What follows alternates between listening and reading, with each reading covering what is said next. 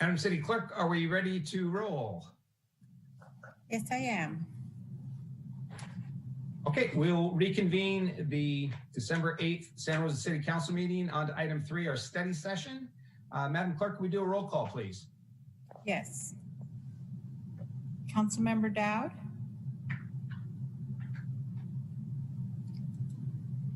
Councilmember Tibbetts? Here. Councilmember Sawyer? Here.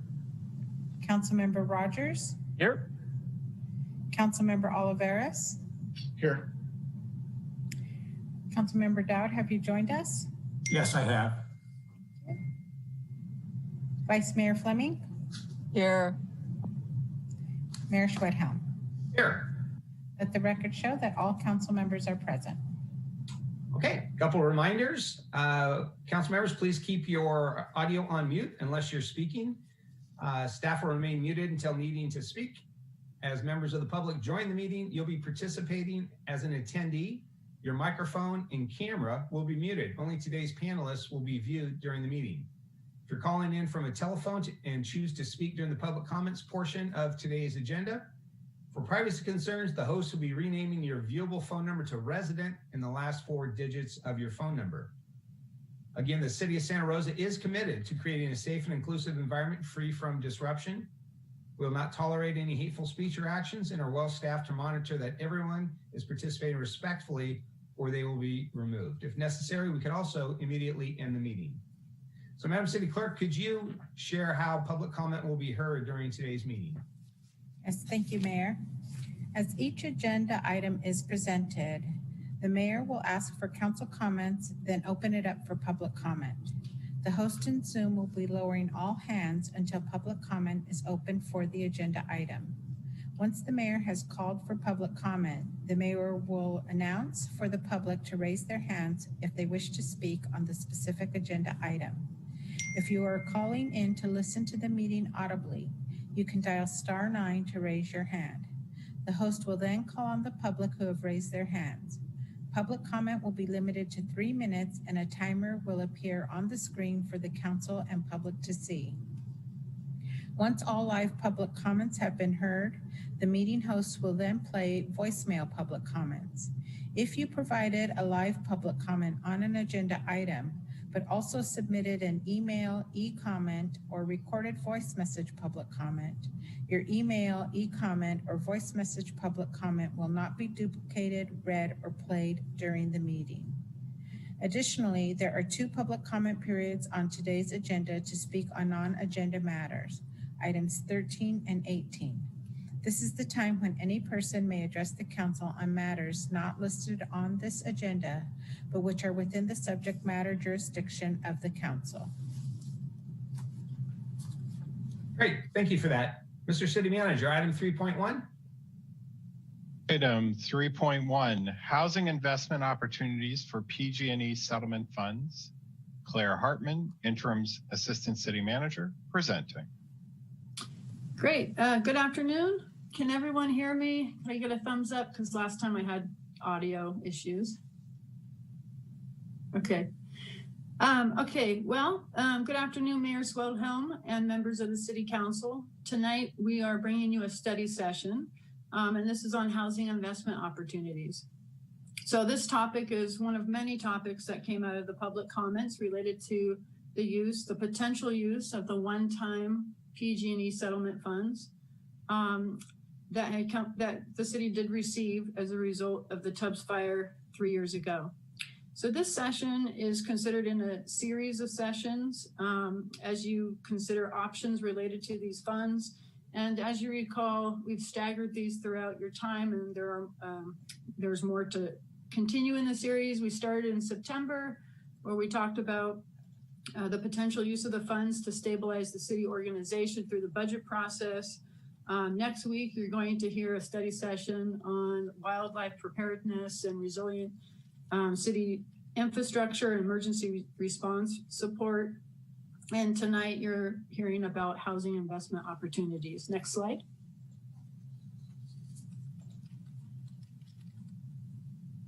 So it's a study session. So we're not looking for action tonight. I want to be clear, the idea of the study session is really to lay some policy options on the table for you, considerations, and allow the public and the city council to ask questions about these opportunities. So the policy questions really tonight that we're laying out is, should the city invest PG&E settlement funds into housing? These are special funds. We've prioritized housing over the years, but there's a lot of competing interest with the fund. But if so, should you invest it in a regional joint powers authority, the RED? We'll talk about what that is. It's kind of a unique opportunity to invest in that way. And not just or, but and or. Another opportunity is always our city's housing authority and funneling money through that and investing in the long term through our own authority. Next slide. So this is the presentation outline. I'm just going to give a little bit of context, but we're going to jump right into the two primary speakers, or two sets of topics. So we've got Michelle Whitman, and she'll be our next speaker following me, and she's going to introduce what the Renewal Enterprise District is. That's the RED that you might have heard about. Followed by Michelle, we have actually three speakers that are going to represent consulting firm called Fawcett Street, and they are going to talk about the RED Housing Fund.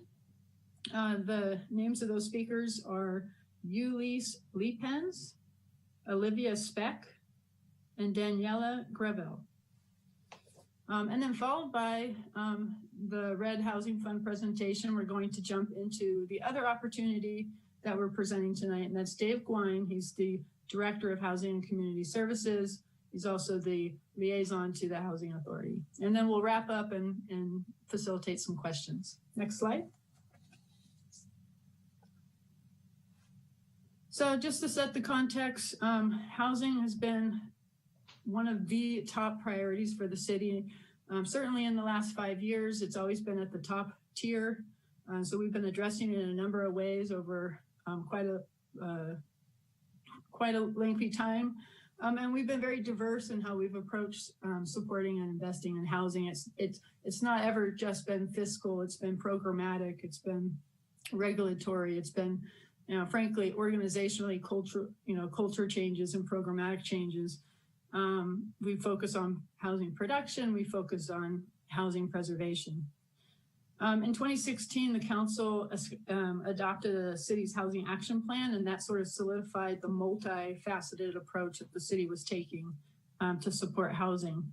And then in 2017, when the Tubbs fire did hit, we were already in a housing crisis, but the Tubbs fire certainly exacerbated that. Not only did the city lose close to 3,000 housing units in one night, and we had to rebound from that, but we are also needing to rebound it not just in the recovery area, but citywide. And frankly, the Tubbs fire and the Nuns fire, they exacerbated housing crisis throughout the county, and so it quickly got us working with the county and looking at housing as a regional issue. In 2018, the city and county formed a regional housing joint powers authority, and that sprung out of that. And that's the RED, that's the Renewal Enterprise District. And then fast forward to July of this year, the city did receive the $95 million settlement fund from PG&E. And since that, we've been conducting the community outreach on what we should do to make the most use of those funds and relate it to the opportunity, the unique opportunity that is before you. And so one of those topics that came out of the community outreach was housing. I would say it wasn't the top topic, but it certainly was part of the conversations as we accepted community comments. And the County of Sonoma, they likewise received a settlement. And they have also gone through a series of discussions. But in October 6th to be exact, the Board of Supervisors went as far as motioning to make use of those funds towards the investment in housing, and in particular, investment in the form of a loan to the RED Housing Fund. And it was a motion for $10 million on the contingency that the city matched that. And then shortly after that action, we also heard from our own local city housing authority, and they submitted a letter of interest to the city council, and they asserted that they're also ready to make use of the one-time funds, and they're ready. They have the staffing available, and they have experience with processing funds. So the whole purpose of tonight is to go over these two opportunities that have presented itself, and to let you consider as you move forward in evaluating the best use of the funds. Next slide. So quickly, just for context, this is a chart that you've seen many times before. Quick summary in terms of meeting our regional housing needs, which is RHNA's Regional Housing Needs Assessment. We've been averaging about 300 housing units per year. We really need to have ramped it up to about 1,000 per year to really meet those targets. So we're fairly deficient in meeting our housing needs.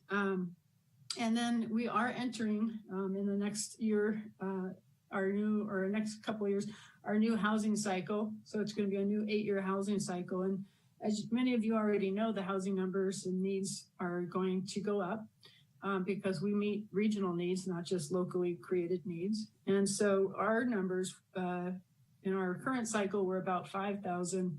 They'll probably go up to about 6,500. That's about a 30% increase. But one thing to keep in mind is the county's numbers are going to exponentially go up. And what it looks like is it could go up as high as 900%. So what does that mean to Santa Rosa? It means there's going to be a lot of pressure to build housing outside the city limits.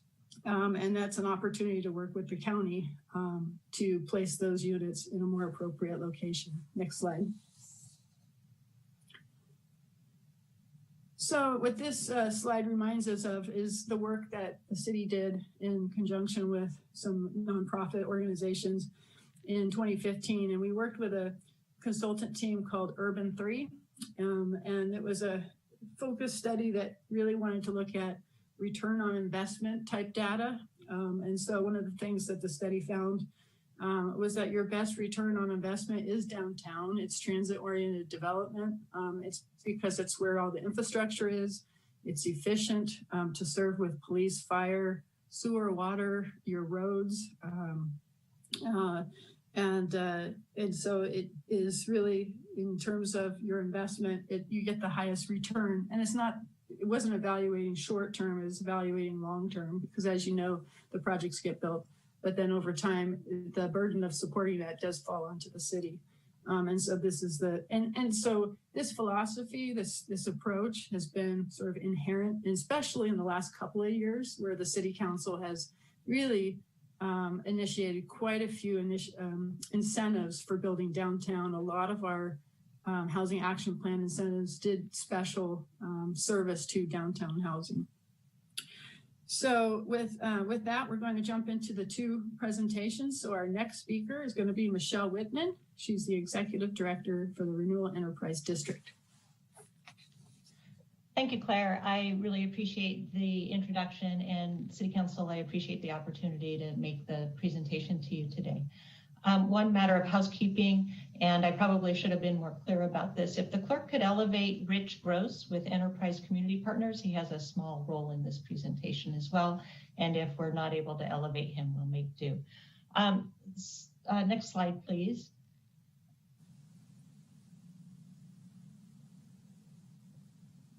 Great, thank you. So if you'll indulge me for just a moment, I want to begin with a vision statement from the county's Recovery and Resiliency Framework, because it's really a nice summary of what guides the Renewal Enterprise District, both generally and with respect to the new housing fund we're here to discuss today.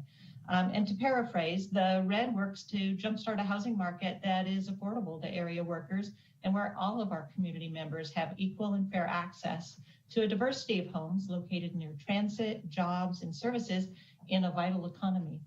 Next slide, please. So with that vision as a backdrop, let's unpack the black box of what the Renewal Enterprise District, or the RED, is. Really simply stated, it's just a partnership of the City of Santa Rosa and County of Sonoma that was created to accelerate the production of infill, higher density housing near transit, jobs, amenities, services, and most importantly, opportunities. To carry out this work, the RED was formed to pair public funds with traditional private financing to shorten the time it takes to produce housing. And finally, by focusing on urban-centered infill housing, our combined financial resources can be directed at development that meets our climate, equity, and housing goals all at the same time. Next slide, please. So this all begs the question of when will we be seeing taller buildings with more housing in downtown Santa Rosa and other urban settings in the county? Well, first we have a math problem to solve. Most developers across the spectrum of affordability are having trouble making their projects pencil out. You'll hear more about why that is in just a moment, but developer math is really the problem we're looking to solve for with this new housing fund. Next slide, please.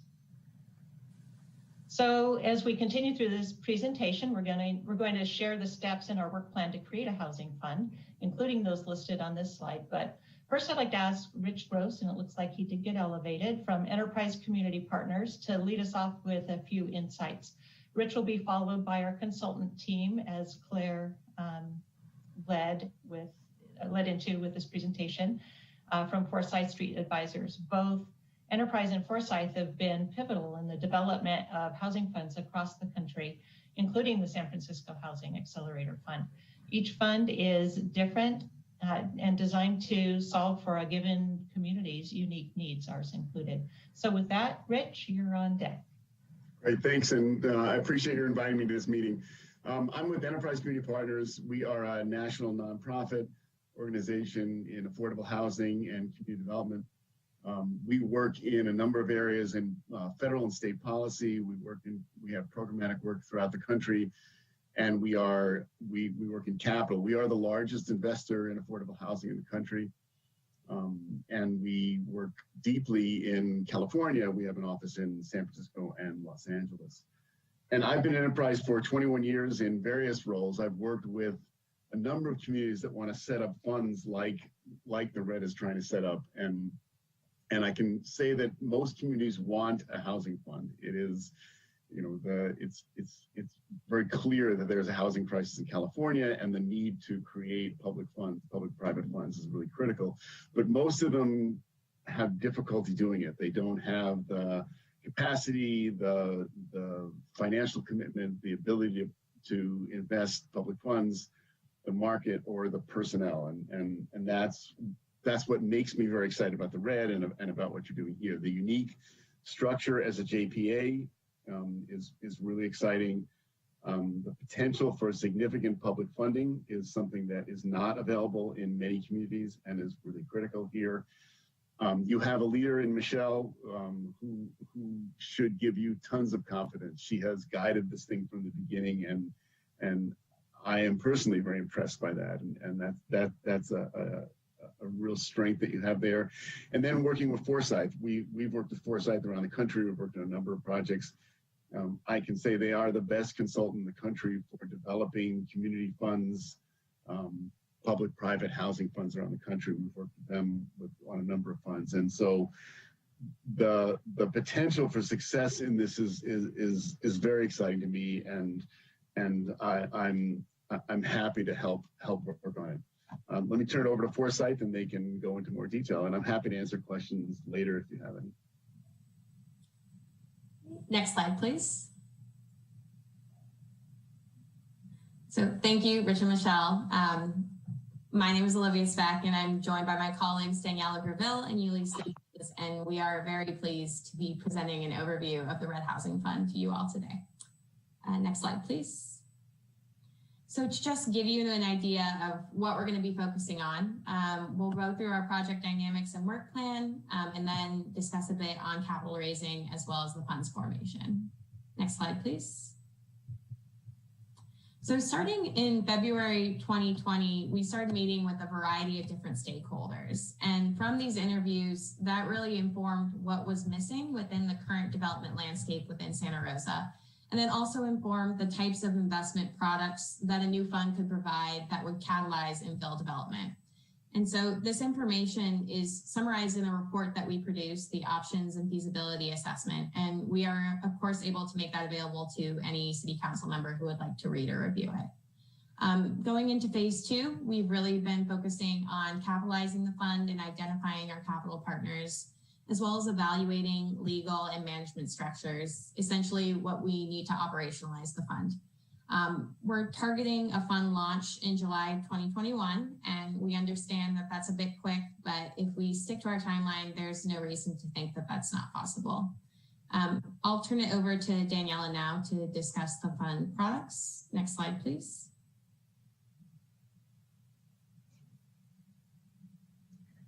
Good afternoon, everyone. My name is Daniela. So I'm going to talk a little bit about the loan products for the developers. So we spent a lot of time earlier this year talking to local stakeholders to figure out why infill development wasn't moving forward downtown and in other urban areas, despite there being a number of projects that were shovel ready. And the finding was that the existing financial products available weren't meeting the developers' needs. And so the products we've developed are highly responsive to what we heard is missing in the market. And these are new products that don't currently exist. So the first one is a subordinate loan for affordable housing. Although there are long-term residual receipts loans available from state and local housing agencies, and there's always a need for more funding, this product is designed to be a low-interest loan with required repayment. And it can work alongside those existing funding sources to fill in that last gap of the project's capital stack. The second product is a subordinate construction loan for middle income and market rate housing. A big challenge for financing infill development in downtown Santa Rosa is that this product type hasn't been built before in the local marketplace, so there's no comparables for the banks when they're underwriting their loans. And so the result is that projects are receiving smaller construction loans than they need, and they're unable to move forward. So this is a subordinate construction loan that would cover approximately 10% of the project's total cost. And this loan really is the key missing financial piece that is not currently available elsewhere. So by issuing a subordinate loan for just 10% of the project's cost, that in turn unlocks the remaining 90% of capital, both debt and equity, from traditional financial institutions that really has been sidelined to date. And the final product is a mezzanine permanent loan. So if necessary, all or part of that subordinate construction loan could convert to a subordinate permanent loan for middle income and market rate projects, and it would be behind the bank's first mortgage. It would also have required monthly payments, and it would be due at the end of the loan term, or sooner if there was a sale or a refinance of the property. And lastly, the fund and the products are really meant to be flexible and responsive to the market needs. So after a loan is repaid, those funds can be recycled into new loans of the same type, or if the fund chooses, it can create entirely new products that are responsive to future market needs. Next slide, please. So now I'm going to talk a little bit about the terms for the city's investment into the fund. So we are requesting $10 million from the city. If the city invests in the fund, the county will then match that for a total of $20 million, which is immediately doubling its impact. And with $20 million as just a starting point, the fund could initially invest in 4 to 5 projects, which would result in 400 to 500 new units of housing. I want to reiterate that this is a loan, it's not a grant. So the funds would get repaid and returned to the public agencies at the end of the term. It's also really important that these public funds be as flexible and as low cost as possible so that the fund could then in turn provide low cost loans to the housing developers. These public sector funds would also be subordinate to any additional funds we raise from private and philanthropic capital.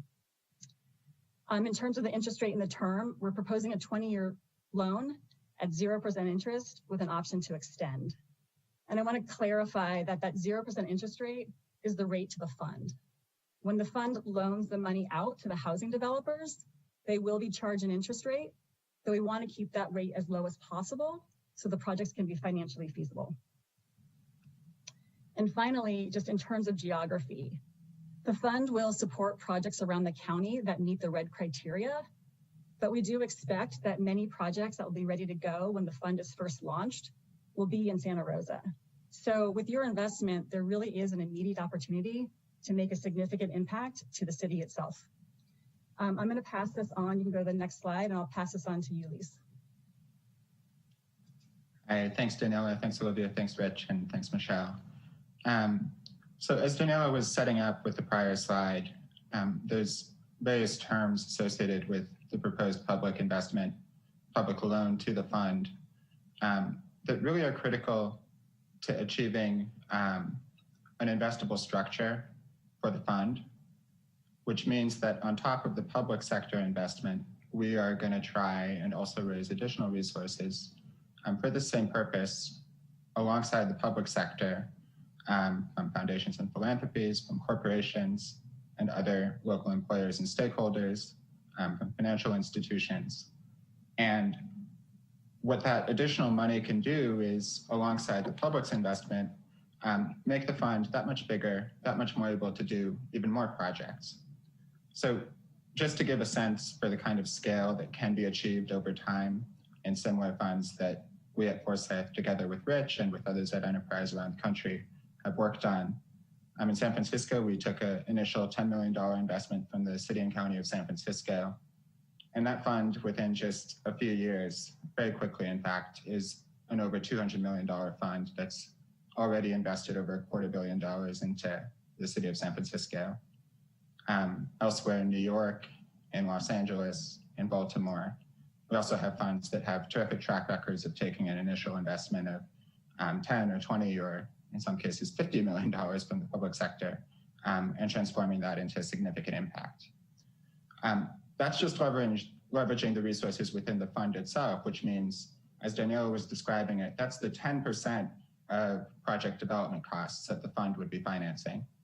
In addition to being able to leverage more resources within the fund itself, with the kinds of products that we're proposing to provide, at the project level, there would still be more additional leverage in the form of additional construction loans that otherwise wouldn't be made, in the form of additional equity that can be invested in projects that otherwise wouldn't be able to be invested in those projects.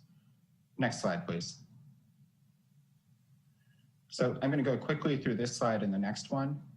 At this point in the development of the fund, we are, of course, seeking to capitalize the fund. We're also evaluating different options for how the fund could be structured from a legal, organizational, governance, and management perspective. And I would just say some of the key considerations there are the structure of the fund needs to be investable for the public sector, for philanthropies, for private funders, for others, so that we can leverage that public investment with additional resources. In all cases, we seek to create funds that are self-sustaining, that pay for themselves over time without any further grant or other funding from the public sector. We look to structure these funds so that they provide their services in a cost-effective fashion, so that all of the functions that a fund needs to provide, whether underwriting, fund management, other things as well, are done at a high quality and for as low a cost as can be achieved. And lastly, also a very important consideration is just the mission alignment of the fund. Mission alignment with the red here is, of course, a critical consideration. Next slide, please. So alongside setting up this fund at the red, some other options that in the past we've used to make the funds as effective as they can be. Some options are a subsidiary of an existing CDFI. CDFIs are organizations like Enterprise that sometimes can set up subsidiaries that are the fund. Other options, as in the case of the San Francisco Housing Accelerator Fund, are to create a new 501c3. And there's other options that we would evaluate as well. And that's going to wrap up this slide. Let's go to the last one. Thanks, Elise. Just to wrap up, we are, of course, available for any additional questions or discussions should they arise. We are continuing to reach out with prospective investors to gauge their level of interest with the fund, as well as continuing to evaluate the legal and operational structures that Elise touched on. So that is our presentation. We are, of course, happy to take any questions later on in this session. And if it's the pleasure of the City Council, this is Claire Hartman. If it's the pleasure of the City Council, we could take questions now that's particular to the Red Housing Fund before we move into the Housing Authority discussion. Yes, Claire, I'd like to see if we do have any questions, and we do have one, and then we'll do our last question and answer period at the end. So first up, Mr. Sawyer, you have a question. Thank you, Mayor. And thank you for this great this presentation. I'm curious, we start out with assuming that we went forward with the county's offer and taking 10 million and creating 20 right off the bat.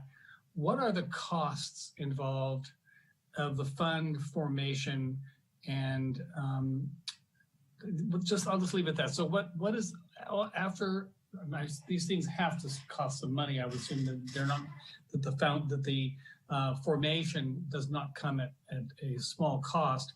What would we actually end up with if we were to get the 20 million and then have to move? And then we, of course, would be moving forward with the formation of this body or this tool. What's the cost of the formation? So I'll start and then I'll turn it over to Forsyth, if that's okay, Councilmember Sawyer. You're right. These things don't create themselves, and there is a price tag.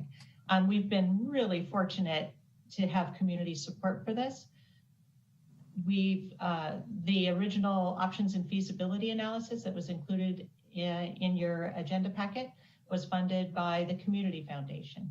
The costs of creating the fund, the phase 2 work plan, so far we've raised $105,000 toward a $150,000 price tag to create the fund. We've been doing some financial modeling about what it'll take to support the fund in its first year or two before it is paying its own freight. And I will pitch it over to Forsyth to talk about at what point a fund like this is paying its own freight.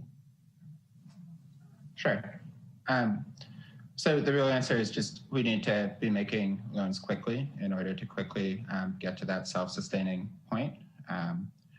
And we're fortunate, as we know from the analysis we did in phase 1 leading to the final options and feasibility report, there are many projects that are shovel ready, that are ready to go.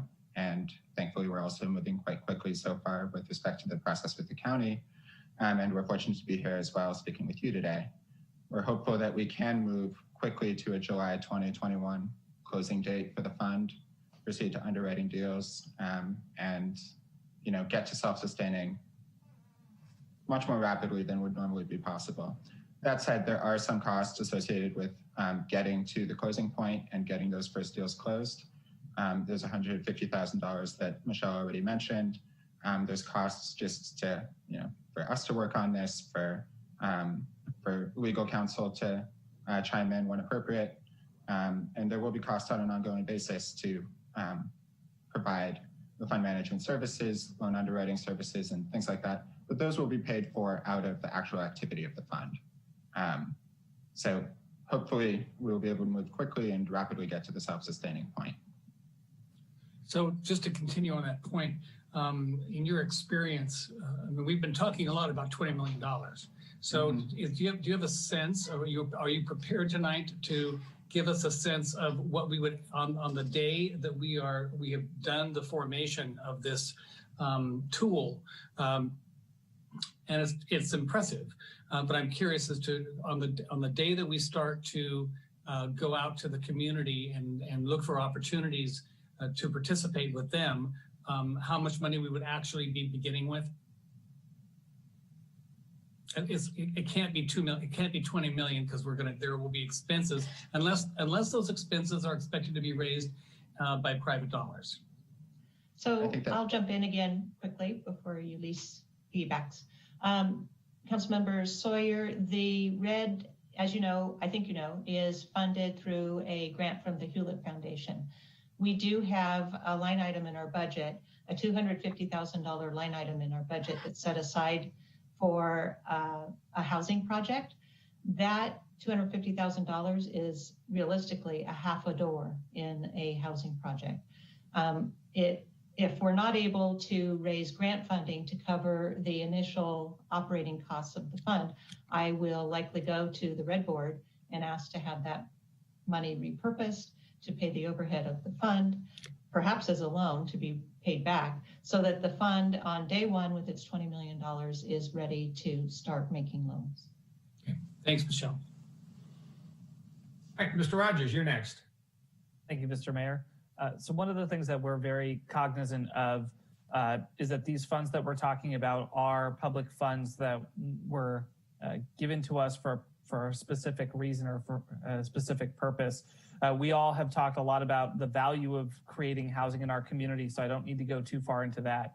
But there are housing projects that we're talking about that are not nonprofit projects. So what is the expected rate of return on a project from some of the developers that you've talked to that might be accessing this public fund? I'll let the Forsyth team take the lead on that one. Yeah, are you asking what the rate of return for the developers is? Yeah, for their investment. I don't know the exact answer, but when we discussed with them, primarily, they're taking out loans and then they're taking out equity. So loans, you're just repaying that interest, to the lender. On the equity side, the developers have really been looking for as cheap, low-cost equity as they can find, because the returns are really going to the equity investors, which right now aren't even double digits. And that's why this product is really necessary, because they can't find investors that can even invest for the rate of return that the projects are delivering. Okay, I appreciate that. And that's a number that if we could get a little bit more clarity, I would appreciate it. Nobody's going to argue with a developer getting a reasonable rate of return, but if we are talking about finding that final 10%, having that other number, which is the rate of expected return on the investment, I think makes it a lot easier for us to have that conversation with the public, just so that we're being very clear that we're not lining developers' pockets and we're not, that we're getting those moving. And then one of the things that was brought up was how quickly we could get established and that the self-sustaining comes from funding projects and making these agreements faster. Is there any consideration for once somebody is approved for the loan, how quickly they have to actually break ground and utilize it? So I'll start off and then Forsyth can add to the answer there. The Renewal Enterprise District Board of Directors is very sensitive to project readiness. That is part of the REDS criteria. They originally, when we last had a criteria discussion, said they want projects that receive RED funding to break ground in 180 days. They can extend that under extenuating circumstances, but that was the direction given by the RED board. And I'll see if Forsyth wants to add something to that. Yeah, I mean, I think one of the things that's great here is that from our outreach, it sounds as though there are many projects that are close to being ready to go. They're just missing that final piece. So I think if we move now, those projects are still there, we can make them happen. If we wait, those projects may move sideways and become less feasible going forward. Okay, thank you so much. Yeah, thank you. Before I go to Mr. Tibbetts, because I do want to provide an opportunity for Mr. Tibbetts and Vice Mayor Fleming, who are representing Santa Rosa on the board, make any comments or any additional questions. I just want to say I was very appreciative of the foresight. Attachment 1 of the report, the 24-page document, has a lot of information that I think is going to be like a roadmap to how the reality of this will occur. So thank you for all the time and effort that went into that. So with that, Mr. Tibbetts. Thank you, Mayor. I was going to ask a clarifying question to I think, assist with Mr. Sawyer's thinking, which is a good one. How much overhead or administrative costs will the city of Santa Rosa be contributing to? And Michelle, what I'm hearing you say, and please correct me if I'm wrong, is that we have a line item for $250,000 that's essentially carrying this effort so far. So it's reasonable to assume that, assuming the RED board would approve this, it's not going to be an administrative cost of more than $250,000 to $500,000 out of this fund. Could you kind of give us maybe a worst case scenario? Yeah, so actually, let me clarify. So far, this project to date has been funded by grant funding. We got a Community Foundation Sonoma County grant to do the original assessment. We've gotten, and it'll be on your RED agenda on December 17th, the acceptance of a $90,000 grant from Kaiser, a $10,000 grant from Burbank Housing, a $5,000 grant from Rebuild North Bay Foundation. And that fundraising effort continues. We're trying to cover these costs not out of that line item, Councilmember Tibbetts, but out of grant funding that we're raising as we go along, because we want to preserve that. Maybe it will be used as a grant to a housing project. Maybe its highest and best use will be to cover the overhead of the housing fund until it is self-sustaining. So I hope that clarifies what I was really trying to say. It does. Well, I'm hearing that you're saying it is private financing that's gotten us here. And as a board member, I can certainly attest to that. We've got it from a number of sources. I was hoping to try to pin you down on more of a number, though. You know, is it going to be 19,500,000 worst case scenario that's going to be available for loan making, since that is the request before the council today?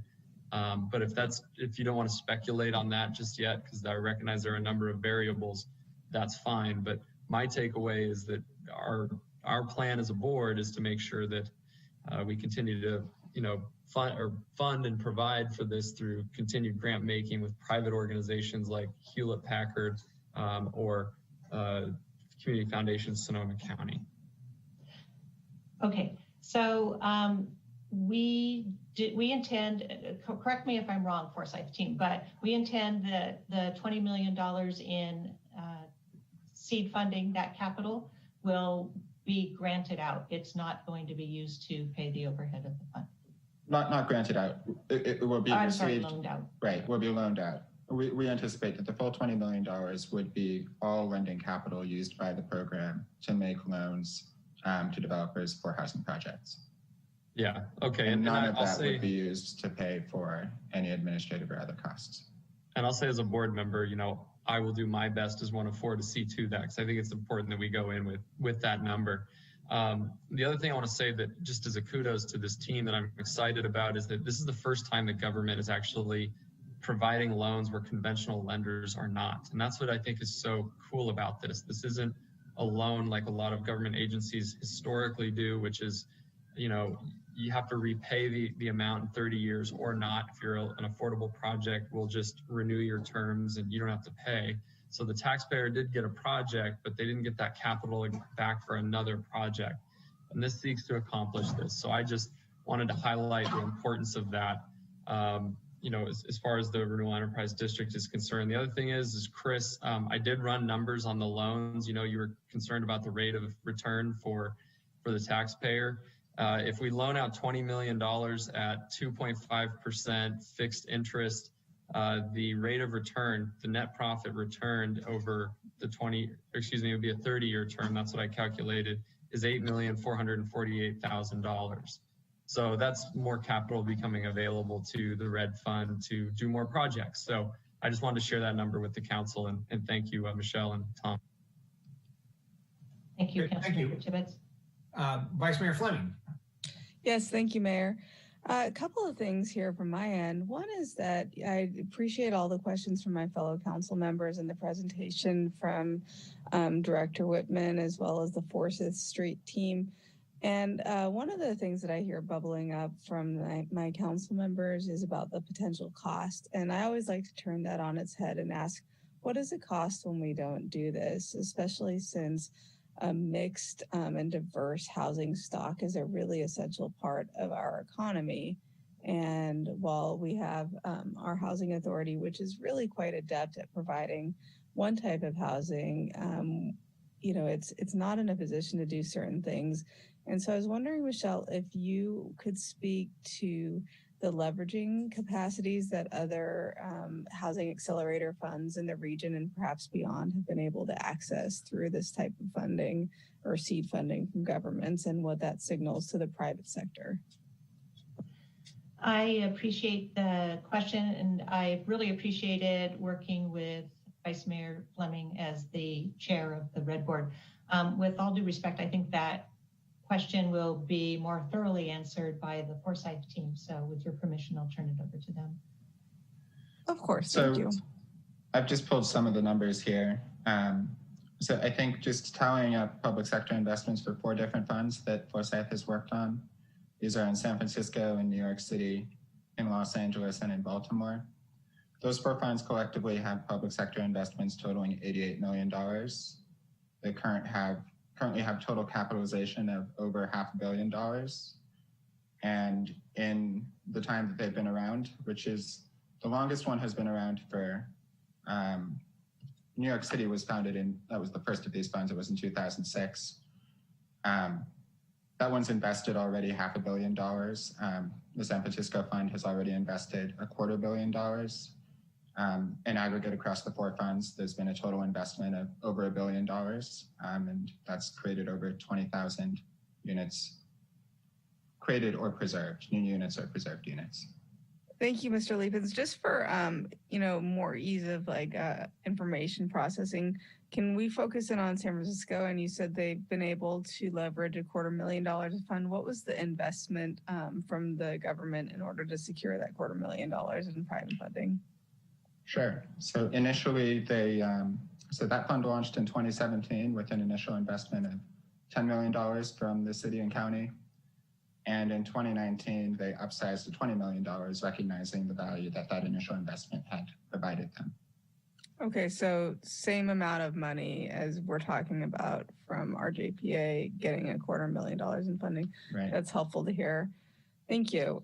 And then my next, question is more or maybe it's more of a comment, and it's around fire resiliency and the type of housing that the RED is really set up to build, which is infill and housing in the urban areas. And as we look toward attracting folks who might typically live in more suburban or hilly, wildland urban interface areas, one of the things that particularly excites me about the RED is that we may be able to reduce demand for that type of housing that is more fire prone and hopefully attract people downtown. And then as my fellow council members, as you all saw earlier, my last pitch to you would be that the economic aspects of building in this infill housing development are really great, and that without doing something with the joint powers agreement, we will not be able to leverage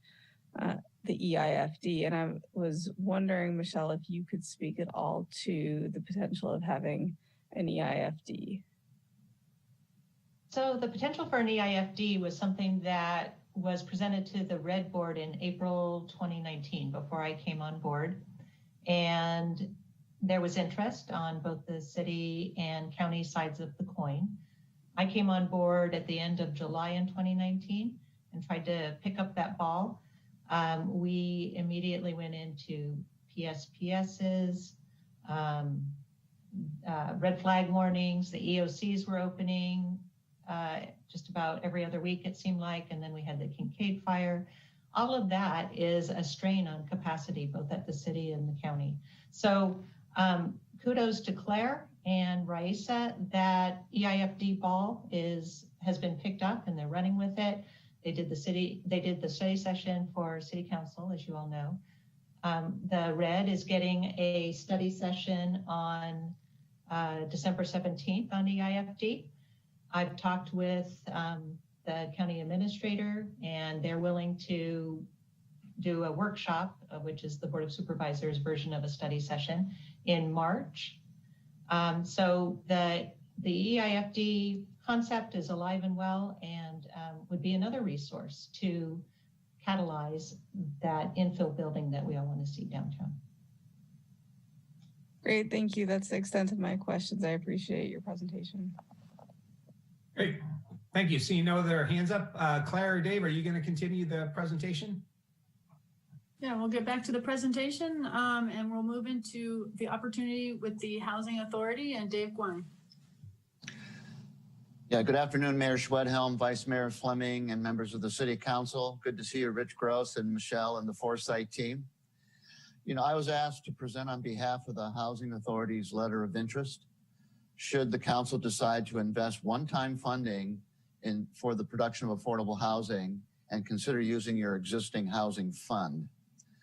The council received a letter from the Housing Authority when media reports indicated the Board of Supervisors approved funding for this purpose as a match proposal to Santa Rosa.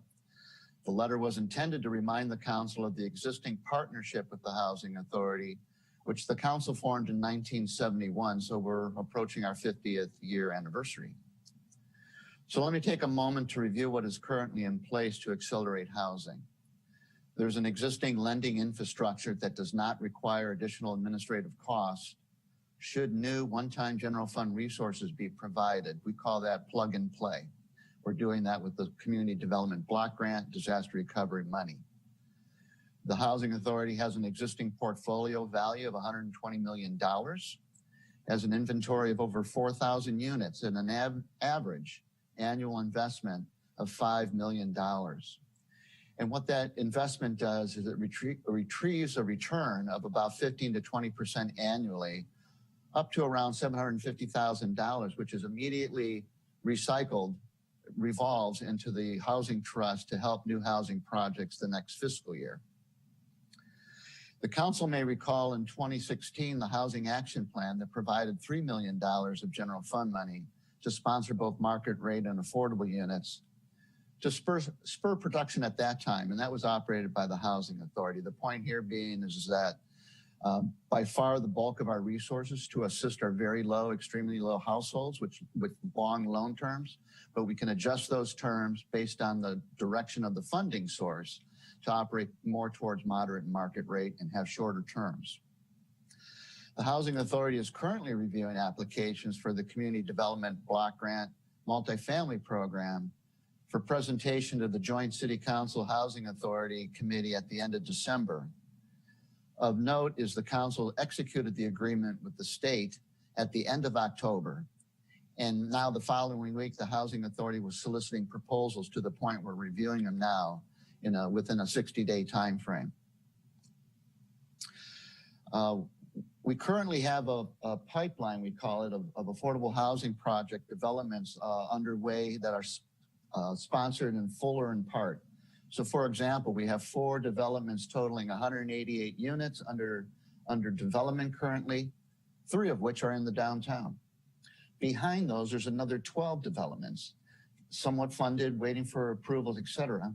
7 of those are in the downtown station area plan or primary development area. So the point here is that your Housing Authority sponsors developments for infill development, smart growth, things of that nature. Next slide, please.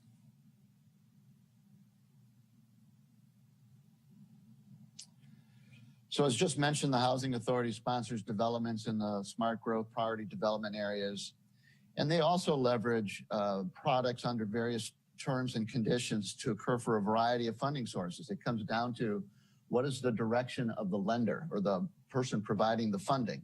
Is it to supply extremely low, low, very low? Is it to provide moderate market rate? Any of those market types, any of those loan products can be produced through the Housing Trust. But again, certainly the focus of most funding sources that come from federal and state resources are to assist our very low and low income neighbors.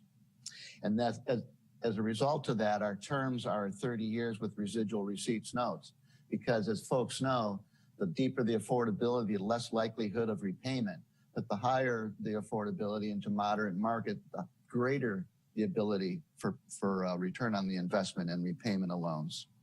So it really does depend on the City Council's public policy goal. Do you want to invest in low, very low, moderate market? The message here is the Housing Authority has those tools and the staff to implement that right away. And then lastly, the Housing Authority offers a range of investment options, including project-based vouchers through the Section 8 program to assist development. But here I list the 4 primary categories, such as production. If you were to resource the Housing Authority, it could go into acquisition rehabilitation. We also do home ownership programs if there's a resource for that. And then finally, special needs facilities, such as homeless facilities, if you wanted to consider a further investment into, say, Samuel Jones Hall, Caritas Village, other nonprofit groups that are trying to achieve those goals.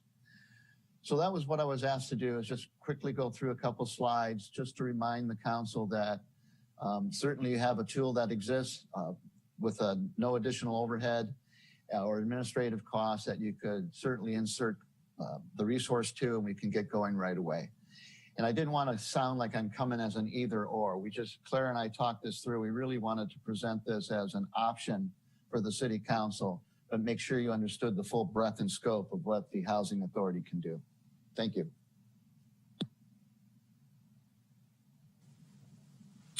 So we can go into the next slide, but I'd like to give Dave an opportunity to do questions that are specific about the housing authority, and then we can broaden the discussion, if you will. So are there questions for Mr. Gwine or myself about this other opportunity that we're putting on the table? All right, thank you, Claire. Mr. Tibbetts, is your hand up? Oop, you're on mute. Thanks. Yes, it was up. Dave, thank you. Two questions for you. First is relating to the DR money. You know, and I might have missed the memo on this, and if I did, I apologize. But you know, back from 2017, we were supposed to receive, I think it was about 49 million for housing that was supposed to come out of the DR funds. Did we get those funds? Yeah, so the city was awarded $38.4 million for multifamily housing production. It took a while for the federal government and state government to travel to us, but the council on October 27th approved that standard agreement so we could start implementing and soliciting proposals. We did that the following week. They were due last week. And so staff is reviewing those this month, December, to be in front of the Joint City Council and Housing Authority Review Committee by the end of the month. The goal, council member, is that our recommendations and proposals go then back to the state for their final approval. And we want to be timely with that, because then the developers are lining up for a series of other loans and financing in the calendar year. I appreciate that, Dave. Yeah, I remember that council meeting. My memory does serve that far back, fortunately, but I didn't know if we actually got the deposits, but I appreciate kind of you letting us know, or at least me, how that process is going to look and when we actually have money in our bank account to give out. My follow-up question is relating to the home ownership program. Can you tell us a little bit about how that would work and how funded or underfunded it currently is? Sure. So it would work two different ways. One is what we call self-help or sweat equity developments, typically through a not-for-profit developer. That's the primary way. The other is with down payment loan assistance. But there aren't any resources currently for us to do that, to help home ownership or to help families buy a home right now. It's just a resource question. Well, I appreciate that. You know, I'll save most of my comments for the end about that. Thank you. Sure. Thank you, Mr. Tibbetts. Mr. Rogers, you're up next. Dave, just a little bit of a follow-up on the first questions. So what I'm basically hearing from this, one of the takeaways that I'm having, is that one of the benefits of going through the Renewal Enterprise District is that we would be giving out loans for projects that haven't been or can't, for whatever reason, get qualified by a bank for that last 10% that they need for their funding, or at least not enough for them to be able to get it. And I'm also hearing that it'd be an opportunity to leverage private investment and commingle it, if that's the way that you want to think about it, so that private and public monies are both going towards these developments. Can the Housing Trust do both of those things? Or is it, going back to your statement about a public policy, is it the direction that the Housing Trust has from the council and from its organizing documents that prevent it from being able to do those two things? Thank you, council member. It comes down to what is the direction of the folks providing the funding for housing. So what I was trying to make clear is that most of our federal and state and local resources are directed to help very low and low income households. That's certainly the bulk of our business model. But for example, in 2016, when the council provided $3 million of general fund, it could go to market rate. And so that's what we tried to do. So the point is that if you wanted to provide resources to housing, you could consider the housing authority, the housing trust, and just be clear on what the direction is on what you're trying to achieve. If it's market rate, gap financing, equity, bridge loans, whatever it might be.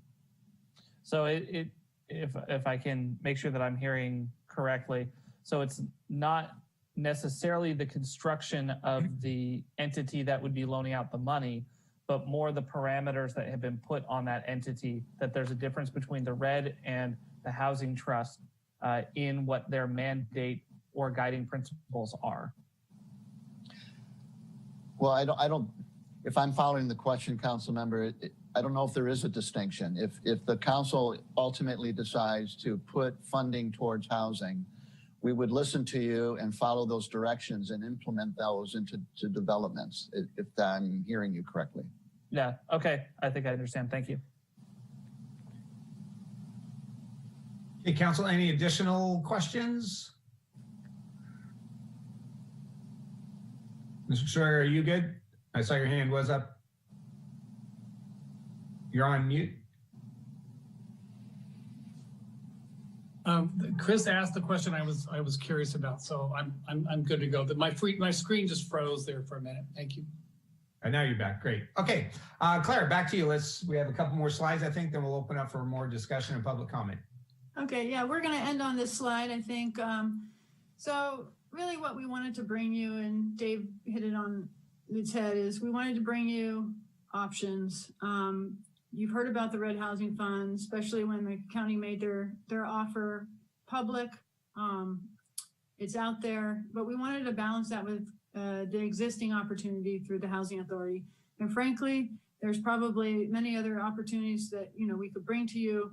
And so we're here just presenting sort of two obvious opportunities that are timely and a little different. And so basically, what's before you is an opportunity to invest in housing. You have very special funds available to you. You have a lot of competing interests. So if housing is something you want to invest in, we've given you two solid opportunities to pursue. Doesn't mean that you won't get additional information. If you do pursue one of these opportunities, we could certainly bring back more details as you need them and as you create that direction. Again, we're not asking for direction tonight. We wanted you to be informed and just consider these things. So, as you can see on the slide, there's a variety. There's no way to put this in a simple matrix because both of these funds can be adapted, right? The RED Housing Fund has a lot of its framework set up, but the criteria is currently in draft. That the criteria is quite good for RED Housing Fund projects to be located and funded for downtown Santa Rosa, including the county's investment. So, that's solid.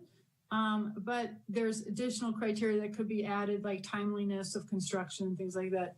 So that has adaptability. I think we heard from both opportunities about administrative readiness, two very different concepts, but both could be resolved, right? And then also leveraging. So I guess the one key difference here is you do have this unique opportunity to couple up or match the county's offer, and they offered the $10 million loan. We don't always get that opportunity to match up, and also the interest that was expressed to place that housing in the downtown Santa Rosa. So that is a unique opportunity. So with that, I'm just going to leave you with these considerations, and it's before you tonight. All right, thank you for that, Claire. So we are going to now take public comments on item 3.1. If you wish to make a comment via Zoom, please raise your hand. If you're dialing in via telephone, please dial *9 to raise your hand. You'll have 3 minutes. Madam Zoom host, would you facilitate public comment on item 3.1?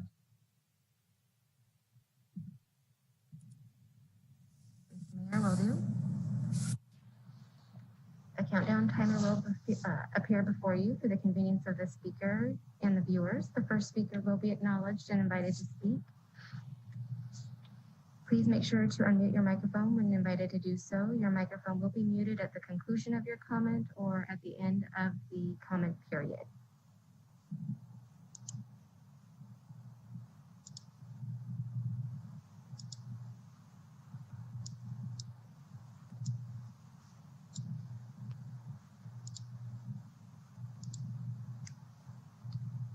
The first public comment will be from Gregory, followed by Diane. Gregory, I have enabled your speaking permissions. Can you please unmute your microphone and confirm you can see the timer on your screen? Yes, I can. Thank you. Please identify yourself for public record if you choose to do so, and your time begins now. My name is Gregory Farron, and as most of you know, I've been trying to house a lot of the people in the extremely low and very low categories. And the Housing Authority has been a very effective partner in trying to do that. What I'm worried about and what I want you to think about is whether or not either of these choices is going to make it easier or harder for me to continue to do that. I know the DR funds are coming in and they'll go to the Housing Authority, but I'm worried about all of you abandoning the idea of trying to use public funds to try to help the most needed.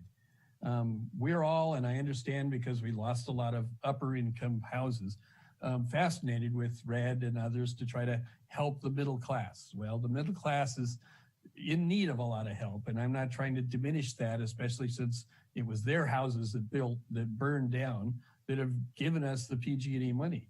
I can't claim anybody dropped a bunch of money on us for low income housing, but I'm worried that the city is going to abandon the energy, enthusiasm, and even flexibility to be able to build those houses that need the subsidy. I don't want this city to turn into, in a car model, I want some Volkswagen Bugs. I don't want a whole lot of Porsche Cayennes. I'd like to be able to have something that people can afford, and I'd like to have your consciousness stay on how hard that is when everyone wants to build upscale housing downtown. We're beginning to go from an East City upper class and a West City poor to, in my opinion, kind of Central City up and for the rich and everybody else on the outskirts of the city. And that's not looking like progress.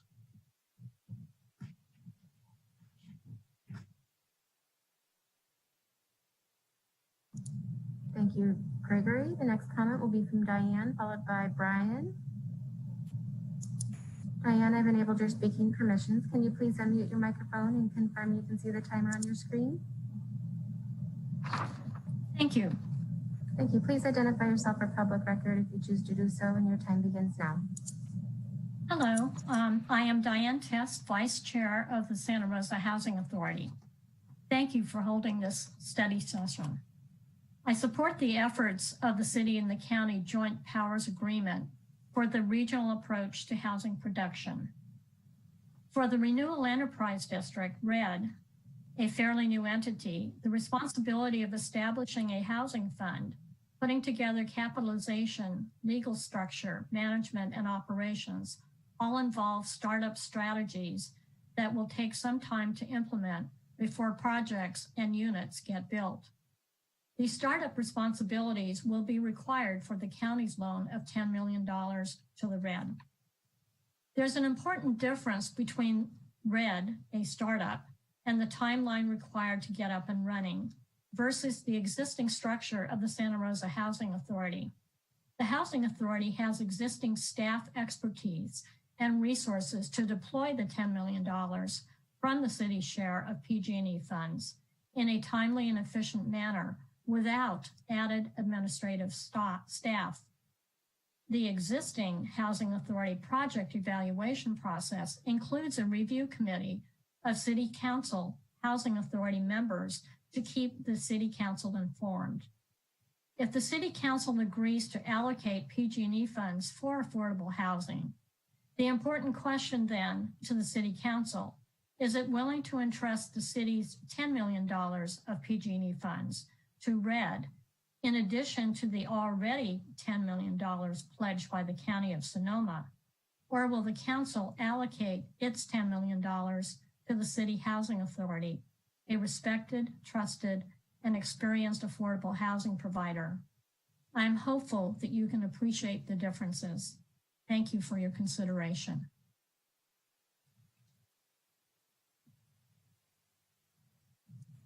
Thank you, Diane. The next public comment will be from Brian, followed by Robert. Brian, I've enabled your speaking permissions. Can you please unmute your microphone and confirm you can see the timer on the screen? Yes, thank you. I see the time. Brian Ling with Sonoma County Alliance. And I just wanted to give my support to the RED commitment and matching the county's commitment. And we don't get opportunities like this often, and the RED has gained some great grounds in the last 2 years, and I think we need to support them wherever we can. And just a point of urgency, it can't be done fast enough. And I know the bureaucracy can push things out and out and out, but the sooner these decisions can be made and funds made available, the better for all, as it was even related in the last call. Thank you. Thank you, Brian. The next public comment will be from Robert.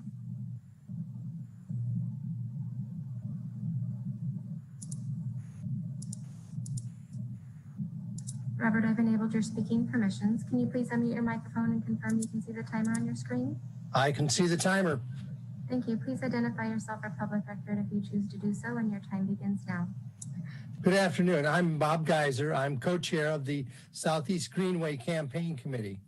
We are requesting that the council consider using some of the PG&E settlement funds or the other programs and sources that are being discussed today to help purchase from Caltrans the 9.7 acres of the Greenway property that are zoned for housing development at medium, high, and medium densities. The subsequent sale or transfer of this land from the city to private housing developers will give the city the ability to lower the per unit land cost and allow many new affordable housing units to be built, directly implementing the city's housing goals.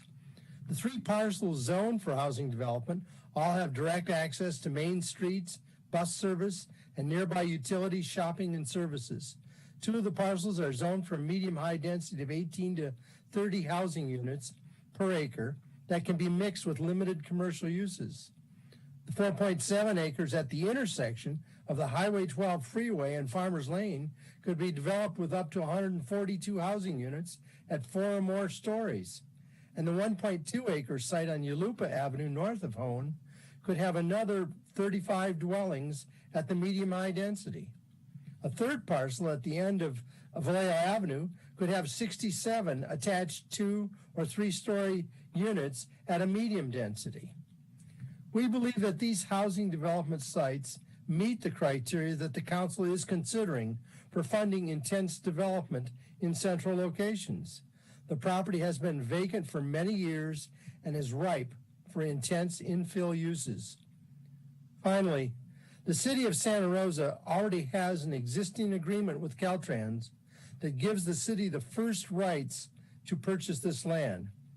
This is a unique opportunity for the city to help meet the community's housing needs. Thank you for your consideration.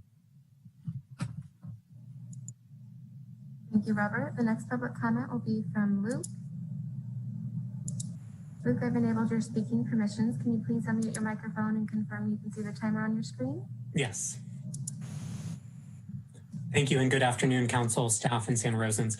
My name is Luke Lindenbush with Generation Housing, an independent advocacy nonprofit working to increase the supply, diversity, and affordability of housing in Sonoma County. I want to start by talking about some of what the RED will mean for the future of our community, particularly to younger Sonomans.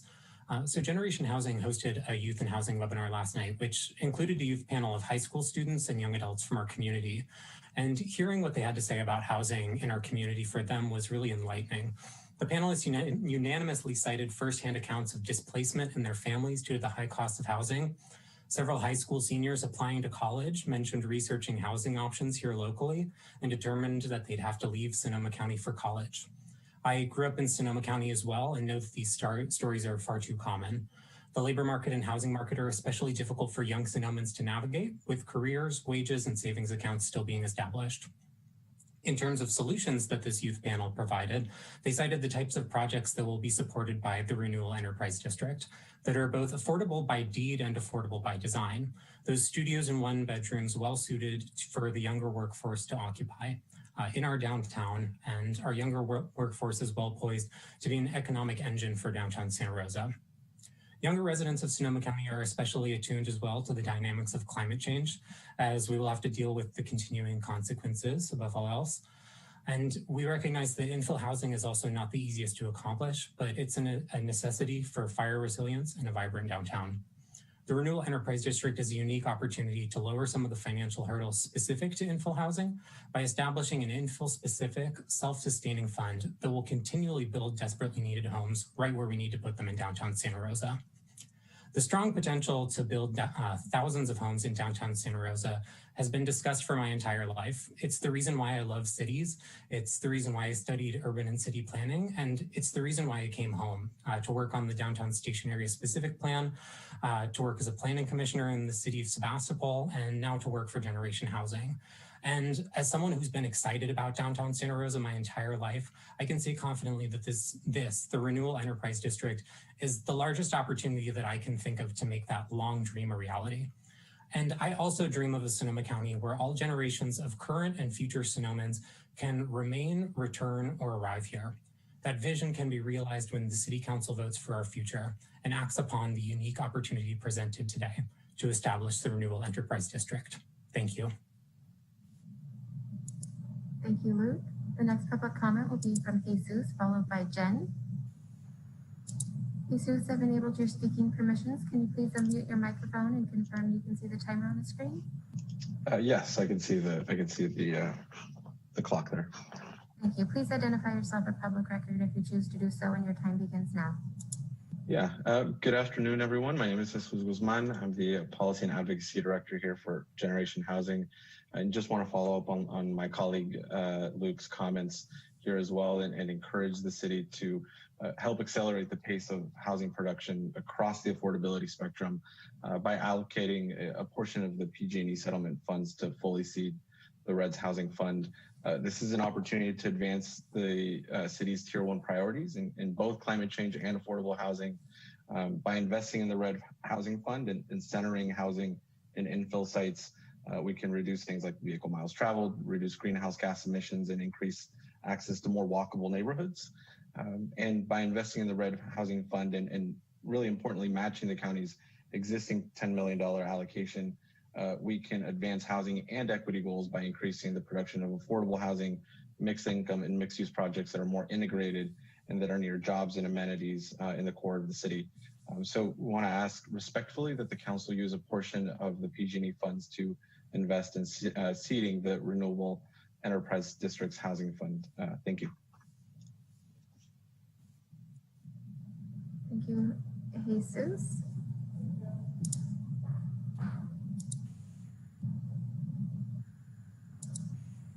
Pardon me, the next public comment will be from Jen, followed by Ananda. Jen, I've enabled your speaking permissions. Can you please unmute your mic and confirm you can see the timer on the screen? Yes, hi, thank you. I can. Thank you. Please identify yourself for public record if you choose to do so, and your time begins now. Thank you. Good afternoon, Mr. Mayor and honorable council members and Santa Rosa staff. This is Jen Close.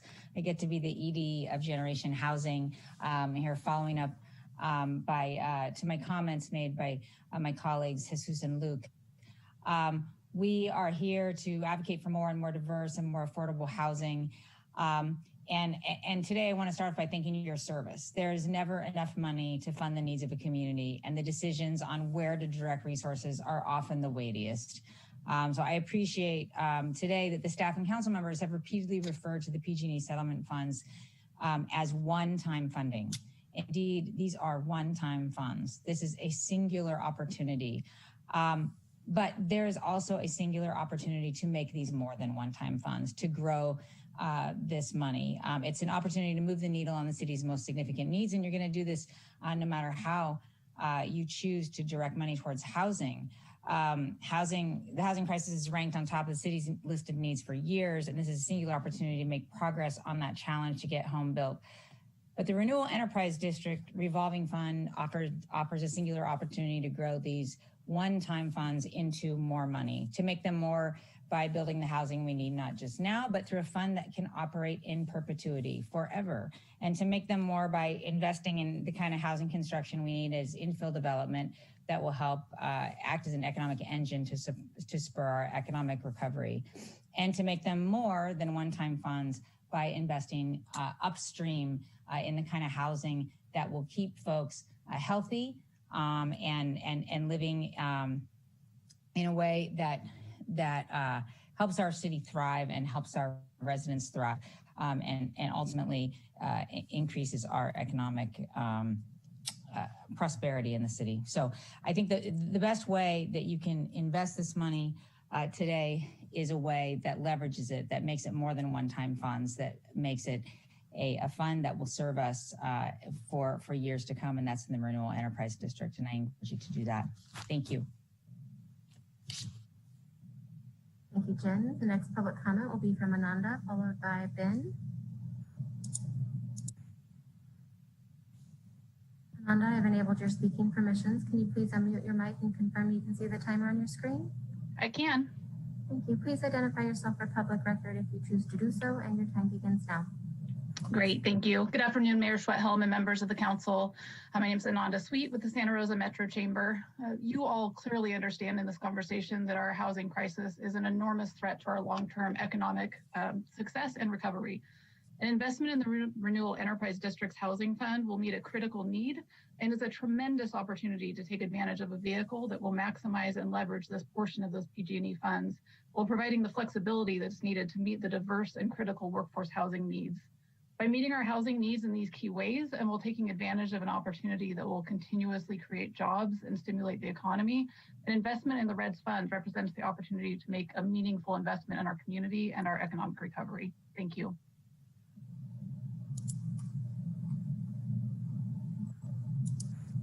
Thank you, Ananda. The next public comment will be from Ben. Ben, I've enabled your speaking permissions. Can you please unmute your microphone and confirm you can see the timer on your screen? Yes, I can see it. Please identify yourself for public record if you choose to do so, and your time begins now. Thank you. My name is Ben Leroy. I'm the Special Population Programs Director for Santa Rosa Community Health. We're the community health center that serves Santa Rosa's low-income population. First, I just want to really applaud the City Council for making housing, and particularly affordable housing, a top priority. In the healthcare sector, we've had a mantra for decades that housing is healthcare. But the pandemic has just revealed in stark terms that housing is not only a primary driver of community health, but also community education, the local economy, and our community's resilience to states of emergency. So with that in mind, I really do want to encourage the city to allocate PG&E settlement money in a way that leverages not only the county's conditional allocation of funds to the RED, but also invest in a revolving loan fund that can transform this one-time funding into something more sustainable. In addition to matching the county's conditional allocation to the RED, I'd really love for the City Council to please also consider additional resources for the City Housing Authority and their great work in supporting affordable and subsidized housing in the city for our residents most in need. Thank you so much. Thank you, Ben. The next public comment will be from Yalupa Co-Housing. I've enabled your speaking permissions. Can you please unmute your microphone and confirm you can see the timer on your screen? Yes, I can. Thank you. Please identify yourself for public record if you choose to do so, and your time begins now. Yes, my name is Thea Hensel, and I am co-chair of the Southeast Greenway campaign. I would just like to applaud the city for maintaining the urban three principles embedded in all of the city documents. I think we all realize how important a vibrant downtown is. And I also want to follow up on what my co-chair partner mentioned earlier about the property owned by the state of California and Caltrans. The property that we're addressing is a little bit under 10 acres, and we do feel that it's infill. It's not downtown, but it's in a vibrant part of the city of Santa Rosa. And we hope that you'll consider a portion of the PG&E settlement money going towards the affordable housing distribution across the city and not just focused in one or two neighborhoods. And we think that that's the best strategy going forward. The attractive location of this property that we're talking about on Yalupa, Farmers Lane, and Vallejo is attractive for supplemental funding and credits. And we have been told by affordable housing proponents that this is necessary for a project to pencil out. It is near grocery stores, shops, schools, multimodal transportation, and churches, all vibrant to a walkable neighborhood. We also think that it is attractive for developers because we can offer safe bike transit, recreation, both passive and active, community gardens that participants who are interested, who live in these developments can participate in. It'll have picnic areas, and it also, being surrounded by 6 schools, provides opportunities for education. So we hope you'll take it into consideration. Thank you very much. Thank you, Thea. The next public comment will be from Allie. Allie, I've enabled your speaking permissions. Can you please unmute your microphone and confirm you can see the timer on your screen? Hello, I can see the timer. Thank you. Please identify yourself for public record if you choose to do so, and your time begins now. Hi, yes, I'm Allie Gaylord, the Director of Housing Development for Mid-Penn Housing in Santa Rosa. Good afternoon, Mayor and City Council members. I'd like to thank you for your careful consideration of how best to use the PG&E settlement funds. And I ask respectfully that you, the city, work in alignment with our shared priorities and values to invest and prioritize funding for affordable housing. I know that there are many competing priorities for the PG&E settlement funds, and I ask the City Council to prioritize allocating funding towards housing. As Dave Gwine mentioned, the PG&E settlement funds don't have programmatic requirements that the federal or state housing programs have, and therefore is much more flexible funding that can address city priorities as determined locally. Funding the RED or the Housing Authority is not an either or proposition. It should be a both and. Through seeding the $10 million as a match to the county's commitment for the RED Housing Fund, the city has a unique opportunity to leverage these one-time funds with the county.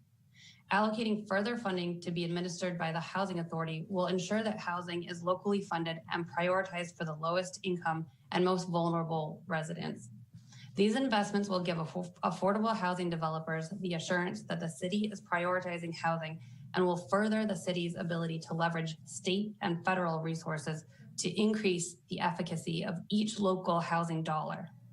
I would ask that the City Council be clear that the policy goals of these housing investments should be allocated based on criteria that will support the goal of more livable and vibrant Santa Rosa. Specifically, infill housing. It's a particularly important criteria given the ongoing fires the city has seen in the wildland-urban interface. And according to the Youth Truth 2020 student survey, everyone agrees that affordable housing is the most pressing community-wide need in response to the fires. These long-term foundational investments in housing development align with just and resilient recovery, and I ask that these goals be supported by the City Council. Thank you.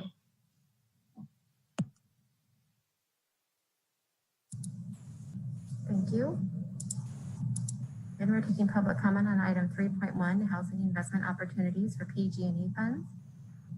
If you are participating via telephone, dial *9 or raise your hand via Zoom.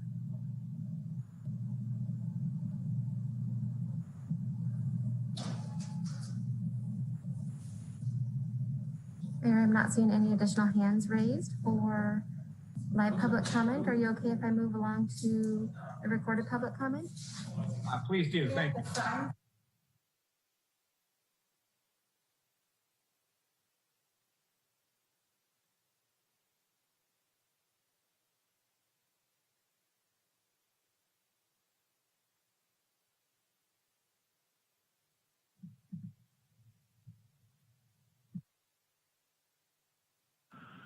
Study session item 3.1, Dwayne DeWitt from the Sonoma County Housing Advocacy Group.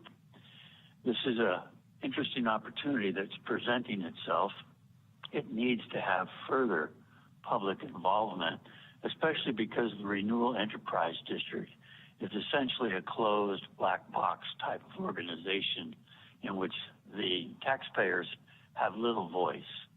The same also perhaps could be said about the city's housing authority, which is a top-down, their way or the highway type of approach, and doesn't really address the true level of affordable housing needs for the city of Santa Rosa. For decades, the housing authority has not been able to keep up and keep pace with the need for affordable housing at the very low income levels. By always shifting everything to moderate, we essentially get market rate housing built without providing for the people most in need. And that's the extremely low income, the very low income, and the low income residents of our city. These funds could be utilized in such a way to help totally alleviate the homeless problem, at least for those long-term Santa Rosa residents. We'll never be able to stop the transients that move in and apparently take over our parks. But I believe if you were to work with the community on these investment opportunities, there could be a true community empowerment approach to getting the affordable housing that's needed for the lower end of the spectrum of housing. Thank you. Thank you, Mayor. That concludes public comment received. All right, thank you for that. So we'll bring it back to council. Again, this study session was information only, and a lot of information was provided. I really appreciate all the presentations. Council, are there any final questions or comments you'd like to make on this item?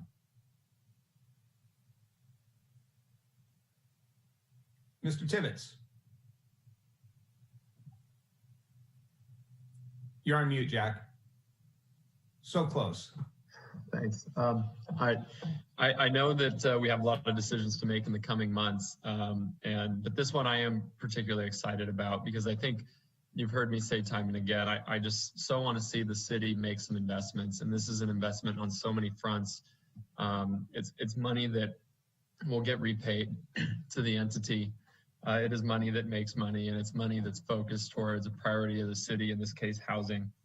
I'd like to see us, when the time comes, to look at just doing 10 million to the Renewal Enterprise District so we can obtain that county match. But I'd also like to see us entertain 10 million to the Housing Authority.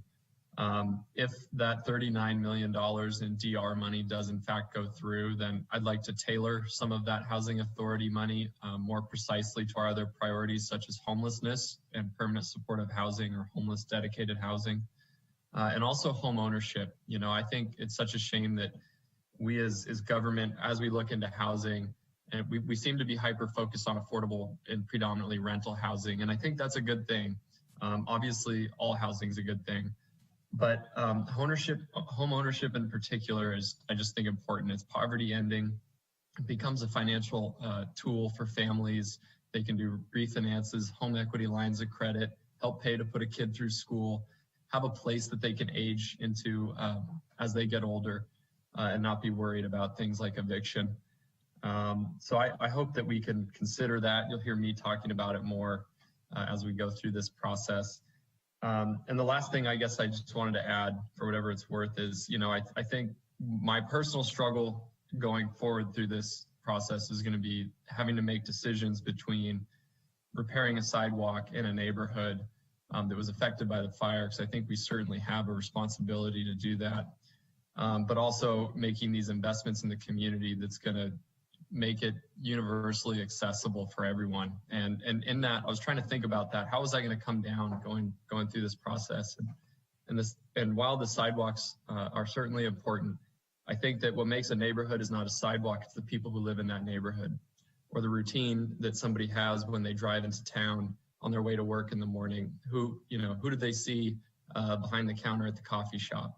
And that's what we're talking about here. And I'm watching a lot of people leave Santa Rosa right now, more than ever. And so I hope this one-time money can help stem that flow of people, that exodus of people out of here. Thanks for the opportunity to speak, Mayor. Hey, Jack. Mr. Dowd, you have your hand up?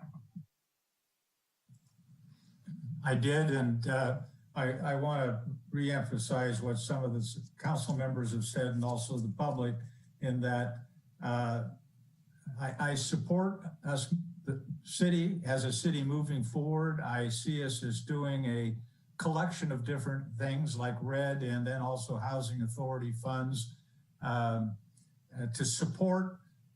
And while I appreciate the need for affordable housing, I can see it across at least to moderate housing pricing in the whole package. But I also want to be sure that there is absolute total concentration on the fact that this is not one-time funds, but rotates back again and again and again, that can be used to really help our community get back on its feet. And so I'm just saying, just watch that and guide it.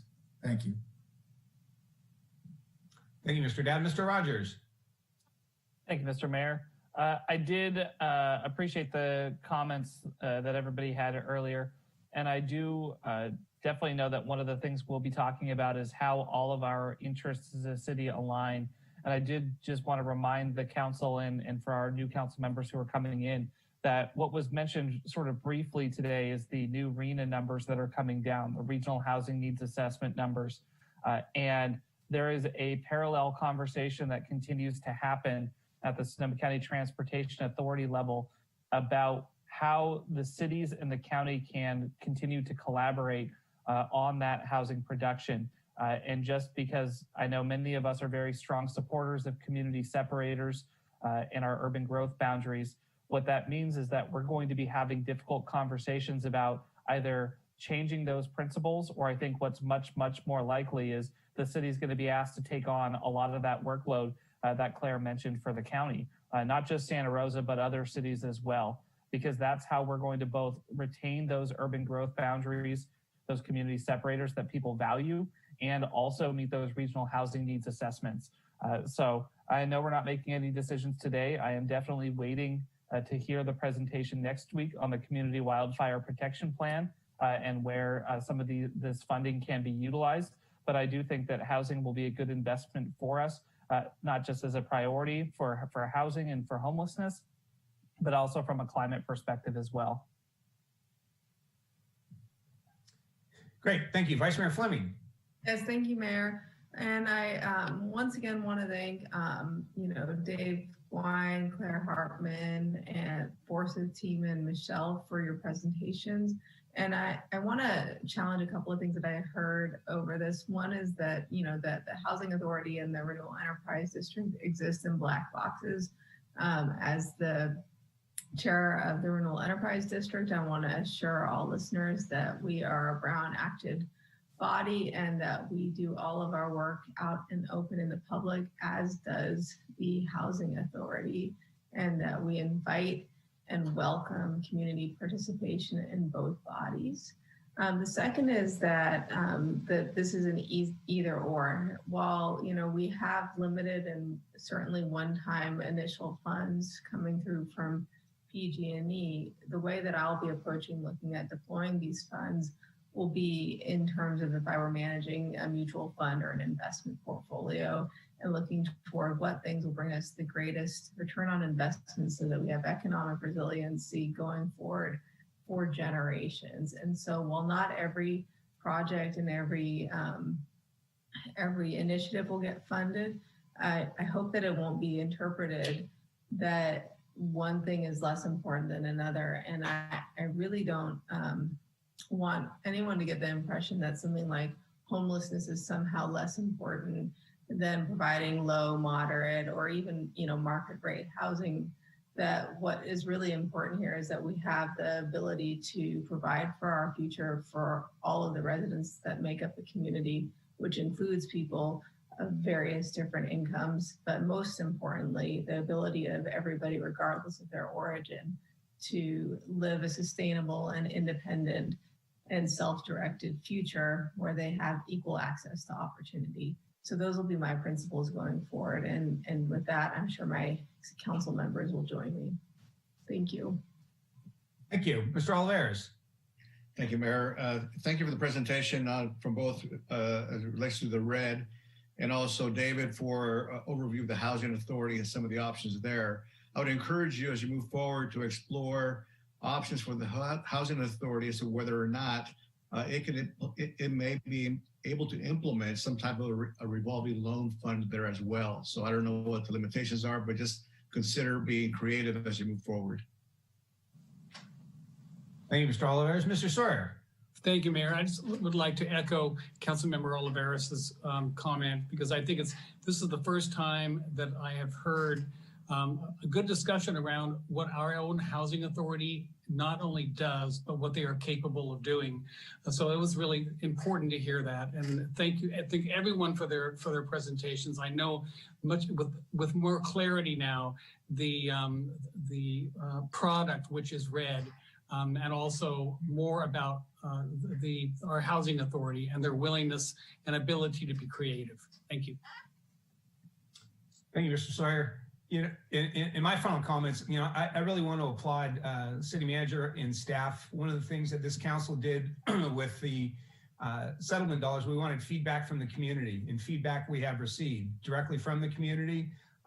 This was a great example of a community need. We got a lot of information now to mull over before we make those final decisions sometime next year. And I know next week will be another feedback opportunity related, you know, to our fire department. So I really appreciate all of the information that is being provided to council so that we can make the best decisions that we believe will be in the best good of the community. So thank you for all this information. It's a lot to consider. And Claire, did you have any other information that you wanted from council or any final comments? No, I think we did a good job discussing what the options were. Great, thank you. Okay, since council's been at it since 1:30, we're going to take a recess until 5 o'clock. And to let everyone know, as has been the practice with the council, we will try to do our public hearings as close to 5 o'clock as possible. So when we do reconvene, we will be starting with item 15.1, our public hearing. So we'll recess until 5 o'clock. Thank you.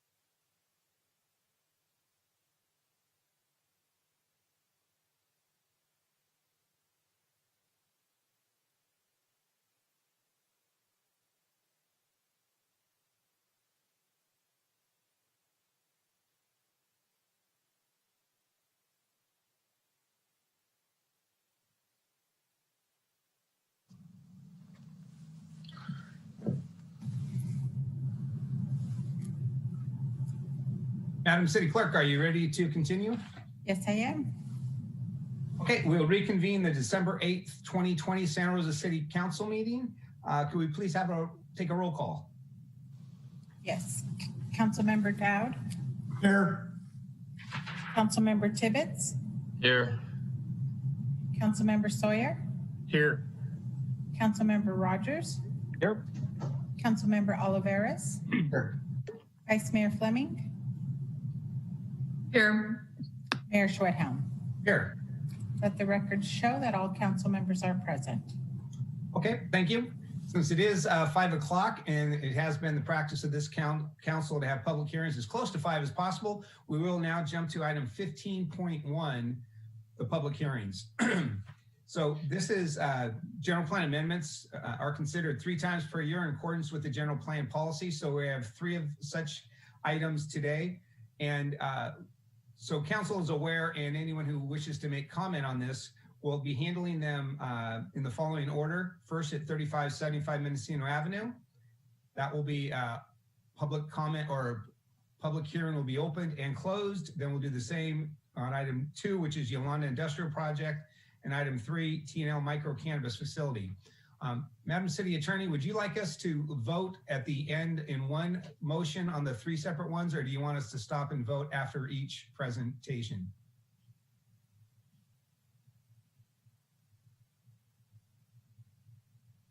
Sorry, I had a little technical problem there. I think just given the complexity of this package, you're going to be in a better position to vote after each item. But I would ask that you simply make clear as you introduce that this is all 3 projects are components of the 2020 fall general plan amendment package. So. Okay, great. Then before I ask for ex parte disclosures, Mr. City Manager, did you want to introduce who will be making the presentation for our first one? Yes, the first presentation will be Amy Nicholson, Senior Planner. Okay, thank you, Amy. Before Amy starts her presentation on 3575 Mendocino Avenue, I'll just go around each council member and ask for if you had any ex parte communications. Mr. Dowd. I met for a briefing with Efren Carrillo and the project manager on this course, and we discussed some of the elements of it, such as ingress and egress to the project and that type of thing, but it was just informative. Thank you. Mr. Rogers? Thank you, Mr. Mayor. I also met with Mr. Carrillo and the applicant to discuss, and no information was presented in that meeting that is not public in the staff documents. Thank you. Mr. Sawyer? Thank you, Mayor. I also had a conversation over the telephone and met with Mr. Carrillo over the length of this project, and but nothing new was learned other than what's in the staff report in this presentation. Thank you. Mr. Oliveras? Thank you, Mayor. Same disclosures as the others. I did have a meeting with the project representatives. No new information. Thank you. Mr. Tibbetts?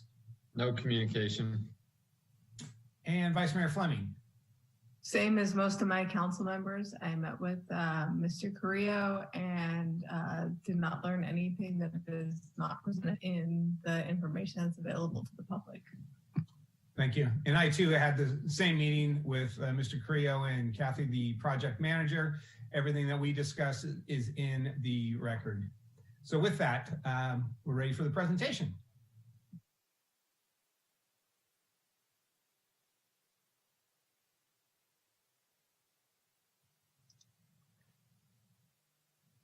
Good evening, Mayor Schwedhelm, Vice Mayor Fleming, and members of the council. The item before you is part of the Fall 2020 General Plan Amendment package, and it is specifically for the project of 3575 Mendocino Avenue.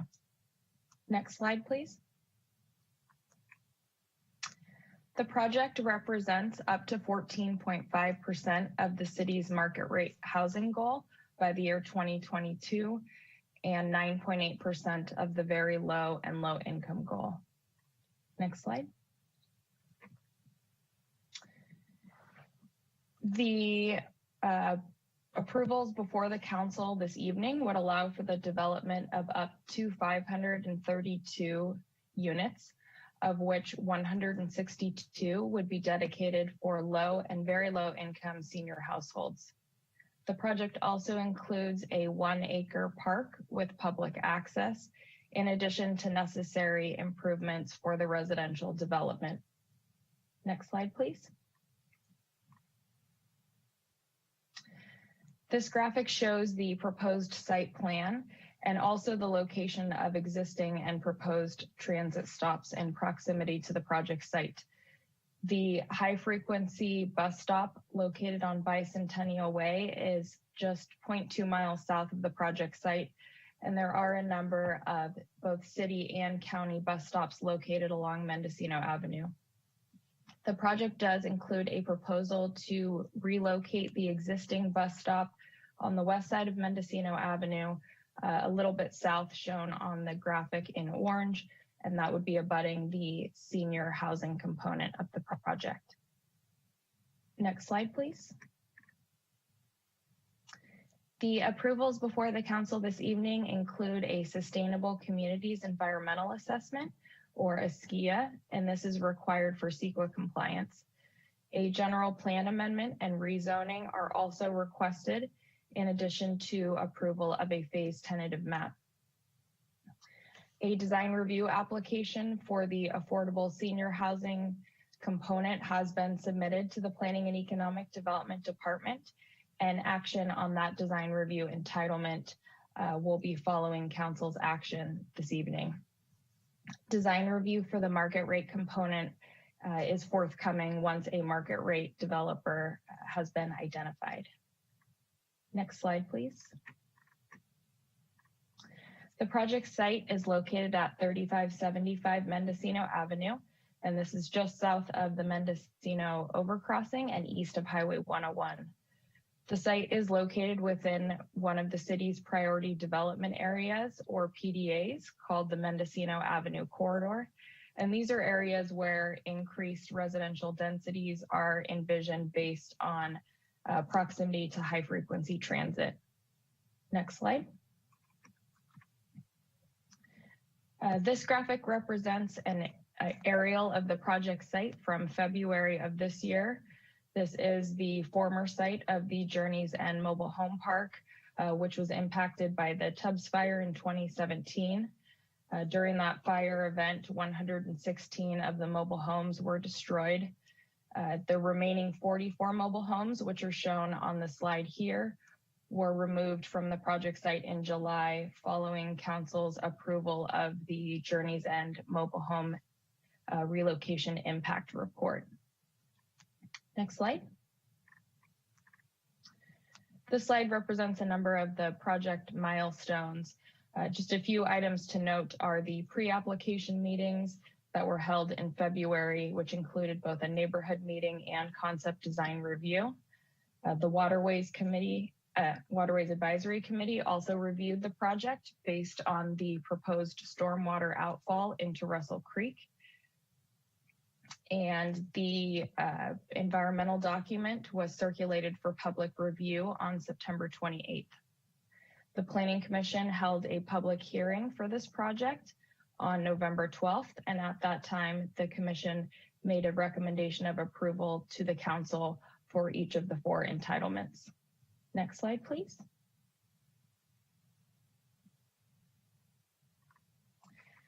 The project includes a general plan amendment from mobile home to transit village medium.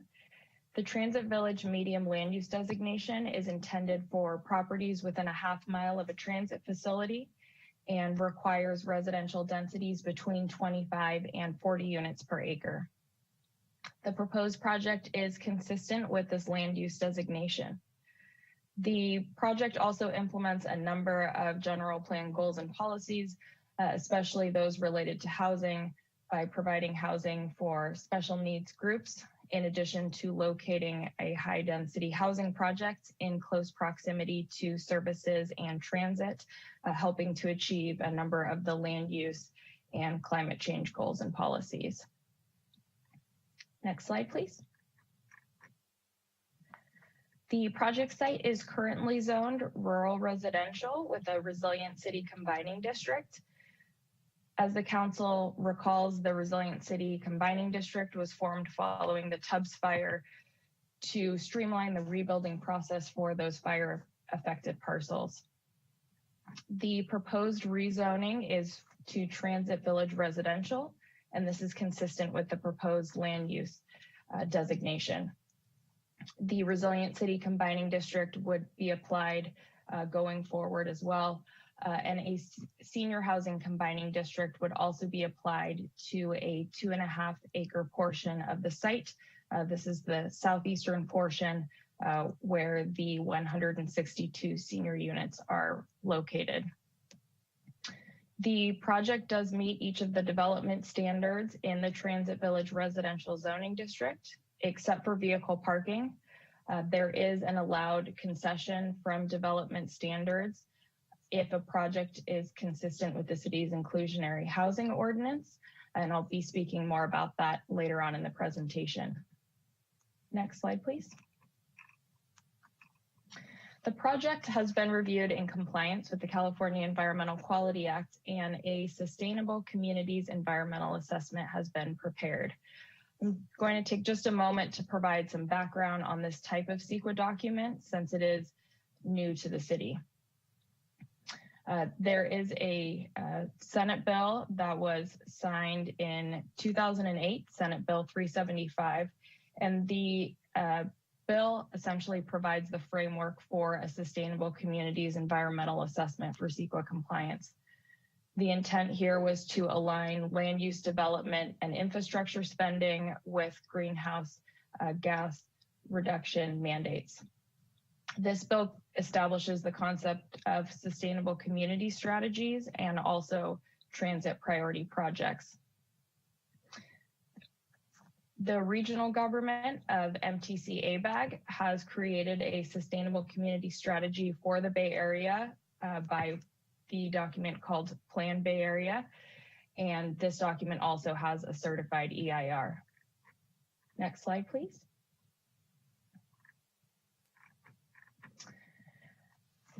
Just to walk through some of the benefits of a SKIA document for CEQA compliance, there's not the need to describe or analyze any growth-inducing or greenhouse gas effects from cars and light trucks, and this is because this document is relying on the Sustainable Community Strategy EIR, which was prepared for the region.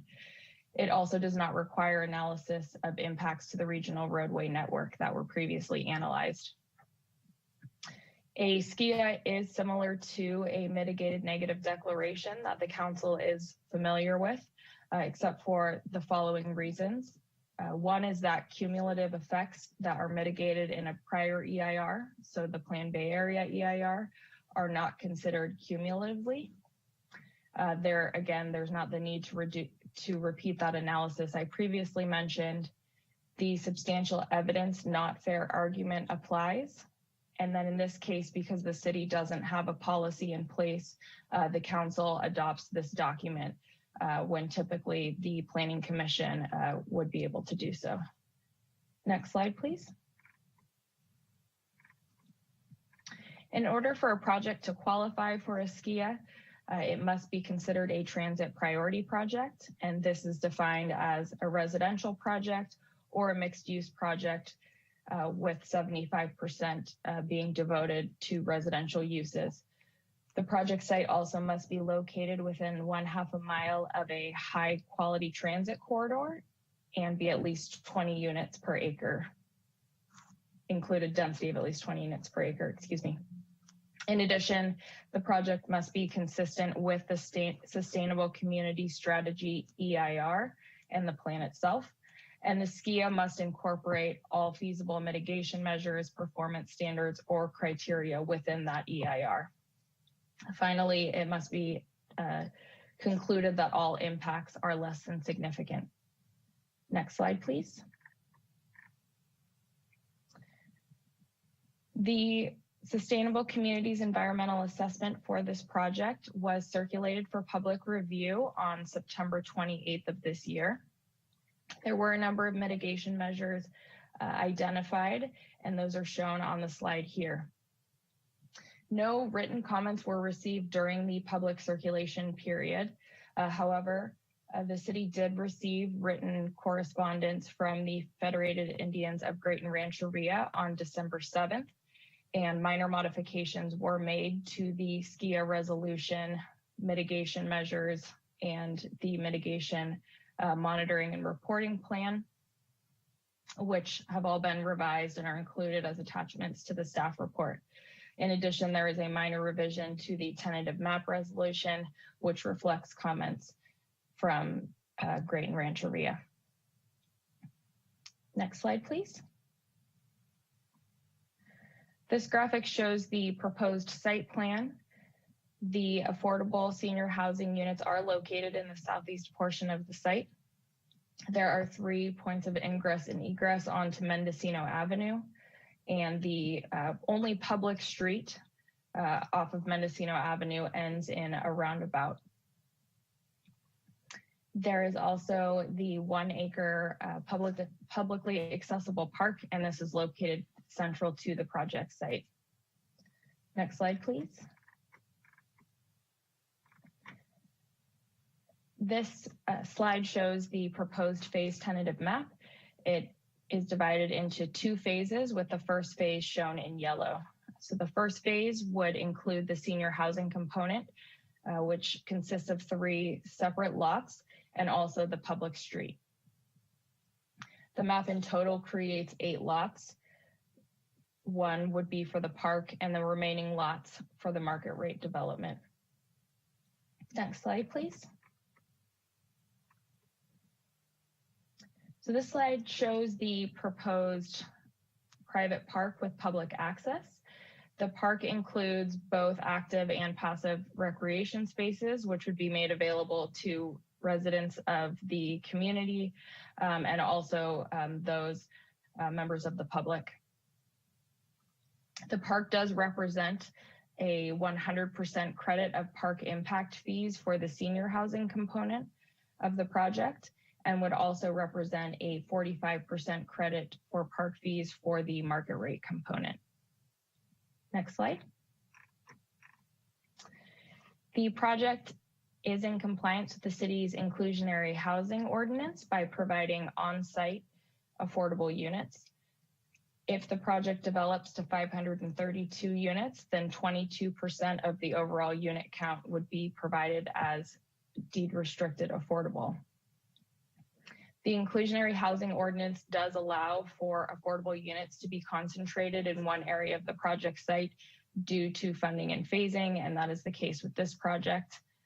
The project also includes a request for a concession from vehicle parking spaces, and the applicant has provided the demonstration of cost reduction that is required.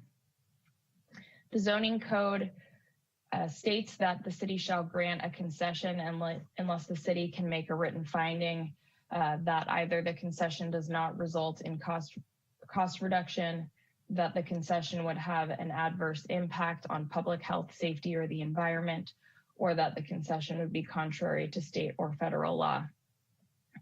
The Planning Commission and planning staff have not been able to make any of those findings, and as a result, have found that the concession should be granted. Next slide, please.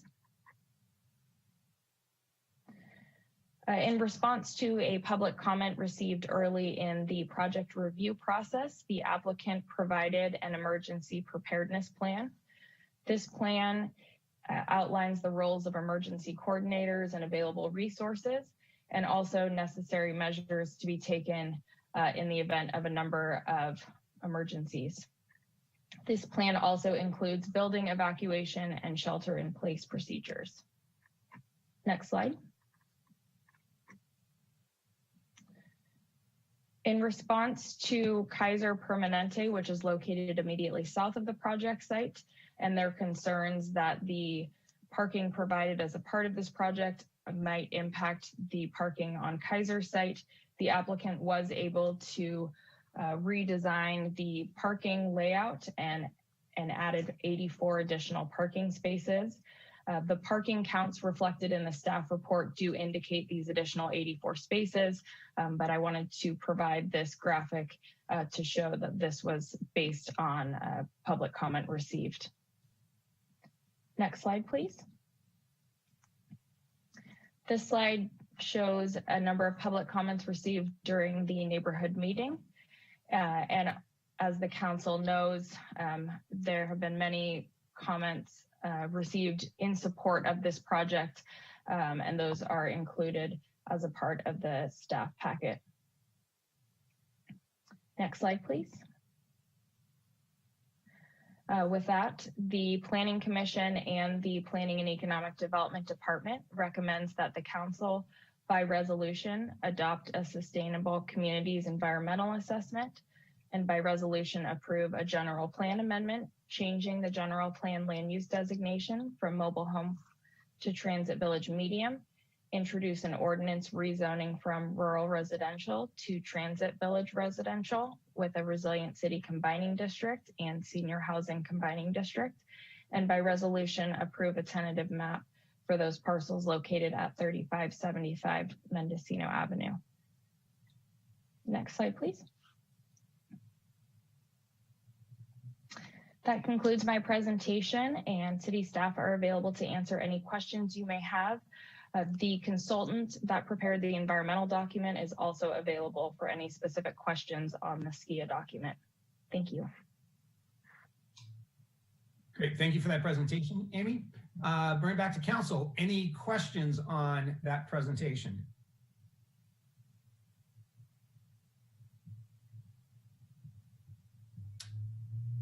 I am not seeing any. Amy, will the applicant be making a presentation also? Yes.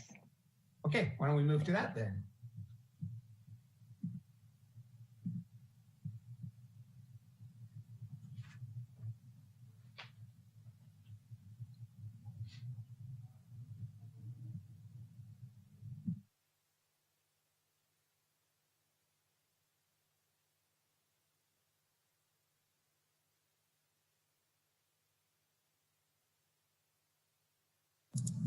Ms. Massey, I have enabled your speaking permissions and am prepared to advance your slides on your behalf.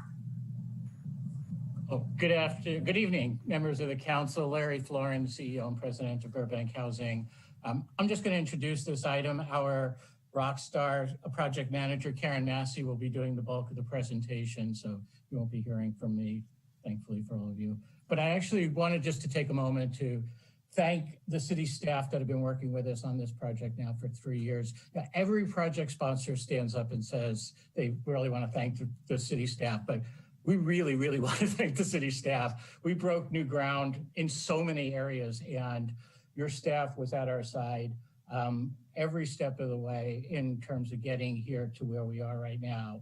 And we literally could not have got to where we are. We're actually, from our estimation, we're at about the second phase after the closing of the park.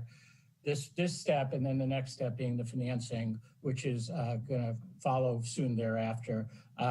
And we could not literally have done it without your staff. So first and foremost, thank you to all of you. To us, this represents the reason why Burbank is in existence. This particular project, as a 41-year-old locally based nonprofit affordable housing developer, we really feel as though our mission is tied to the community here, and that community is Santa Rosa. And after the Tubbs fire, we really looked at ourselves and said, what could we do as an organization to participate in the recovery and the rebuilding? And lo and behold, this project came into focus for us. The property owners of the former now Journey's End Mobile Home Park were fabulous to work with, and they have been incredibly supportive of what we're trying to do here. And without all of us pulling together, there's no way. This is what we think recovery looks like in the best of all worlds, bringing back what had been, but better. And that's what is represented by you here today. So with that, I'm just going to introduce Karen Massey, who is Senior Project Manager at Burbank, to take you through the details. Great. Thank you so much, Larry. Good evening, Mr. Mayor, members of the council. As Larry said, my name is Karen Massey. I am the project manager We are very pleased to be here tonight. I want to echo Larry's sentiments. I'm pleased to be able to present this important fire recovery and housing project to you all. Staff has been tremendous in the last 3 years, and we really appreciate their efforts and support in getting us to this point tonight. Next slide, please.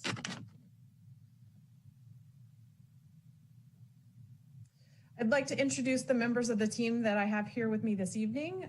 You've obviously met Larry here tonight. I'm also joined by Efren Carrillo with Burbank Housing, as well as Ann Silverberg from Related California. We're also joined by the property owner, Ramsey Shiraitu, as well as the team of consultants. Following project approval, the property owner will take the project to market to identify a market rate developer for the project. Next slide, please.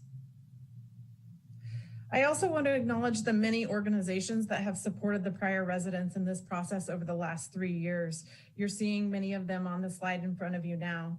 This has truly been a collaboration and a collaborative effort, and there's been wide support for this project, which is demonstrated by the almost 20 letters of support you have in your agenda packet tonight.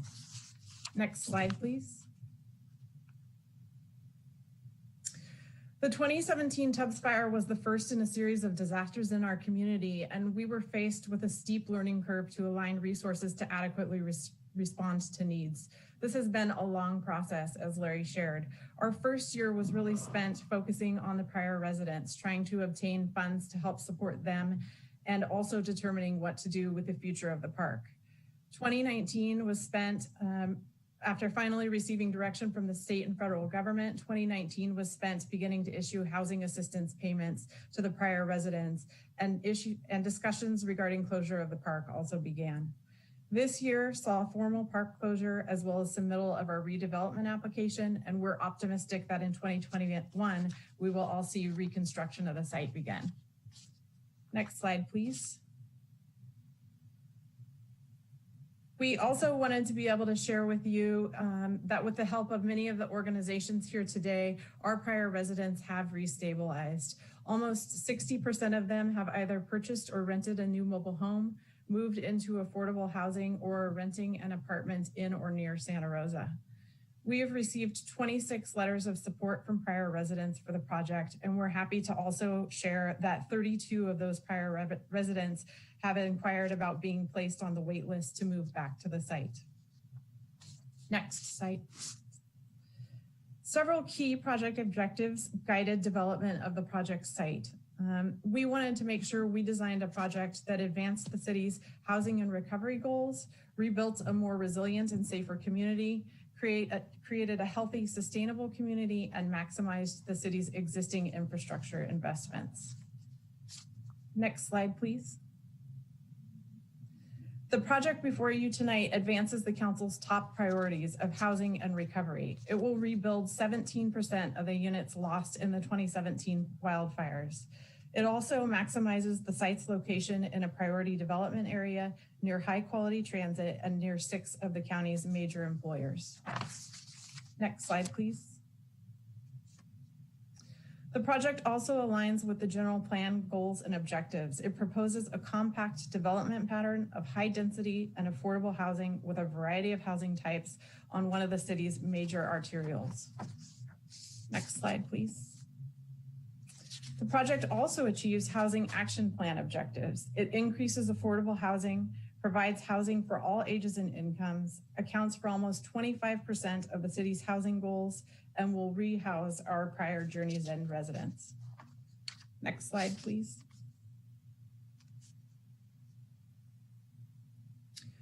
The project also seeks to leverage existing investments. It will maximize existing transit opportunities as well as utility infrastructure and create greater synergies with existing amenities in the area. Next slide, please. The project also rebuilds a more resilient community. As many of you may know, the prior mobile home park was built in the 1950s, and most of the coaches were from the 1960s and 70s. Many of them didn't have many fire and life safety systems that are required today. We have met extensively with Fire Marshal Moon and Assistant Fire Marshal Hardridge to ensure that we have designed a project that is as safe and resilient as possible. We designed the project to exceed the access requirements by providing 3 points of access. We have improved site and building safety by providing connections to the city's water system and on-site fire hydrants, designing buildings that will have certified alarm systems and fire sprinklers, backup power sources in the event of power shortages, and also incorporated fire-resistant building materials as well as fire-resistant landscape design and materials. And finally, we have emphasized readiness and preparedness by preparing an emergency response and preparedness plan for future residents so that they can know where their evacuation routes are and how best to respond in the event of an emergency. Next slide, please. Finally, the project supports community health and wellness. It creates a diverse and inclusive community that encourages outdoor activities through the use of public and private green space and promotes socialization and engagement.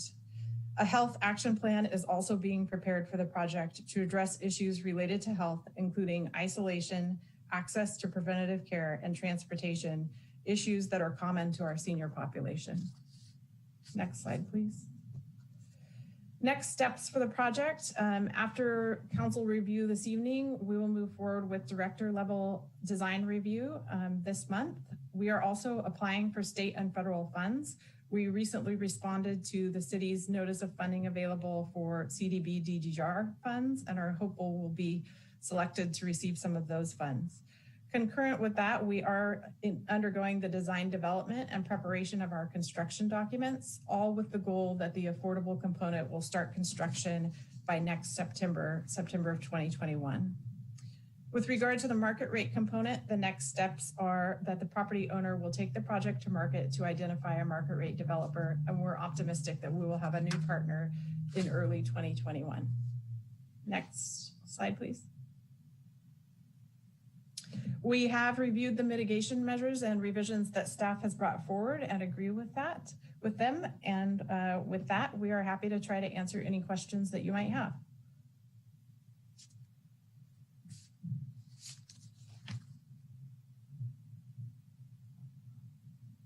Thank you, Karen and Larry, for that presentation. Council, any questions from the applicant?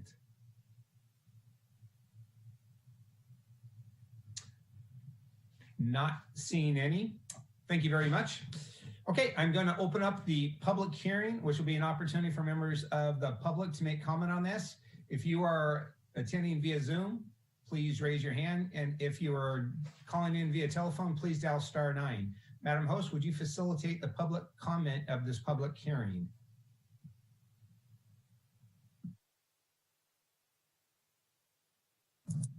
Thank you, Mayor. Will do.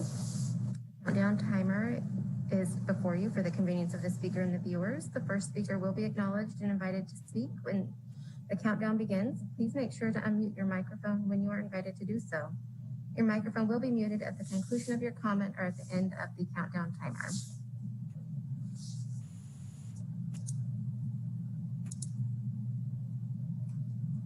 The first public comment will be from Luke, followed by Ananda.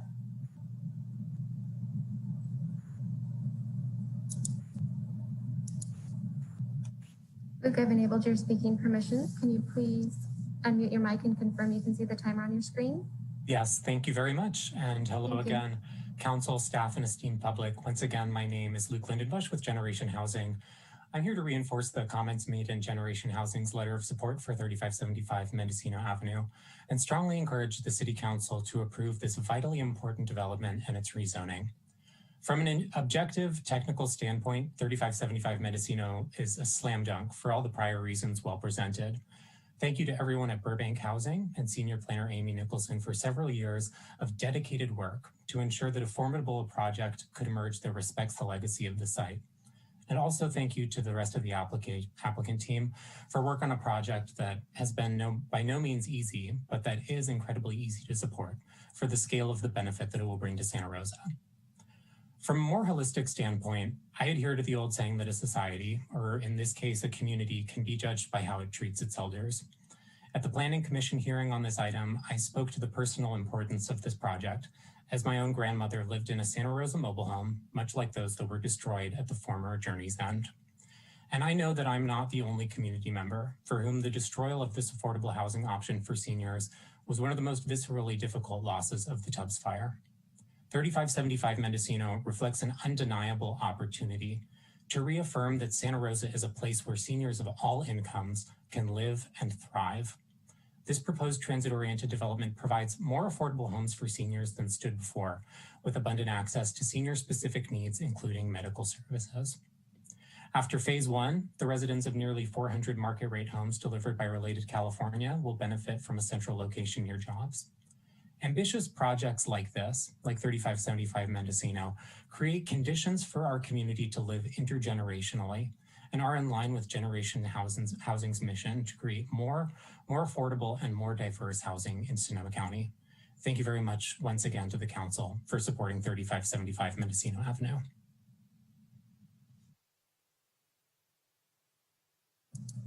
Thank you, Luke. The next public comment will be from Ananda, followed by Kevin. Ananda, I've enabled your speaking permissions. Please unmute your mic and confirm you can see the timer on your screen. I can. Thank you. Please identify yourself for public record if you choose to do so, and your time begins now.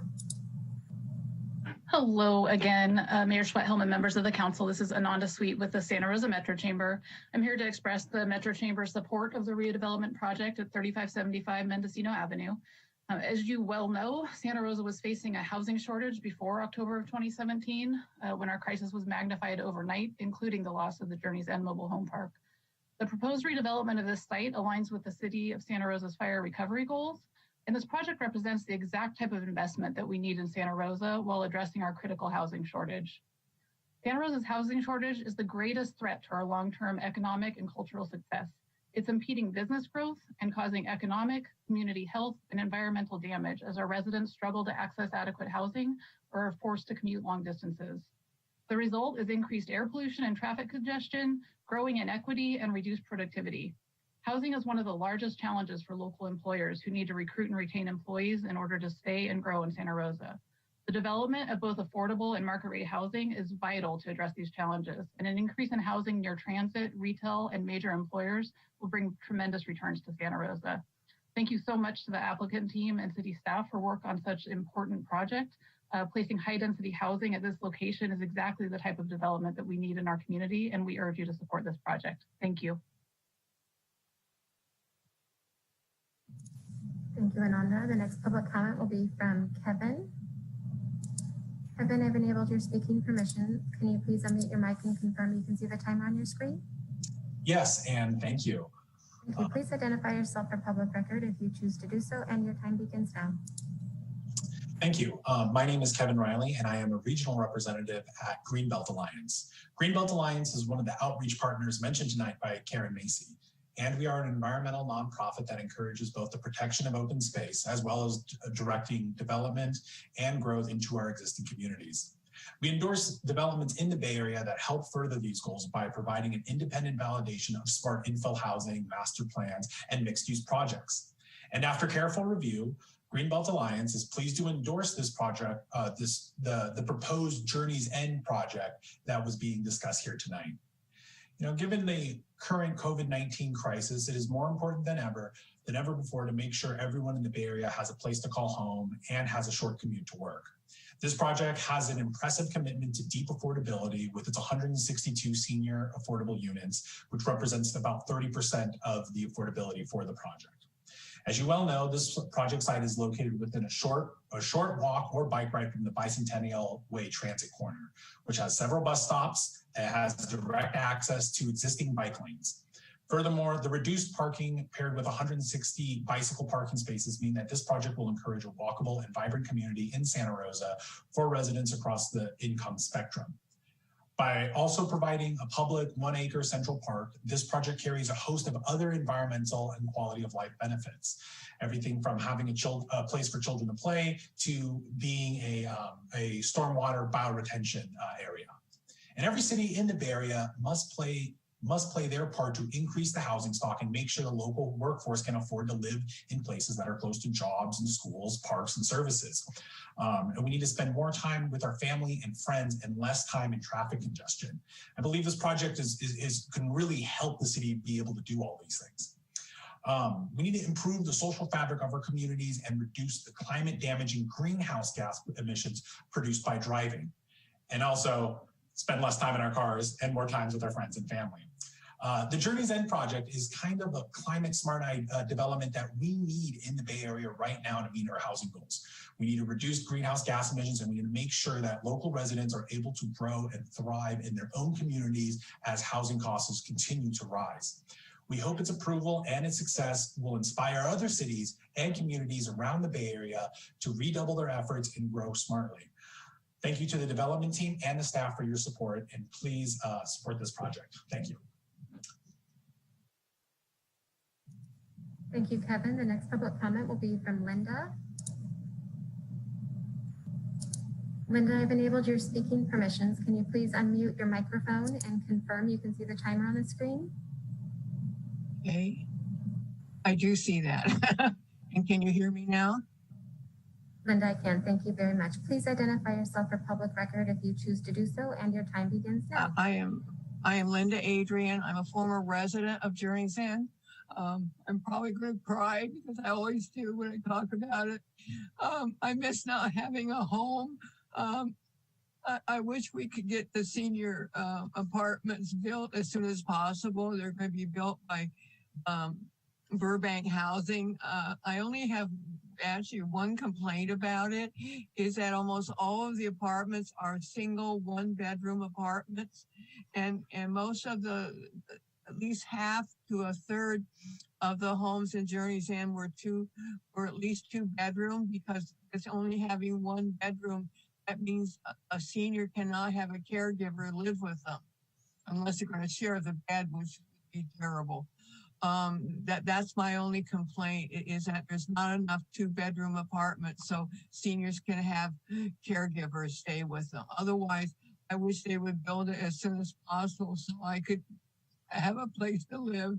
Anyway, that's me. Thank you very much. Sorry. Thank you, Linda. Again, we're taking public comment on 15.1.1, the first project under this public hearing item, 3575 Mendocino Avenue. For public comment, raise your hand via Zoom. Dial *9 if participating by telephone.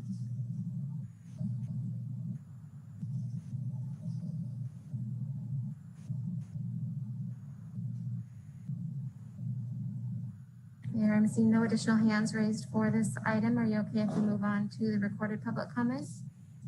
Yes, please do. Thank you.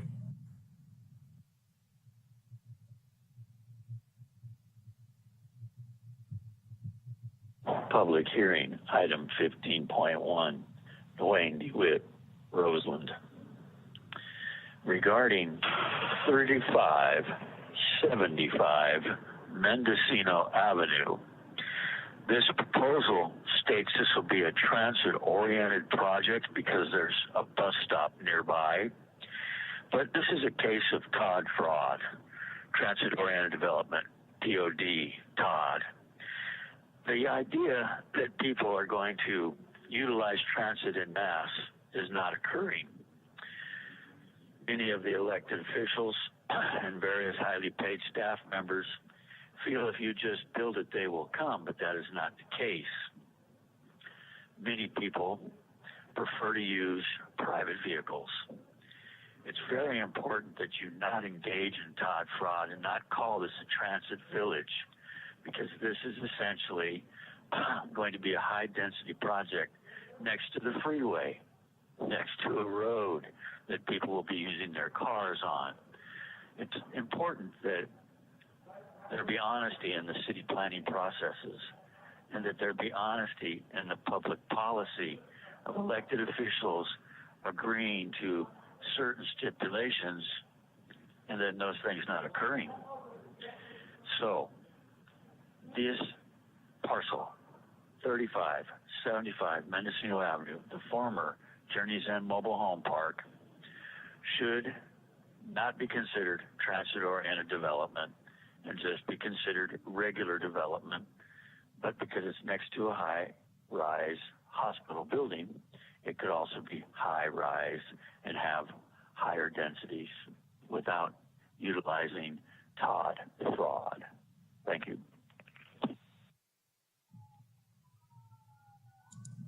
Mayor, that concludes public comment on 15.1, and I'm seeing no additional hands raised for this portion of the public hearing. All right. Thank you for that.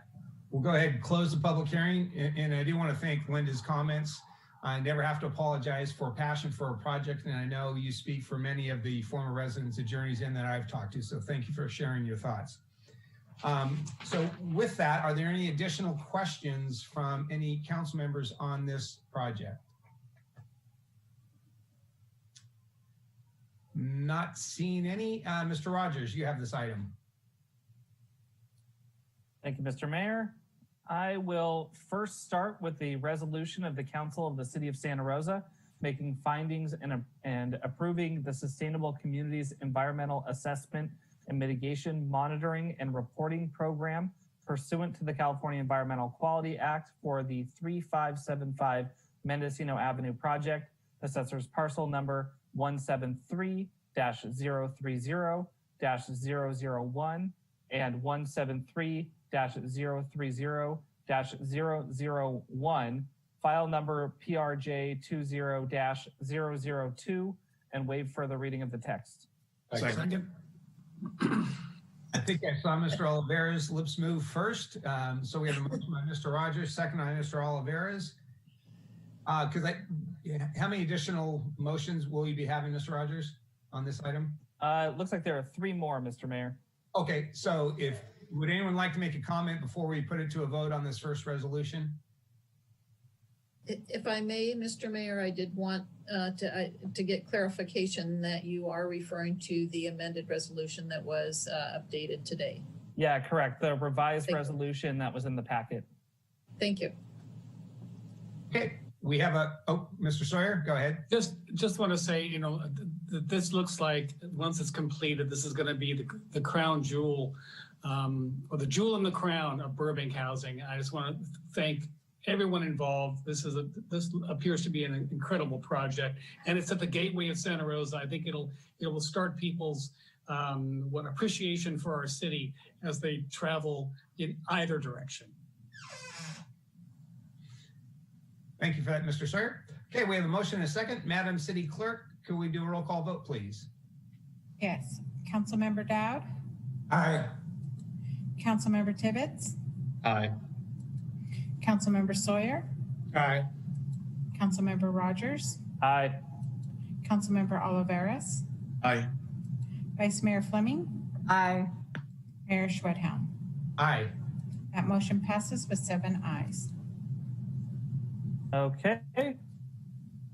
Next, I will introduce an ordinance of the Council of the City of Santa Rosa, amending Title 20 of the Santa Rosa City Code by reclassifying the property for the 3575 Mendocino Avenue project, located at 3575 Mendocino Avenue, assessor's parcel number 173-030-001, to the Transit Village Residential Resilient City, TVRRC, and Transit Village Residential Senior Housing Resilient City, TVRSHRC District, file number PRJ 20-002 and REZ 20-002, and waive further reading of the text. Second.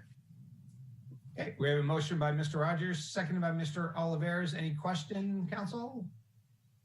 Seeing none, Madam City Clerk, roll call vote, please.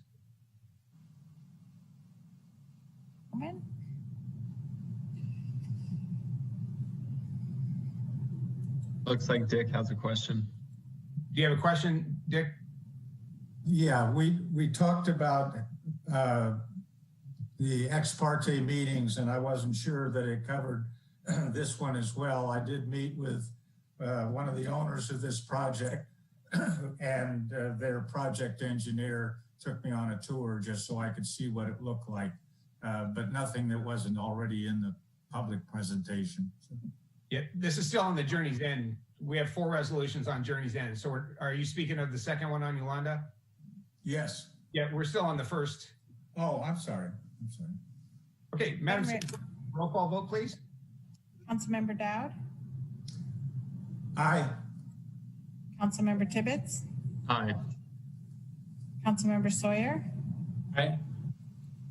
Councilmember Rogers, Aye. Councilmember Oliveras, Aye.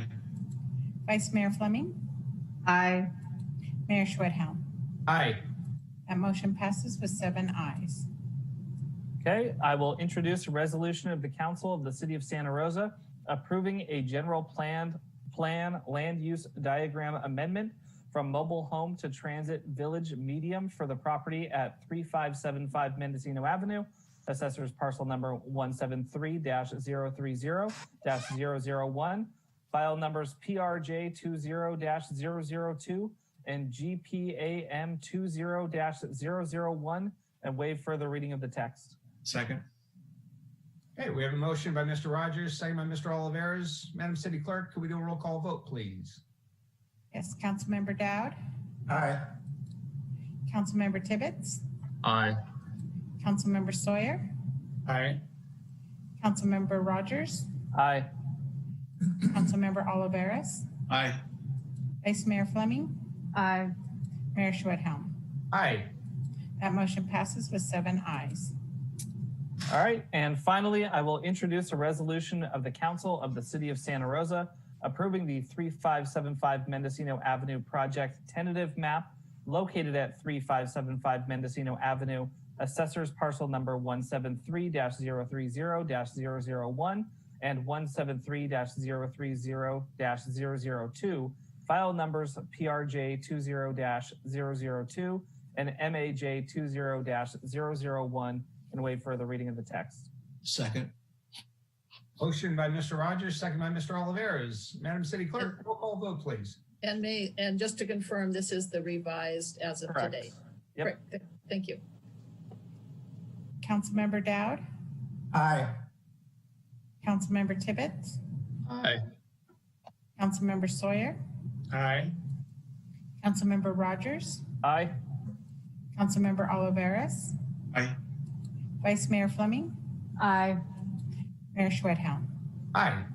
That motion passes with 7 ayes. Great. Thank you so much for all that. Congratulations. And Mr. McGlynn, who will be introducing the Yolanda Industrial Project before I go to ex parte disclosures? Susie Murray will be handling that. Okay, Council, I'll just go around to query you if you have any ex parte disclosures regarding the Yolanda Industrial Project. Let's see, Mr. Dowd.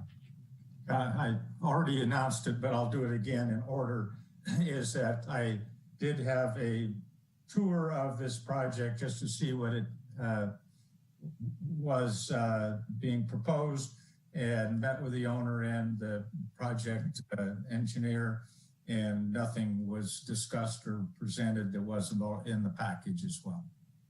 Okay, thank you. Mr. Sawyer. No ex parte. Thank you. Mr. Oliveras.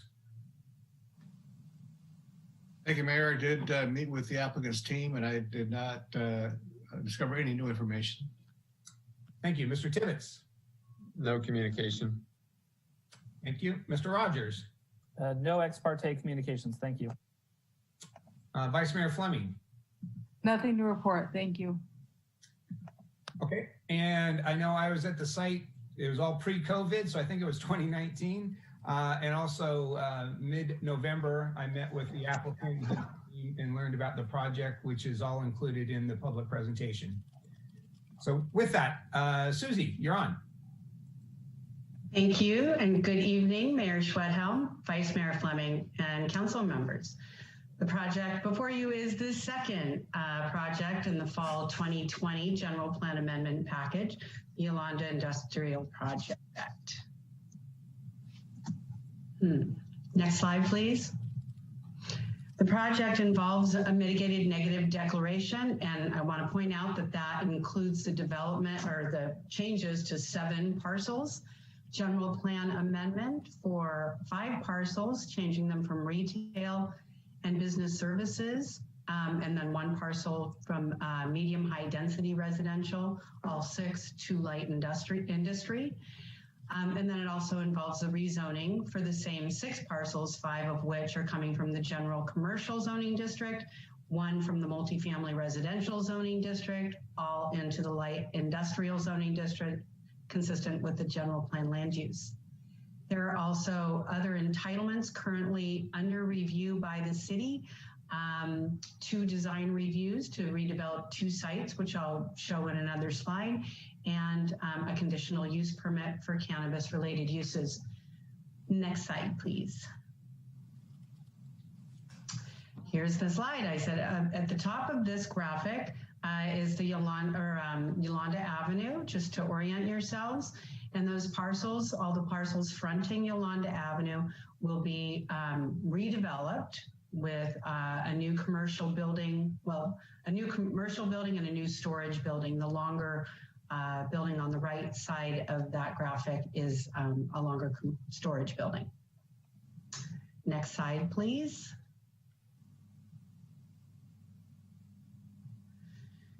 Can you hit the arrow down again? So there we go. Just to kind of give you an idea about the neighborhood context. The property to the north is currently undeveloped, but there's an entitled multifamily residential project to develop a 252 unit apartment complex. To the west, in between the project site and Santa Rosa Avenue, are predominantly commercial uses. As is to the south, those are also commercial uses. And then along the eastern border, we have commercial and light industry fronting Yolanda, and then multifamily residential to the south of that. Some of the existing uses are really more appropriate for the light industrial zoning district and light industry general plan land use designation. And most of those uses will remain. Next slide, please.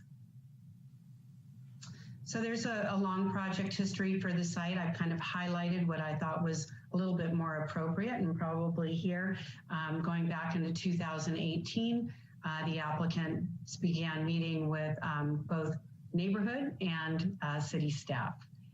Next slide. The project, again, went back to the neighborhood back in August of 2019, and probably most appropriate for tonight is that on November 12th, last month, the Planning Commission made a recommendation to council to approve the project or the entitlements before you. Next slide, please. Here's the general plan land use diagram, the image on the left, and the zoning map, the image on the right. And this shows the current zoning and general plan land use. The project site is outlined in black. The red shows retail and business services. The gray portion in the northeast corner is the one parcel that doesn't require rezoning. It's already got a general plan land use designation of light industry and consistent with the zoning. And then there's the parcel that's in that terracotta color, and that is medium density residential. And we'll talk a little bit more about that as I get further into the slides. The area is also within priority development area, Santa Rosa Avenue PDA. Next slide, please. Initial study was conducted, and it resulted in the preparation of a mitigated negative declaration. That document was circulated for a 30-day public review period commencing on June 30th. The document also includes a mitigation monitoring and reporting program and includes measures to reduce potentially significant impacts that were identified in the project. Next slide, please. So this is where I wanted you to remember that terracotta colored parcel. Some of the issues that came up during staff's review, the first, Senate Bill 330, which is also known as the Housing Crisis Act of 2019.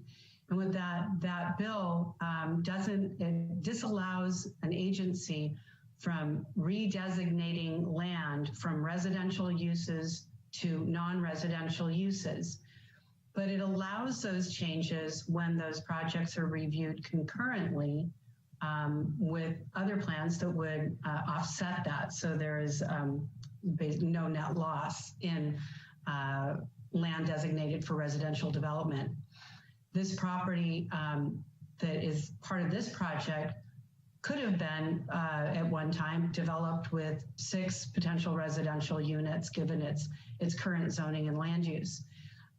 Once it's developed, that property would be landlocked, and it's developed on all 4 sides, would require access through this project site from Yolanda. So considering that during the review, we had the offset of both the review of the downtown station area plan and the project you heard about before this one, 3575 Mendocino, those 2 resulted in about 5,600 more housing opportunities. So it substantially offsets the loss of those 6 units. So another thing that came up during the review process was a stop work order for some building that was occurring without benefit of permits. Permits have been submitted, that stop work order has been resolved, and we're all good to go now. So next slide, please. The project has been, for this meeting, was noticed in compliance with zoning code chapter, but I wanted to point out that it's been noticed several times for neighborhood meetings, for the circulation of the environmental document, for the planning commission hearing, and now for the city council hearing. And until today, I hadn't received any comments. I didn't receive a comment today. I just received a phone call from a gentleman who needed instructions on how to call in, and I do hope that he made it in. So next slide, please. So with that, the Planning Commission and the Planning and Economic Development Department recommend that the council by resolution adopt a mitigated negative declaration, by resolution approve general plan amendments changing general plan land use designations from retail and business services to light industry, or from medium high density residential to light industry, and introduce an ordinance rezoning from the CG general commercial or R3 multifamily residential zoning districts to the light industrial zoning district for those parcels located at 324, that is not a typo, there are 2 324s, 328 and 340, 330, 358 and 350, and 326 and 368 Yolanda Avenue, which are also identified as assessors parcel numbers 044 081 029, 044 081 024, 044 072 006, 044 072 007, 044 072 008, 044 072 009, and 044 390 061, file number PRJ 002. Next slide, please. That concludes staff's presentation. I believe the applicant would also like to say a few words, and I'm available for questions if you have any. Great, thank you, Susie. Council, any questions for staff on the presentation? Mr. Sawyer. Thank you, Mayor. Not a question. I just have to revise my ex parte communication. I got this mixed up with the next item. I did have a Zoom meeting with the applicant. Okay. Any additional questions for staff? Not seeing any. Okay, Susie, can we go to the applicant's presentation? He doesn't have a presentation. He's just going to be saying a few words, I think. All right, Alan, I have enabled your speaking permissions, and you have your time for your presentation or your brief comments. Thank you. Okay, thank you. Mayor Schwedhelm, Vice Mayor Fleming, and City Council members, thank you for hearing me. So this property I've had for 20 years. It's kind of a dilapidated few buildings that have already industrial tenants in there. And so it would be better if all of these parcels were all light industrial to fit the industrial use. As Ms. Murray said, the residential 1 acre parcel is landlocked, and you'd have to go through 2 gates just to get to there. So I plan on putting in a 17,000 square foot building, multi-tenant industrial building, light industrial use, which will have a lot of small tenants in there.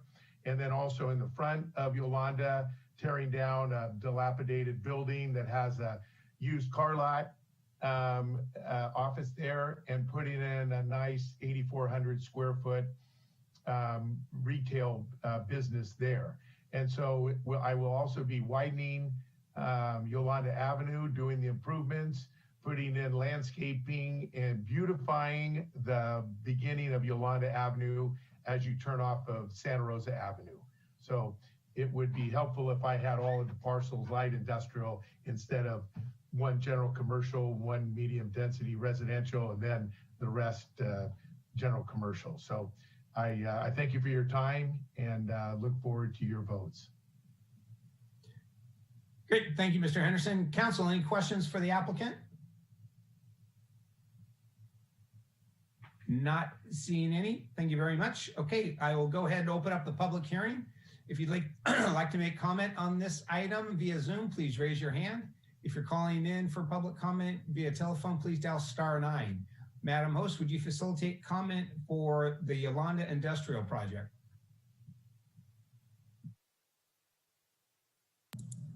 Thank you, Mayor. As you can see, there is a timer before you for the convenience of those participating in today's meeting. The first speaker will be acknowledged and invited to speak. Please make sure to unmute yourself when invited to do so. Your microphone will be muted at the conclusion of your comment or at the end of the countdown. If you wish to make a comment on item 15.1.2, the second project of the public hearing, the Yolanda Industrial Project, please raise your hand via Zoom.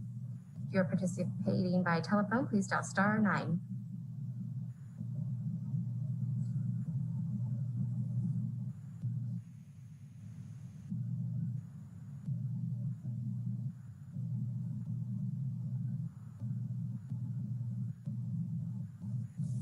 Mayor, I'm not seeing any hands being raised for item 15.1.2, the Yolanda Industrial Project, and there were no email or e-comments received and no voice message public comments. Okay, thank you very much for that. Okay, I will then close the public hearing and bring it back to council. Any final questions on this project from council? And Mr. Sawyer, I'm assuming your hand's up from the ex parte? There we go. Yes. Okay. Thank you. Any additional questions from council on this project? Seeing none, this is back to you, Mr. Rogers. I'm starting to think like this is hazing, Mr. Mayor. I'm going to introduce the ordinance of the Council of the City of Santa Rosa rezoning of the properties located at 324, 324, 328/340, 330, 350/358 Yolanda Avenue, also identified as assessor's parcel numbers 044-081-029, 044-081-024, 044-072-006, 044-072-007, and 044-072-008 from the CG zoning district to the IL zoning district, and the property located at 0 Yolanda Avenue, also identified as assessor's parcel number 044-390-061 from the R315 multifamily residential zoning district to the IL zoning district, file number PRJ 19-002, and waive further reading of the text. Second. Fabulous job, Mr. Rogers, and your second was also as fabulous, Mr. Sawyer. So we have a motion and a second. Before we go to vote, are there any questions or comments from any council on this motion? See none. Madam City Clerk, can we do a roll call vote, please? Yes, thank you. Councilmember Dowd, Aye. Councilmember Tibbetts, Aye. Councilmember Sawyer, Aye.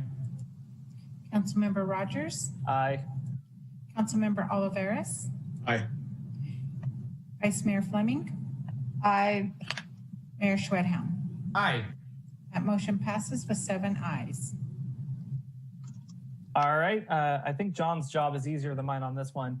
I'll introduce a resolution of the Council of the City of Santa Rosa approving a general plan diagram amendment for 5 parcels at 324, 324, 328/340, 330, 350/358 Yolanda Avenue, assessors parcels numbers 044-081-029, 044-081-024, 044-072-006, 044-072-007, and 044-072-008 from retail and business services to light industry, and for 1 parcel at 0 Yolanda Avenue, assessors parcel number 044-390-061, from medium high density residential to light industry for the Yolanda Industrial Project, file number PRJ19-002, and waive further reading. Well done. Second. We have a motion and a second. Madam Clerk, could you please do a roll call vote? Yes, Councilmember Dowd, Aye. Councilmember Tibbetts, Aye. Councilmember Sawyer, Aye. Councilmember Rogers, Aye. Councilmember Oliveris, Aye. Councilmember Fleming, Aye. Mayor Schwedhelm. Aye. That motion passes with 7 ayes. All right, and then finally, I will introduce a resolution of the Council of the City of Santa Rosa adopting a mitigated negative declaration for the Yolanda Industrial Project located at 0, 324, 324, 328/340, 330, 350/358, and 368 Yolanda Avenue, also identified as assessors parcel number 044-081-029, 044-081-024, 044-072-006, 044-072-007, 044-072-008, 044-072-009, and 044-390-061, file number PRJ19-002, and waive further reading of the text. Second. Okay, we have another motion by Mr. Rogers, second by Mr. Sawyer. Madam City Clerk, could we have a roll call vote, please? Councilmember Dowd, Aye. Councilmember Tibbetts, Aye. Councilmember Sawyer, Aye. Councilmember Rogers, Aye. Councilmember Oliveris, Aye. Vice Mayor Fleming, Aye. Mayor Schwedhelm. Aye. That motion passes with 7 ayes. And that's all those, Mr. Rogers, for this item? Great. All right, we'll move on to 15.1.3. Mr. City Manager, who will be doing that presentation before I check for ex parte communication? He just popped up. Andrew Trappel will be doing that one for us this evening. Welcome, Andrew. Okay, so I will check for ex parte communications on the T&L micro cannabis facility. Mr. Dowd, did you have any? I did not have any. Mr. Tibbetts? Not that I can recall. Mr. Rogers? Nope. Mr. Oliveris? No. Mr. Sawyer? No, sir. Vice Mayor Fleming? None. And I also did not have any ex parte communication on this topic. Andrew, you're up. Great. Thank you, Mayor Schwedhelm, and good evening, Vice Mayor Fleming and members of the council. The third and final general plan amendment package project for your review this evening is the T&L Micro Cannabis Facility at 3515 Industrial Drive. Next slide, please.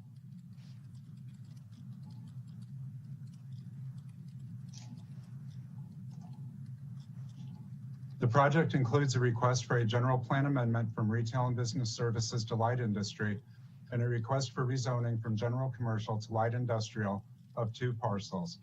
in order to allow operation of a proposed commercial cannabis facility consisting of cultivation, manufacturing, and distribution land uses. Next slide, please. The project site is located in Santa Rosa's northwest quadrant. It is surrounded by a variety of commercial and light industrial uses, including public self-storage facilities, occupied and unoccupied commercial retail spaces, fitness, health, and indoor recreational facilities, and wholesale merchants. Next slide, please. Specifically, the project site is on the northern side of Industrial Drive, east of its intersection with Airway Drive at 3515 and 0 Industrial Drive, and is comprised of 2 assessor parcels. The approximately 1.23 acres project site was developed in 2004. Next slide, please. The project fronts Industrial Drive and is developed with public improvements, site circulation areas, and surface parking in a 2-story, 19,500 square foot commercial industrial building. It's oriented towards Industrial Drive with parking along the south, east, and north sides, and it sets back at least 25 feet from all property lines and adjacent development. The loading area is located on the west side of the building. The site currently provides 54 parking spaces, 3 of which are ADA compliant, and city water and wastewater services, including fire flows, are provided. Next slide, please. The building's exterior footprint is approximately 13,650 square feet.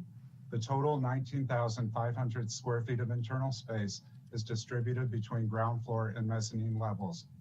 The site is currently used for furniture retail with accessory furniture warehouse. Next slide, please. A required neighborhood meeting was waived by the director because no residential neighborhood would be impacted by the proposed project. No notice of application was distributed as required by the zoning code. However, the zoning code allows that a defect in the notice procedure shall not affect the jurisdiction or authority of a review authority to take action on a matter.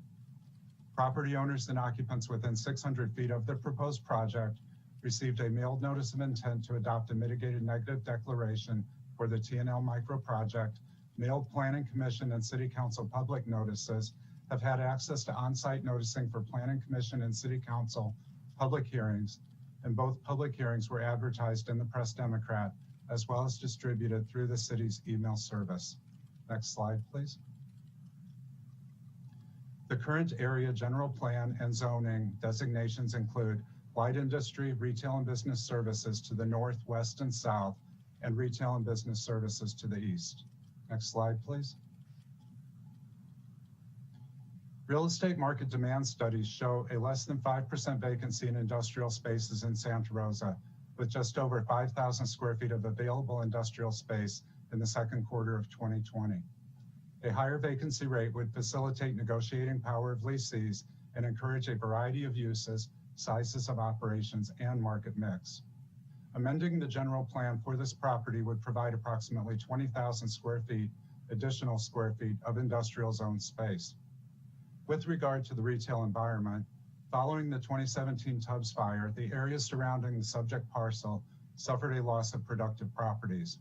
The Kmart property once provided an economic anchor for the neighborhood as well as a retail anchor, but following its destruction, the neighboring retail businesses have suffered. Property owners do not anticipate that a major retail anchor will redevelop the former Kmart property. Additionally, in-store retail is a less profitable enterprise. Next slide, please. The project would implement a variety of general plan goals and policies. The general plan seeks to protect the industrial land supply and ensure compatibility between industrial development and surrounding neighborhoods.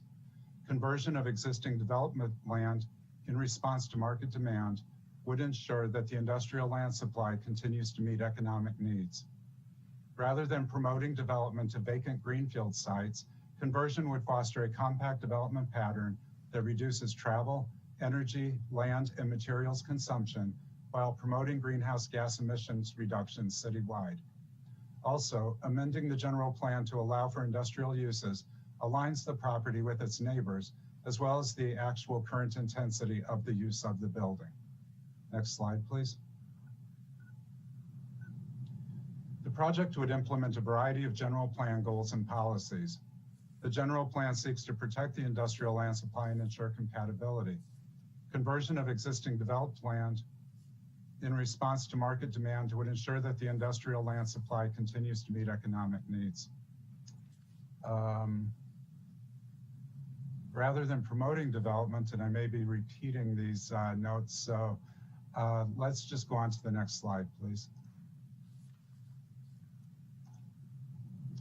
Regarding the zoning map amendment, the light industrial zoning district is applied to areas appropriate for some light industrial uses, as well as commercial service uses and activities that may be incompatible with residential, retail, and/or office uses.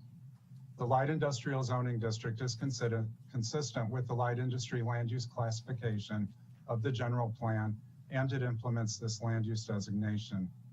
Rezoning to a zoning district that is consistent with the general plan land use designation and implements that land use designation would be consistent with the goals and policies of the general plan.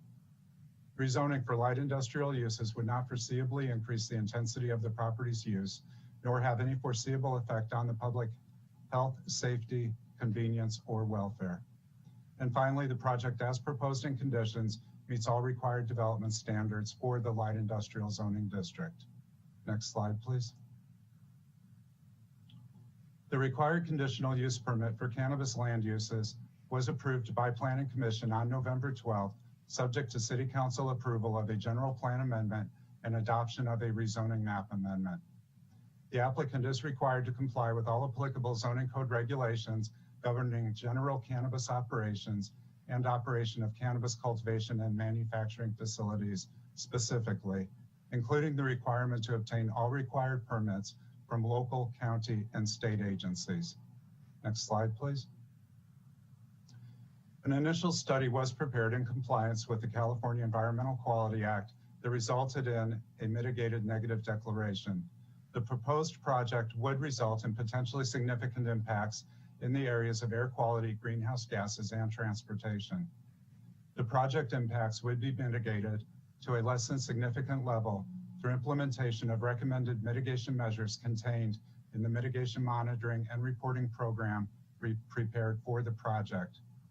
Planning Commission adopted the project's MND and MMRP on November 12th. Next slide, please. No issues exist that are not addressed through mitigation or conditions of approval. Next slide, please. Additionally, no public comments have been received for this project. Next slide. It is recommended by the Planning Commission and the Planning and Economic Development Department that City Council by resolution approve a general plan amendment changing the general plan land use designation of the subject parcels from retail and business services to light industry, and that City Council introduce an ordinance rezoning the subject parcels from general commercial to light industrial. Next slide, please. Applicant representative Aaron Karlstrom would like to offer brief comments to council, and staff is available for any questions. Thank you. Thank you, Andrew. Bring it back to council. Any questions for staff on the presentation? Not seeing any. So if we could have a representative of the applicant, if Ms. Karlstrom will make a presentation, feel free to proceed. Mayor, thank you, Mayor. I've enabled Ms. Karlstrom's speaking permissions. Ms. Karlstrom? Hi, yes, good evening. Can everyone hear me? Looking good. Well, thank you, Mr. Mayor and Vice Mayor Fleming, council members. It's a pleasure to join you this evening remotely. I am the voice from beyond. On behalf of Andrew and Tao Nguyen, they are your building owners as well as your applicants this evening. They're waving, but of course you can't see them. We are also joined by Justin Witt from Brelgy and Race, who were our environmental consultants and did draft our initial study and mitigated neg deck in the event you do have any questions in that arena. We're very grateful for your staff's assistance and Andrew's efforts to get us here.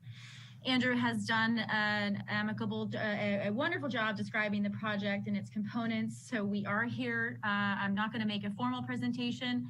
If you have any questions, the team is here I do want to take a moment of personal privilege to thank our 2 outgoing council members for your many years of dedicated service to our community. Thank you in particular to Councilmember Oliveris, with whom it was a remarkable privilege to serve. And with that, I will conclude my comments unless anyone has questions of us later. And thank you all for your service to our city. All right, thank you. Council, any questions for Ms. Karlstrom? Not seeing any. I am then going to open up the public hearing for this. If you want to make comment on this item via Zoom, please raise your hand. If you're calling in via telephone, please dial *9. Madam Host, would you please facilitate public comment for item 15.1.3? Thank you, Mayor. As you can see, there's a countdown timer before you for the convenience of the speaker and the participants in the meeting tonight. The first speaker will be acknowledged and invited to speak. When invited to do so, please unmute your microphone. At the conclusion of your comment or at the end of the comment period, your microphone will be muted.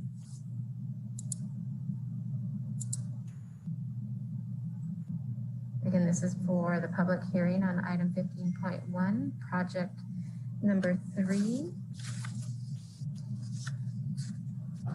Raise your hand via Zoom if you wish to make a comment, dial *9.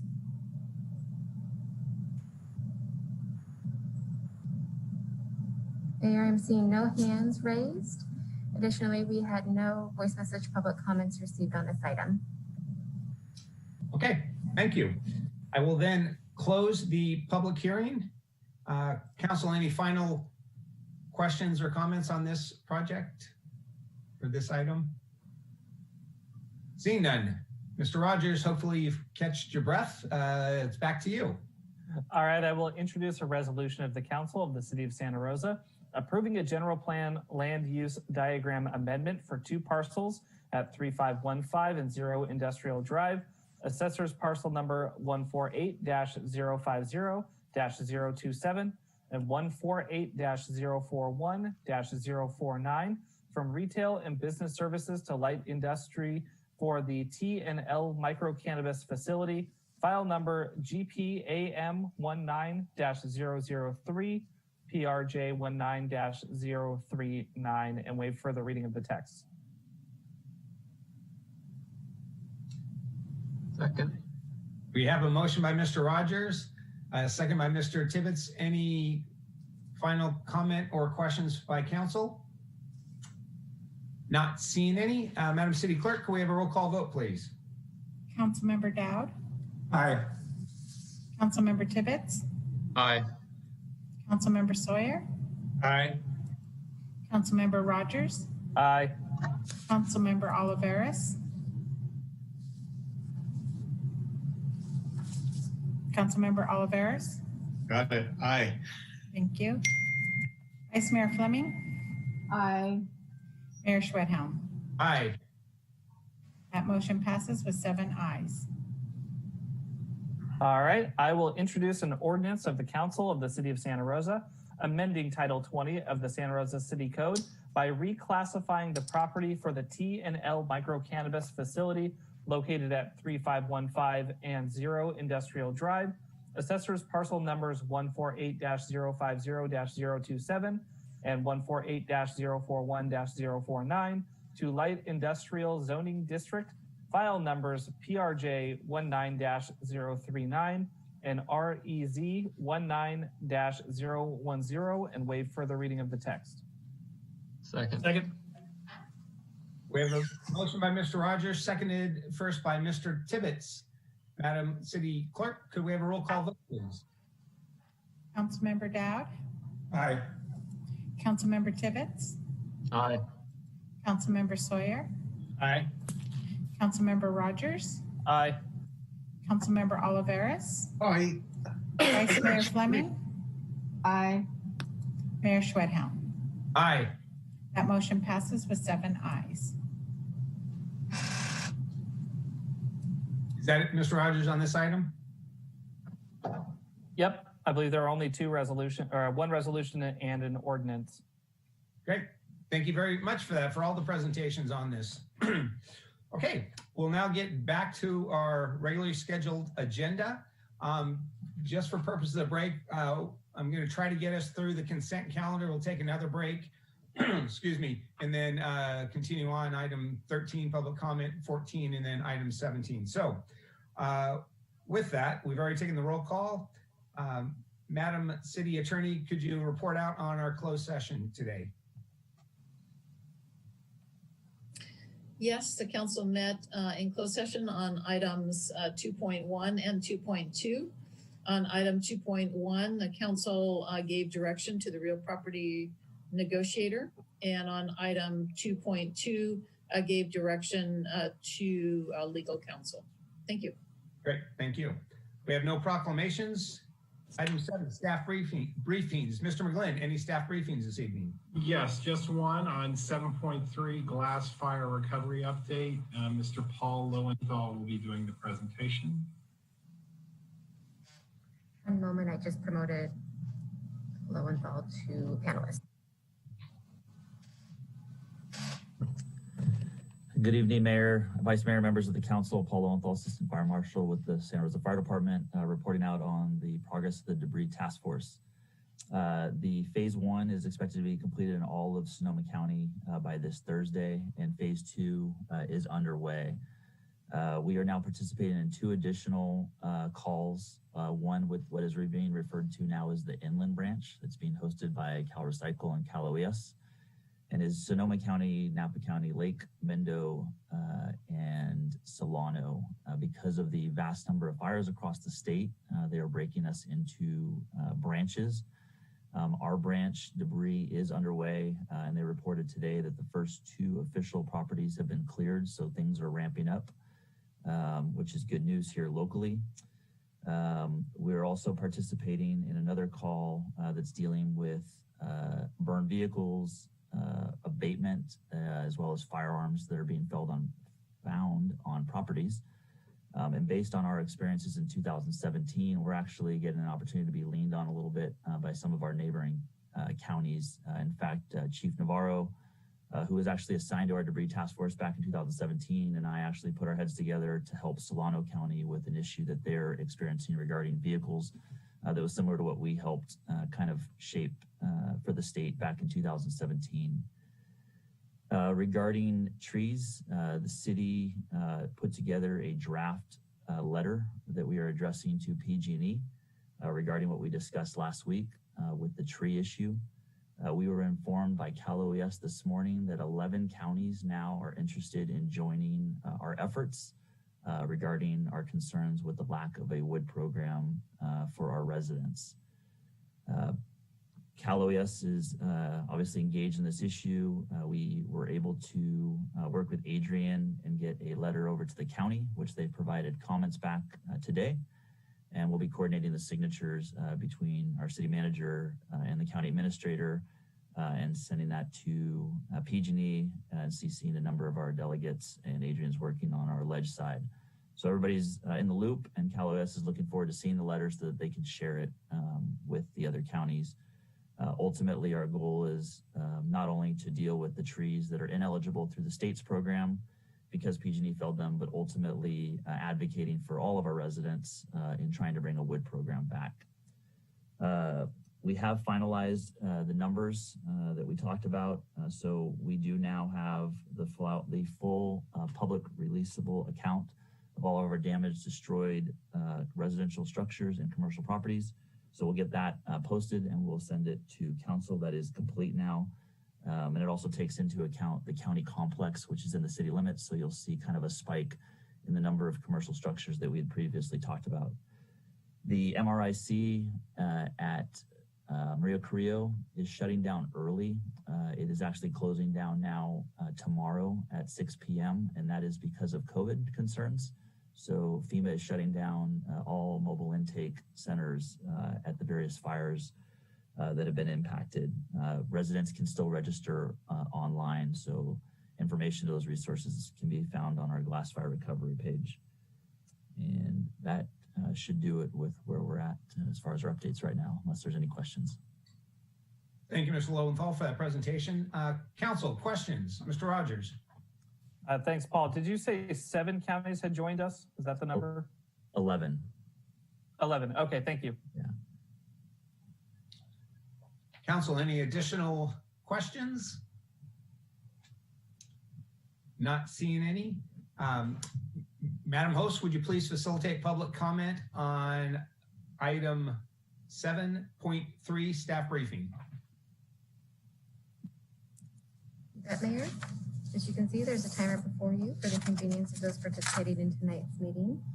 If you would like to make a comment via Zoom, please raise your hand. If participating by telephone, dial *9.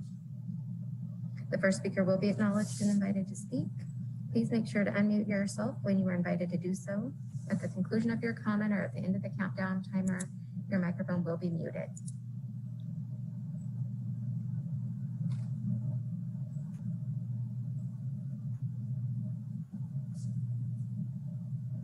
Mayor, I'm not seeing any hands raised for public comment on item 7 staff briefings. Additionally, we received no voice message public comments on this item. All right, thank you so much. Thank you, Mr. Lowenthal, for your presentation. Item 8, let's start. Mr. City Manager, do you have a report for us this evening? I do not. Thank you. Madam City Attorney, I believe you do. I do. Thank you, Mr. Mayor. This is our quarterly report on settlements and active litigation. So I will go through this very quickly. You have the information in your agenda. This is a report for the third quarter. And during the third quarter, we had 2 settlements. We've discussed both of them in the past. The first is the Iran settlement. That settlement came out of injuries that were suffered during the protests last spring. The second settlement is a settlement of a case in which the city was the plaintiff. It's on the go wireless case. And we recouped excess phone charges that the city had paid in the past. And we recouped almost $107,000 in that case. As to pending litigation, we have about 34 pending cases in our office right now. 7 of those cases are close to settlement or close to obtaining a full dismissal of the claims. The remaining 17 are in various stages of litigation, some in early pleading stages, some in discovery, and some getting ready for trial. And it's a wide range of cases, as always. The cases include matters that arose out of personal injuries, injuries arising out of motor vehicle accidents, arising out of alleged unsafe conditions on sidewalks, and similar kinds of accidents. We have 2 CEQA cases currently in the office, a challenge, as you know, to the all-electric reach ordinance, and then a new CEQA case that was just filed recently, a challenge to our downtown station area specific plan. We have the case pending that raises constitutional challenges to police actions during the early days of the protests last spring. We also have, of course, our Vannucci case, which raises constitutional challenges to the city's efforts to address homelessness. We have a couple of cases that involve construction and contractual disputes. We have our litigation ongoing against PG&E regarding the damages that the city suffered in the 2019 wildfires.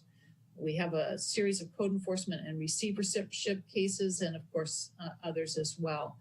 So we do have a very busy litigation team. We have 4 attorneys on our litigation team. They do other work as well, not just litigation.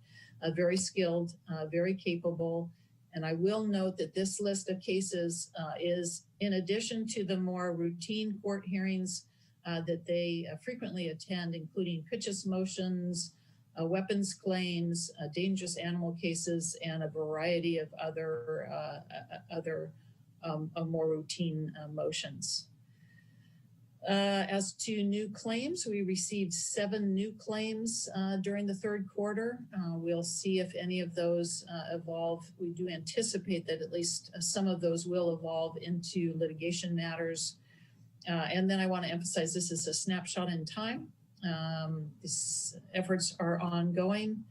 And I will note that under the open government ordinance, that is going to call for more frequent reporting of litigation matters, in fact, monthly reporting. So we'll gradually switch to that schedule. Happy to answer any questions. Thank you for that report out. Council, any questions for our city attorney? Not seeing any.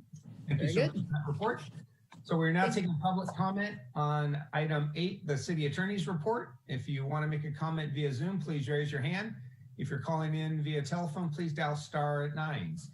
Madam Host, would you facilitate public comment on item 8, the city attorney report? Thank you, Mayor. As you can see, there is a countdown timer before you for the convenience of those participating in tonight's meeting. First speaker will be acknowledged and invited to speak. Please make sure to unmute your microphone when invited to do so. At the conclusion of your comment or at the end of the countdown, your mic will be muted. Again, this is for public comment on item 8, city manager and city attorney's reports.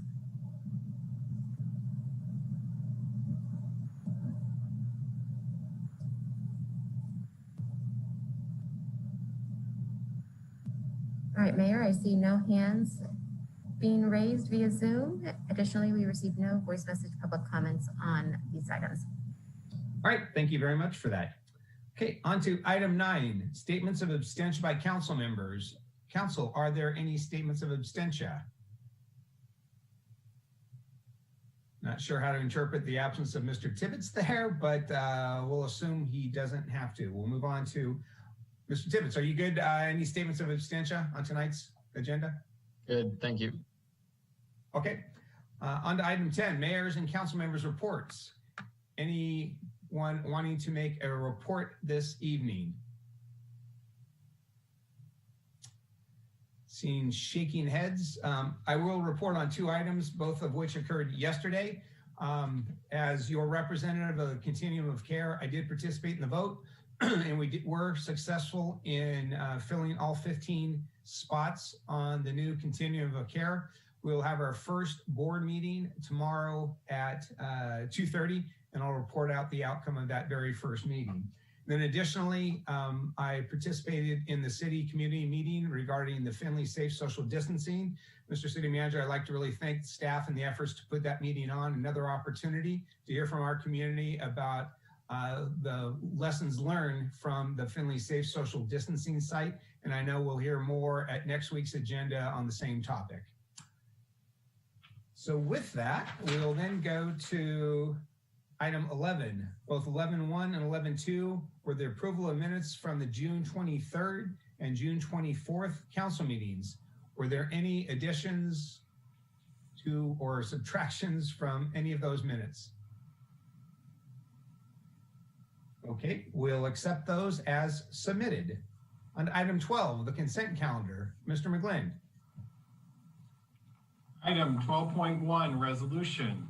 Early lease termination with sports restaurant of Bennett Valley Incorporated, located at 3330 Yalupa Avenue, Santa Rosa. Item 12.2, resolution. Transfer of real property interests along Yolanda Avenue and relinquishment of abutters' rights to the California Department of Transportation as part of the Hearn Avenue interchange at Highway 101 project. Item 12.3, resolution. Authorization to utilize HGAC by cooperative agreement for 2 Simlin M2DH crack sealers to Simline. Item 12.4, resolution. Lower Colvin Creek Restoration Phase 2 mitigation credit purchase authorization. Item 12.5, ordinance adoption of the second reading, ordinance of the City of Santa Rosa adding Chapter 1-10 to the Santa Rosa City Code entitled Open Government. All right, thank you. Council, any questions on the consent calendar?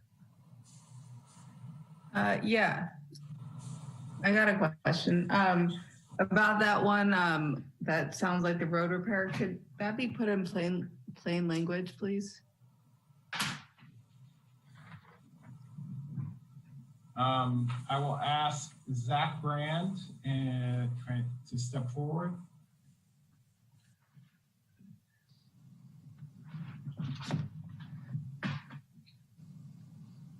One moment as Zach transitions over to panelist side. Good evening, Mayor, Vice Mayor, and Council. Thanks for the question. That one did sound a little odd. The product we are purchasing is replacements for two asphalt crack sealing machines. The brand name of them is Kimline or Simline as pronounced. And we are trying to purchase them off an HTAC cooperative contract. Thank you. Mr. Sawyer, you have a question? Thank you, Mayor. I do. I have actually some comments and one question. I received an email from one of the members of the Open Government Task Force, and I told them that I would bring voice to their concerns. So I have 3 items. The first one actually is a question. There was a mention actually by the city attorney that there were a number of items that had already been implemented. And this member of the task force was curious if we could find out exactly what items that were recommended either by the first task force or the second subcommittee, if those that were already implemented could be listed or that we could be informed as to what those were. They were mentioned, but not listed. Secondly, the member of the task force was surprised that the cost of the implementation of the various elements was not fleshed out. And there was a concern that not having those items, the cost of the items, the various elements fleshed out could delay the full implementation of what we passed prior to at our last meeting when we discussed it at length. And finally, the member of the task force was dismayed to hear that the supporting documents related to the preliminary agendas have not been available for some time. This was a surprise to the member, and that this had been a practice for many, many years. So the fact that this was not happening currently was a concern to the member, and that the new ordinance really was, in their opinion, less transparent for the public than what had occurred previously. So that was a concern of theirs, was the preliminary agenda and having those supporting documents available at an earlier point. So I guess the one question in here is, well, actually 2, at what point should we expect the cost of the various elements of implementation, or the various elements and their implementation be fleshed out? I assume that's going to be happening during our budget talks. And those things that have already been implemented, how we can get a list of those items so that we can review them. I would be curious to know as well, because I'm not sure what has already been implemented. I know the city attorney mentioned it, and I've heard other people mention it as well, that some things are already well on their way. Certainly, and we would be happy to put together that list and get that to you and make it public. I don't have it at my fingertips right now, sure. And I would be hesitate to go based on my memory. So happy to provide. Yes, happy to provide that. And then in terms of the cost of the items, yes, you're exactly right. We're going to be looking at that as we move forward during the 6-month period prior to implementation. And we'll be discussing those costs during the budget process. So. Thank you. And the member of the task force, I know, appreciated being able to bring these concerns to the council. Thank you. Thank you. Mr. Rogers. Hey, Mr. Mayor. So it is a little dated now. It was probably about a little over a year ago, but there was a chart that staff did prepare that walks through every single item within the Open Government Task Force report and gave a status update. Like I said, it's a bit dated now, but perhaps that'd be a good starting point where if staff was able to update that, make that public, I think that this is an item of interest to the community. That sounds good. Thank you. All right, any additional questions for staff? Not seeing any, so we're now going to public comment on item 12, the consent calendar. If you're calling in via telephone, please dial *9. If you want to make comment via Zoom, please raise your hand. Madam Host, would you please facilitate public comment for the consent calendar, item 12? Thank you, Mayor. As you can see, there is a timer before you for the convenience of those participating this evening. The first speaker will be acknowledged and invited to speak. Please make sure to unmute your microphone when you are invited to do so. Your microphone will be muted at the conclusion of your comment or at the end of the public comment period. The first public comment will be provided by Gregory. Gregory, I've enabled your speaking permissions. Can you please unmute your microphone and confirm you can see the timer on your screen? Yes, I can. Thank you. Please identify yourself for public record if you choose to do so, and your time begins now. My name is Gregory Farron, and in this role, I'm the treasurer of the Bennett Valley Golf Club. One of the consent items is the early termination of Legends restaurant operator. I was surprised to hear that today, to read it on your agenda. And I guess what I'm asking, since I'm also on the board of an agency that provides meals to homeless and is always looking for a better restaurant or a better kitchen in particular. So I guess my question is, has there any conversation taking place in the city about what you're going to use that restaurant, that kitchen in particular, in the 18 months before I guess you're going to put it back out to bid? If you are interested in a group of nonprofits who are themselves trying to use a smattering of kitchens, who could possibly build a coalition and use the kitchen well for the better use of those we serve, then I'm interested in talking to you guys. So if you could at least, I'll contact the staff later, but I guess I'd like you to think about not letting it sit there for 18 months, being unproductive to any use. Thank you, and I'll cede the rest of my time. Thank you, Gregory.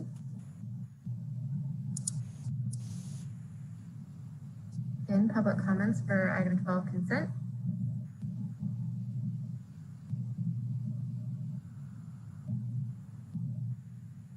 Mayor, I'm seeing no hands raised. Are you okay if I move along to voice message public comments?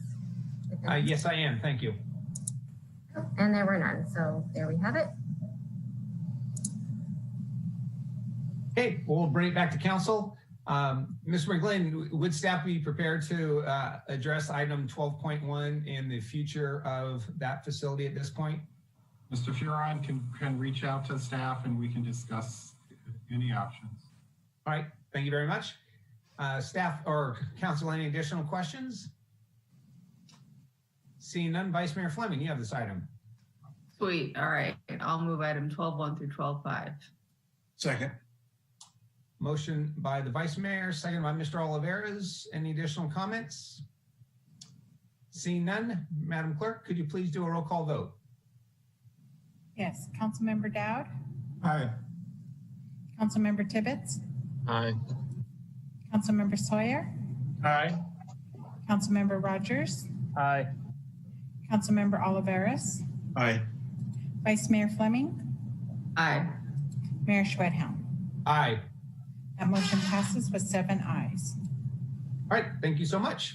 All right, as mentioned before, we will take another break. We'll take a 15-minute break. Let's reconvene at 7:10. Reconvene at 7:10.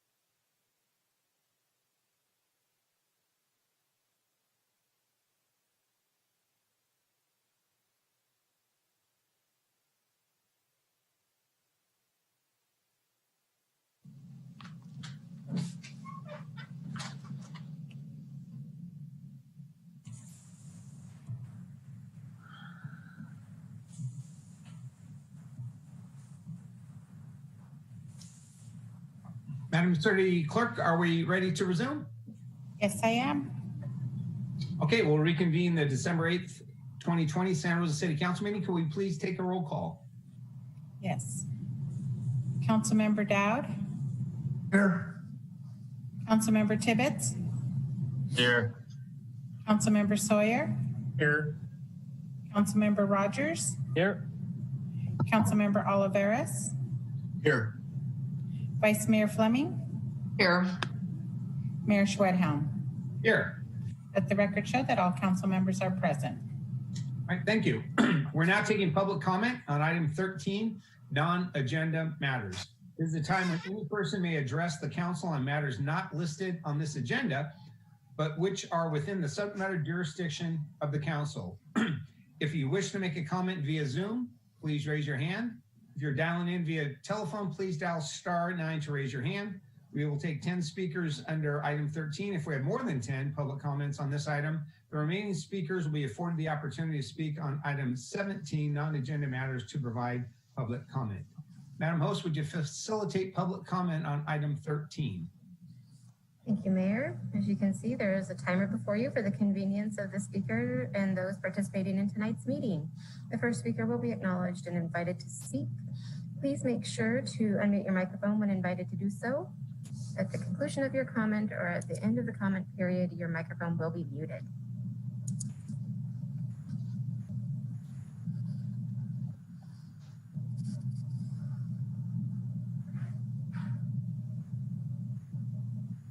Mayor, I do not see any hands being raised for public comment on non-agenda matters under item 13. Are you okay if I move along to the voice message public comment? Absolutely, thank you.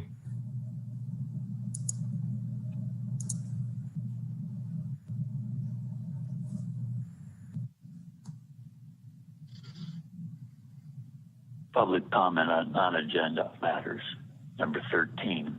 Dwayne DeWitt from Roseland.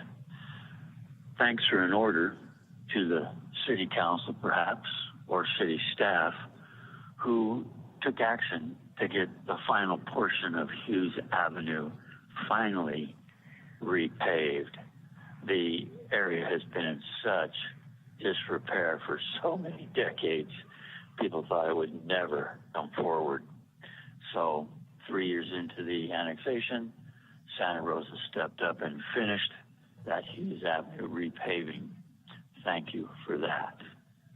Also, thank you to Alistair Blyfus.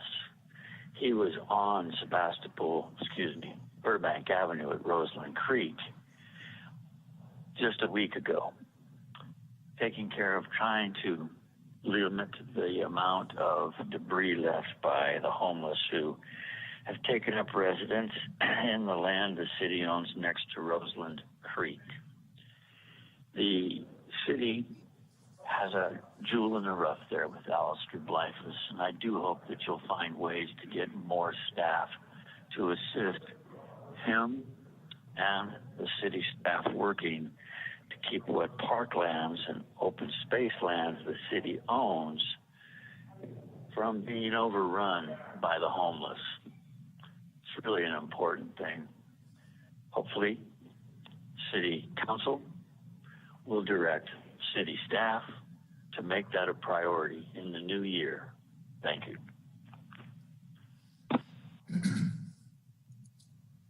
Mayor, that concludes public comment on item 13. All right, thank you so much. Item 14.1, Mr. City Manager.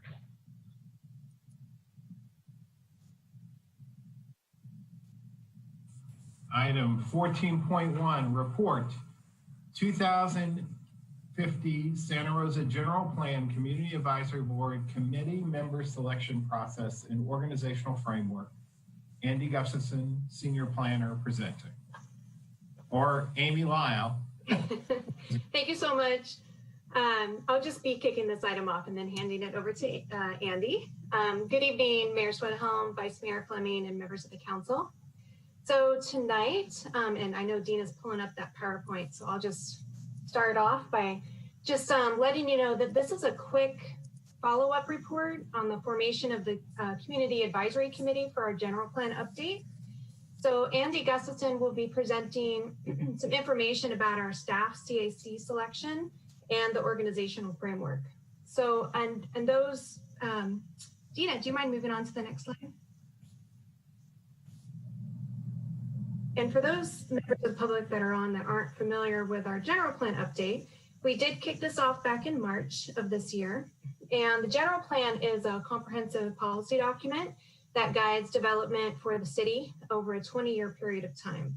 So it's a really great time to get involved, and we're really excited to kick this off. So a major component of the planning effort is community engagement, and public outreach needs to involve a broad range of individuals. And for this effort, especially this effort, we are trying to engage folks that were traditionally left out of some of these civic conversations. So those that may be excluded in the past due to race, citizenship, language, age, income. We really want this to be a robust conversation with all members of the community. So with this general plan update, we're also blessed with an infusion of grant money, thanks to Kaiser Permanente. And so we are partnering with Kaiser and Latino service providers on the outreach as well. So your council authorized the formation of the CAC as part of the acceptance of a community involvement strategy back in September 15th. So and just to note, the CAC members don't really have a policy advisory role. So this committee is a little bit different. These members are serving as our outreach team, and will be serving as liaisons for us to get deeper into the community and into more of a neighborhood level. So with that, Andy's going to briefly go over the staff selected CAC member demographics and providing your council with information for your selection for the remaining CAC members and some information on the organizational framework. So I'll kick it over to Andy. Thank you, Amy, and good evening, Mayor Schwedhelm, Vice Mayor Fleming, and members of the council. So in your packet, you have two items. One is a description of our CAC selection process, and the other is a organizational framework or bylaws that will govern the CAC. The selection process commenced immediately after the council authorized the formation of the 15-member committee last September, and there began a 6-week recruitment period with applications and invitations that were sent out via social media, email, even referrals by individuals to people who thought might be really interested and supportive of participating on the CAC. The applications that were submitted were followed up with interviews with the candidates. And at the end of that process in early November, staff was able to come up with a selection of 18 members. That represents the first stage of the formation of the committee. And in a moment, I'll describe their characteristics or the sort of the general diversity measures that we used of those 18. The second stage of the CAC formation will be the council selection of the remaining 7 members. Each council member will select one to the CAC, and we will be asking that the council members do so by January 12th. That would allow us to begin convening our first council CAC meeting at the middle or late January. So what are the kind of things we looked at when we and we can advance the slide, please. Next slide, please. This basically shows the 2 different stages or steps that I described. We had 35 respondents. They really demonstrated through their applications and interviews that they were highly qualified and came from a diverse group. We had a very even participation or response by male and female. And also we had a pretty high response by people who had not been engaged in civic projects before. So we were very encouraged by that. We partnered with Latino service providers to help to ensure that we were reaching non-English speaking community groups and the youth. And if we advance to the next slide, I'll just begin to show the diversity of that 18 selection. Here we see two charts that compare the ethnicity and race of the CAC members with the general population of the city shown here in that orange or red line. So you can see that the two track pretty well with our community, with our CAC members.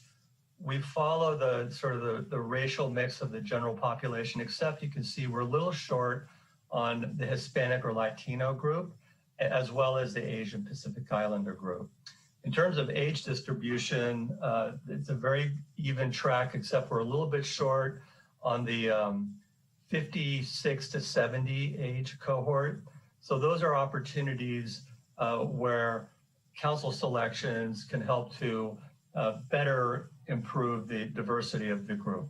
The next slide, please.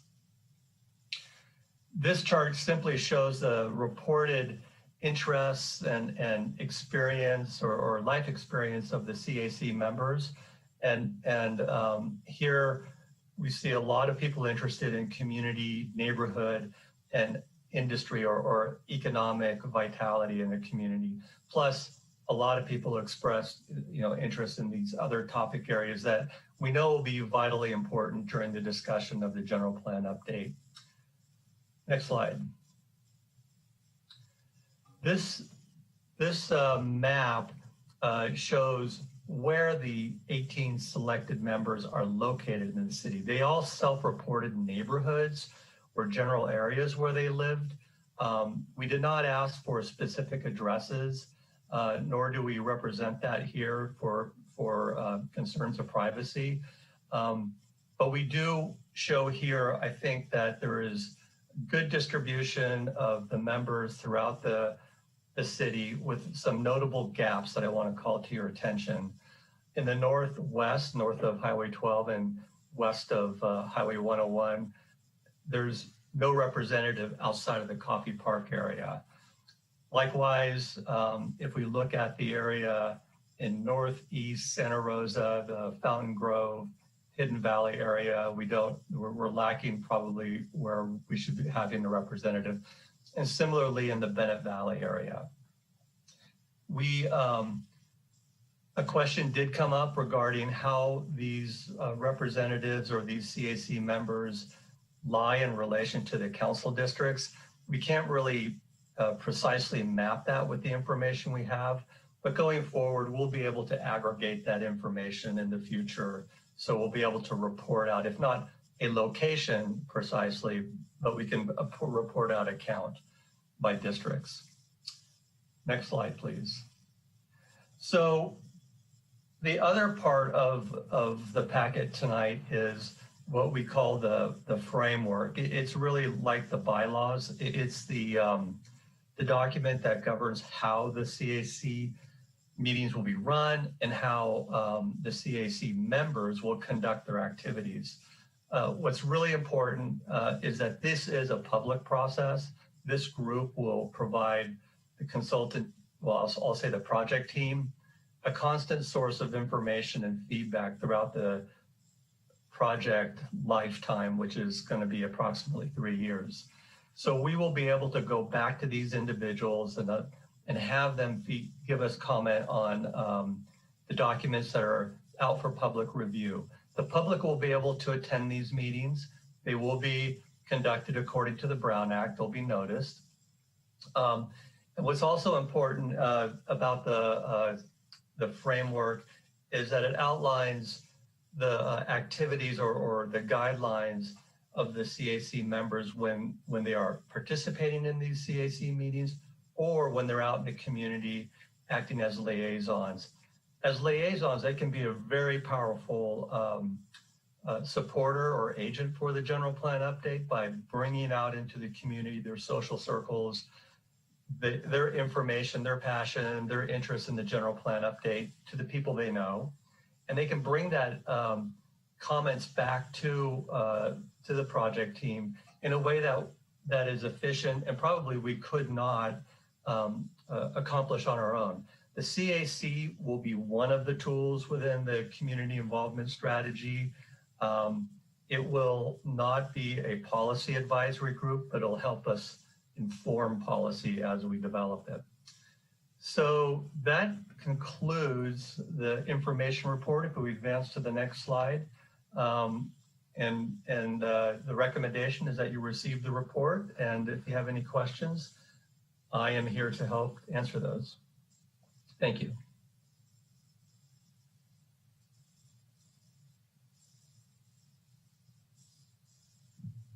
Thank you, Andy, for that presentation. Council, any questions?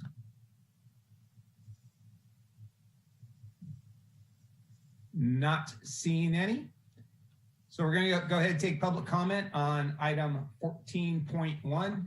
If you'd like to make a comment via Zoom, please raise your hand. If you're dialing in via telephone, please dial *9. Madam Host, would you facilitate public comment on item 14.1? Mayor will do. As you can see, there is a timer before you for the convenience of the speaker and those participating in tonight's meeting. The first speaker will be acknowledged and invited to speak. Please make sure to unmute your microphone when invited to do so. At the conclusion of your comment or at the end of the timer, your microphone will be muted. Again, this is for public comment on item 14.1, the General Plan Citizens Advisory Committee selection. First public comment will be from Gregory. Gregory, I've enabled your speaking permissions. Can you please unmute your microphone and confirm you can see the timer on the screen? I'm unmuted. This is Gregory's wife, Pat Cuda. We're sharing a computer. Okay, thank you for identifying yourself for public record. Your time begins now. I just briefly want to commend the staff on the excellent effort they made on outreach and selection of a diverse membership for the CAC. Santa Rosa Together is excited to work with and partner with the CAC and the city in the general plan process. And we think we have an excellent beginning. Thank you.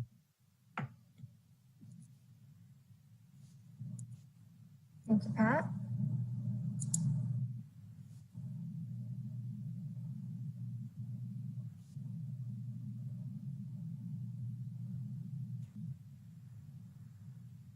We are not seeing any additional hands raised for item 14.1 public comment, nor did we receive any voice message public comments on this item. Okay, thank you very much. Mr. Dowd, you have this item. I'm going to have to plead to have somebody else take it if you don't mind, because I had some computer problems and so I don't have the resolution available to me. Okay. Others on council, Mr. Sawyer, do you happen to have it available there? I do. There is no resolution. Oh, I'm sorry to interrupt. There is no resolution on this item. It's just a call for council to receive the report. Okay, well, I can move that then, can I, Mayor? That works for me. So you're making a motion that we receive that report that just provided to us? Yes, I make that motion. Second. And the second with Mr. Tibbetts. Any additional comments from council? Seeing none, Madam City Clerk, would you please take a roll call vote on the acceptance of this report? Yes, Councilmember Dowd. Aye. Councilmember Tibbetts. Aye. Councilmember Sawyer. Aye. Councilmember Rogers. Aye. Councilmember Oliveras. Aye. Vice Mayor Fleming. Aye. Mayor Schwedhelm. Aye. That motion passes with 7 ayes. All right, thank you so much. Mr. City Manager, item 14.2. Item 14.2, report fiscal year 2019-20 Measure O annual reports. Shelley Riley Interim Deputy Director of Finance, and Magali Tejas, Deputy Director of Community Engagement, leading off a complete presentation.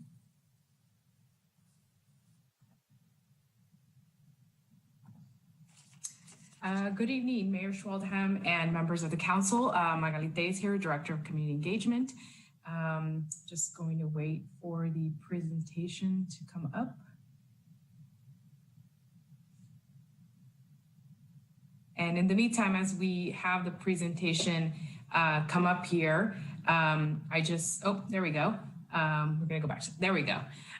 Thank you so much. So I just wanted to thank you all for the opportunity to share the fiscal year 2019-2020 Measure O annual report. Next slide, please.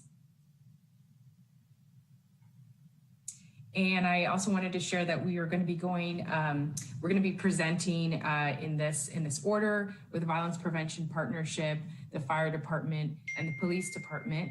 And I just wanted to remind our community members that the Violence Prevention Partnership is housed under the Office of Community Engagement.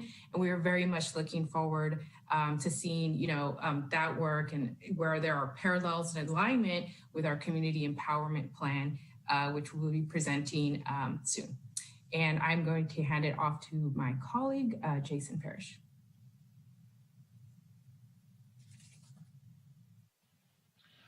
Mayor Schwedhelm, members of the City Council, if you could please advance the slide. And one more. So the current year balances, as you'll be able to see, from what we started at and what we ended with, used approximately $270,000 of the Measure O reserves. Of this amount, you'll be able to see in this table the $294,000 that's currently encumbered for the Choice Grant Program. You could advance the slide. So as you can see, the largest expenditure is the Choice Grants Program as required by the Measure O ordinance, so that we have to spend at least 35% of the youth violence prevention costs overall.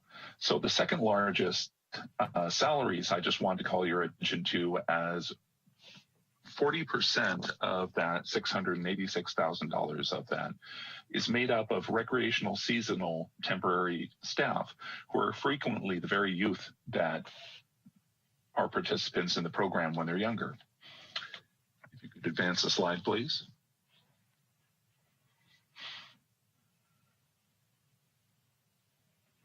And as you can see, the neighborhood services and the violence prevention programs have been tracking with the revenues with what was a timing issue back in fiscal year 14-15.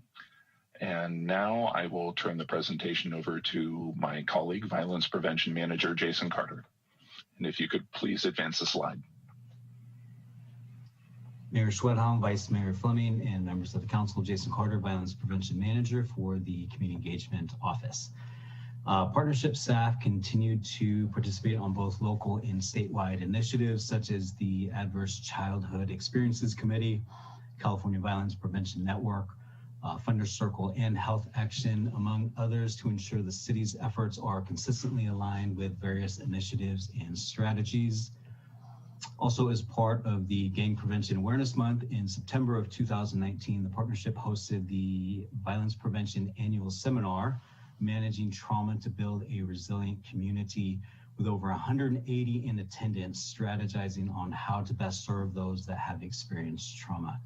Breakout sessions included workshops delivered by Santa Rosa Police Department, Santa Rosa City Schools, and Child Parent Institute, with additional events including in partnership with Recreations Neighborhood Services, a youth basketball tournament with over 300 in attendance, a social media safety training for parents that identify the many potential dangers of social media out there for their children, Community Action South Park Day Night Festival, as well as the West 9th Night Walk for Safety with SRPD and LifeWorks during such a unique and critical time not too long after the Jacobs Park incident. Also during fiscal year 1920, staff began the planning stages of expanding upon the monthly model by creating the first annual violence prevention awareness series, a series of events that span across the entire calendar year. The year started off with a training for parents in the South Park area, as well as engaging Cook Middle School students in conversations with local law enforcement. But unfortunately in March, we had to table the series, and definitely look forward to providing an update at next year's annual report. Also, in the upcoming slides, I'm happy to provide an overview of the Choice Grant Program and GPS referral component. Next slide, please. Cycle 9 of the Choice Grant Program funded 9 local nonprofit organizations that ultimately served over 15,000 youth and families through various activities such as Land Paths outdoor summer programming. We had Child Parent Institute's PPP positive parenting programs and in-home mental health services for both youth and parents. Of all the services delivered through Cycle 9, 93% of services were provided to those 0 to 24 years of age, with 7% to young adults and parents.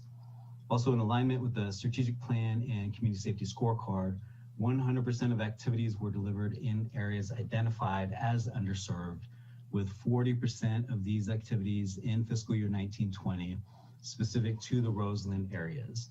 Some of these events included early childhood education activities and support, truancy prevention activities, as well as career readiness workshops, including paid internships. Also, staff has been capturing some of the historical impact of Measure O since 2004, which has resulted in an impressive amount of calculating $10,210,000 invested into local nonprofits and schools since the launch of the Choice Grant Program, as well as over $270,000 in mini grants delivered to support one-time projects throughout the year. Next slide, please.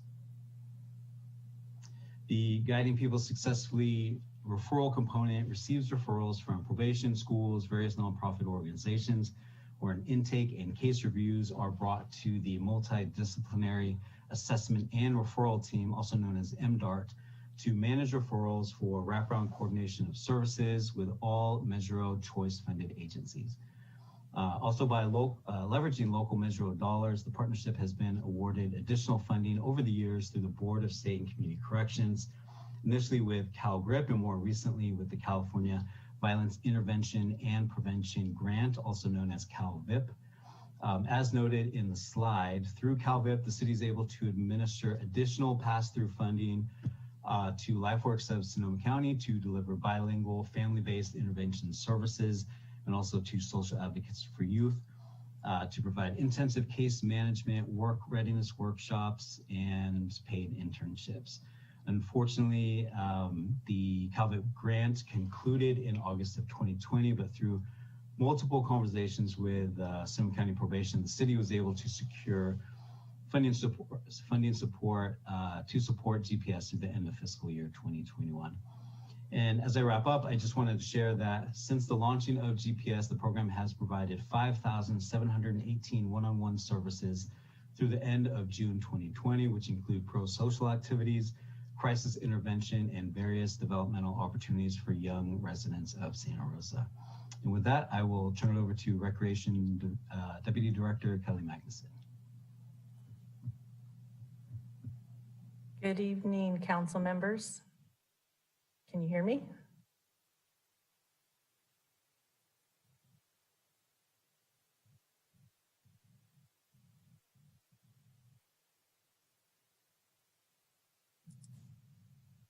We can hear you, Kelly.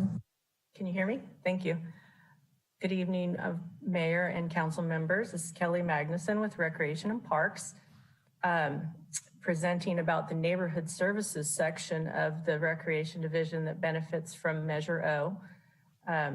We continue to offer programs year-round to the underserved youth in Santa Rosa, predominantly 1st through 8th graders, but then we also have a summer teen program, a sports program.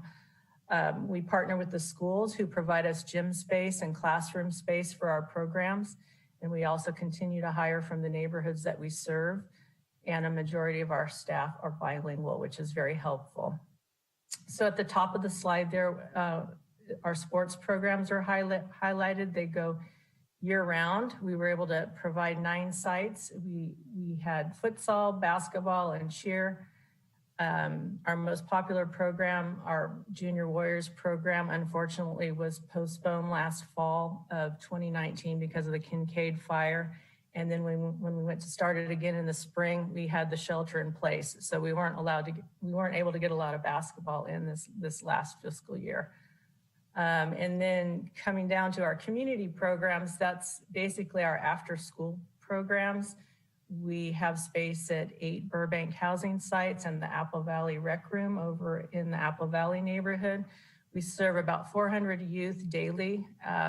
During the after school hours, we're able to provide homework help, arts and crafts, field trips, community events, nutrition, and guest speakers and extracurricular activities. Next slide, please.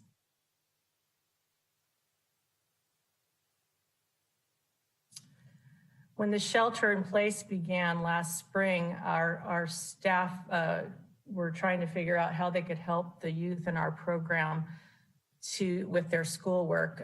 So we started a virtual tutoring program, which became very important for some of the students that were really struggling. We wished we had more time to serve more students, but we were able to serve about 35 students weekly with their schoolwork remotely. And then while that program was taking place, our permanent staff started to plan summer. So normally during the summer, we have a full day program at 4 different sites. We serve about 500 youth each summer daily. But this past summer, we weren't able to do that. We had to regroup and we had to figure out what we were allowed to do. We worked with the county and we were able to offer a day camp program that only had 12 youth in each cohort. Lots of staff to help with sanitation, taking temperatures. The locations had to be cleaned constantly, but we were able to pull it together and we had programs at all of the sites listed there. And then about a couple weeks into the program, we decided it was working really well and we wanted to bring in a couple more cohorts. So we started up 2 more groups at Findlay Community Center, and that was going really well. We were able to use Rosa the trolley to take all the kids to the Findlay pool because swimming was allowed in the small groups. And then we were also able to take the kids to Howarth Park so they could do the paddle boat rides. So they actually had a lot of fun over the summer and that program was successful. I just want to point out and commend our staff for all the work they've put into ensuring that all the youth in our program are safe during the day with the social distancing and the face coverings and the sanitations. Our staff have worked really hard to provide these programs. And as we go into the next slide, 12, Jason Parrish will talk about how we're looking ahead. But as you know, we are offering the distance learning program now. We have about 90 kids in our program that are benefiting from the program thanks to Measure O funding, and we plan to continue that into the 3rd quarter of the school year. So I'll turn it back over to Jason Parrish at this point. Thank you, Kelly. 2 primary efforts that are moving forward right now are updating the community scorecard, which is used to aggregate community demographics to ensure all of our programs in the Violence Prevention Partnership and Neighborhood Services are focused to the greatest needs in our community. And Recreation is also planning additional spring and summer programming to complement the School of Rec support that the children are receiving in anticipation that Sonoma County will eventually ease COVID restrictions on recreation activities, we hope. If you could please advance the slide. As you can see, we started out with utilizing $270,000 in reserves last year. We have a little bit over 280,000 this year, and that's going to be one of the guides in our budget development that starts this coming February.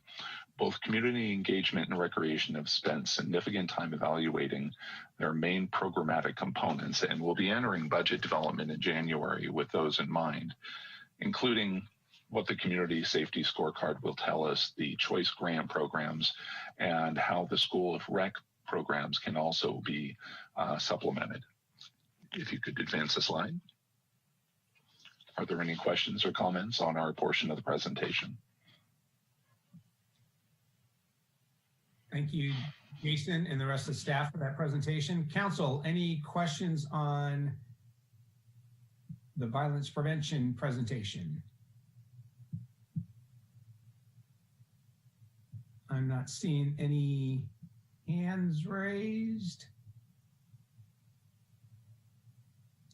Okay, I do want to thank everyone specifically dealing with the things that we actually have control of. There's so much with this program that we have no control of. And I think city staff, both in recreation and parks and violence prevention, have done a fabulous job of doing the best in this very challenging situation. So hats off to all of you. So thank you.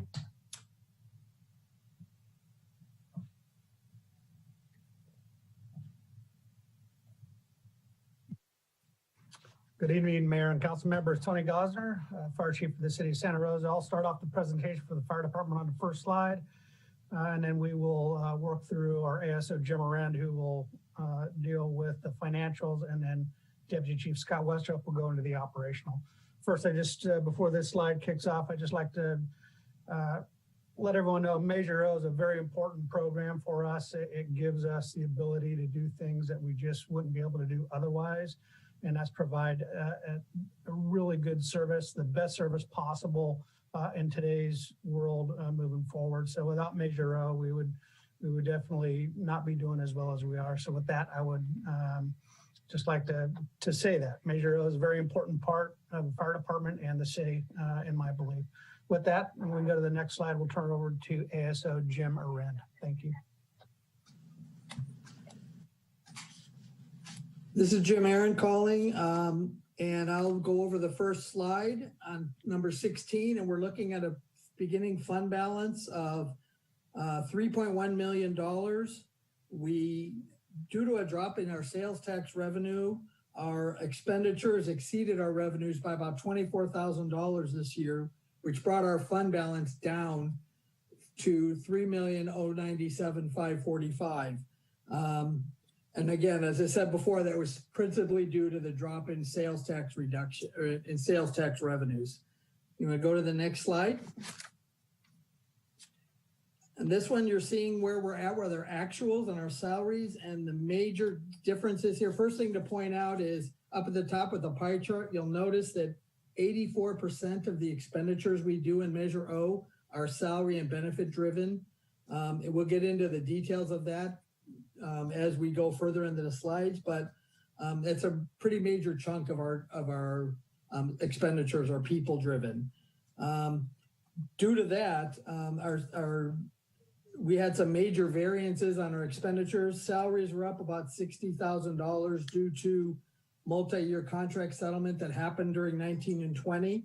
Our benefits were up $113,000, and that was primarily due to CalPERS going up. And then we had some minor internal vehicle maintenance that went up. So overall expenditures were up roughly $196,000 over the prior year.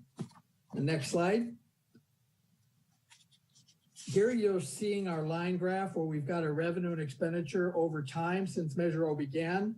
And you'll note that this particular year for 1920 was the first time since 14-15 that expenditures actually outpaced revenues. And again, as I said before, we're down about 24,000 this time. That's a planned event. We monitor things pretty closely in fire and Measure O. Our goal is to accumulate fund balance because we've got some big expenditures planned down the road related to helping fund stations, move them, et cetera. And a lot of that is it's gonna need some additional funding. So we're very careful with what we do. And that's why our fund balance is pretty healthy and it's grown to where it is right now. With that, I'll turn it over to Deputy Chief Westrup. Thanks, Jim. Good evening, Mayor Schwedhelm, Vice Mayor Fleming, and members of the council. Scott Westrup, Deputy Fire Chief for the City of Santa Rosa Fire Department. If we could advance to the next slide, please. So I'm going to go through in the next couple slides and talk about some of the operational enhancement that Measure O has provided to the fire department so we could provide a better service to the City of Santa Rosa. In looking at the personnel that are assigned to Measure O, We currently have 3 fire captains who are the frontline supervisors on our fire engines and fire trucks assigned to Measure O. We have 1 fire captain who's assigned to our training division. It's the training manager out at the training facility on West College Avenue is assigned to Measure O. 3 fire engineers who are the apparatus operators on our fire engines and fire trucks, and 3 firefighters. We have 1 EMS battalion chief assigned to Measure O. 25% of that position is paid for by Measure O. And then the paramedic incentive pay for 6 of our firefighters who staff our truck companies to essentially upgrade our truck companies to a paramedic level service are funded by Measure O as well. Next slide, please. So some of the impacts that Measure O has had for the fire department is provided us with 9 firefighters and a training captain, which we covered in the last slide. It supplied us with 3 fire engines and 2 fire trucks upgraded to paramedic status. It's enhanced our emergency medical services management through the partial funding of the battalion chief. And as a lot of you know, EMS or emergency medical calls account for about 65% of our call volume.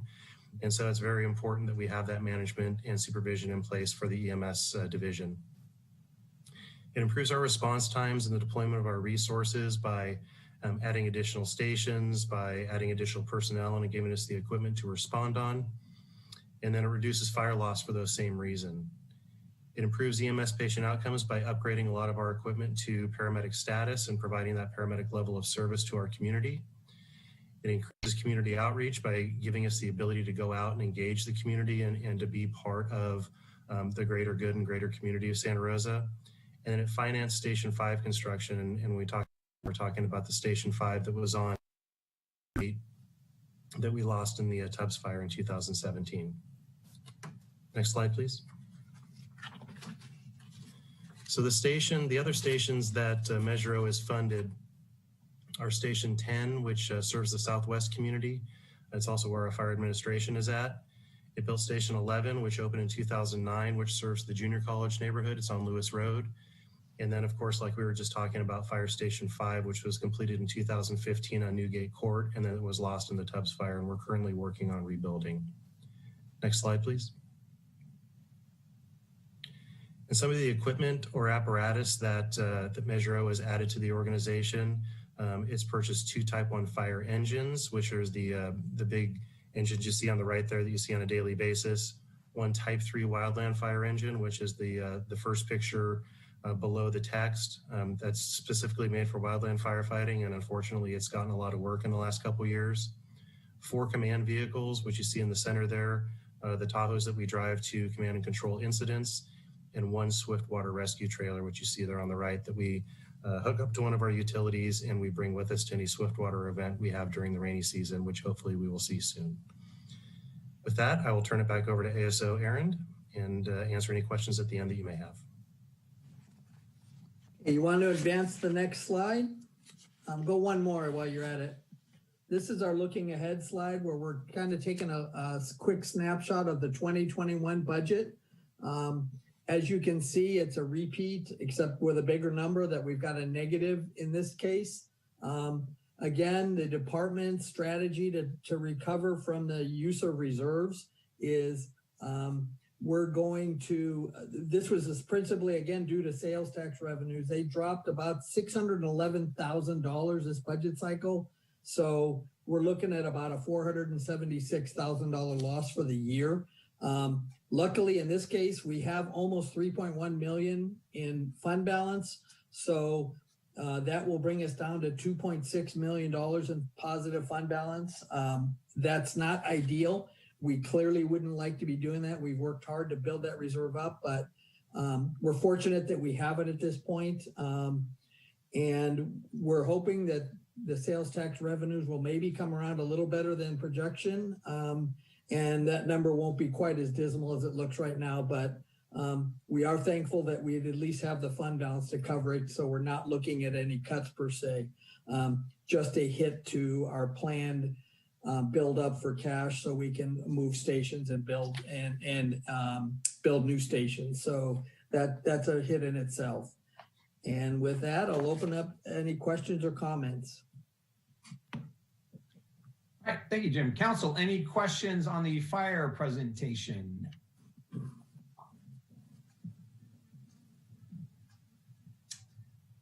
Not seeing any. Thank you very much. Let's continue the presentation.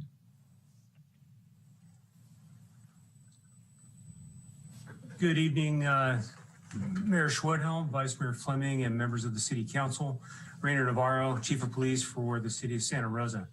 I am here today with Pam Lawrence, our Administrative Services Officer, to present the Police Department's portion of the Measure O annual report.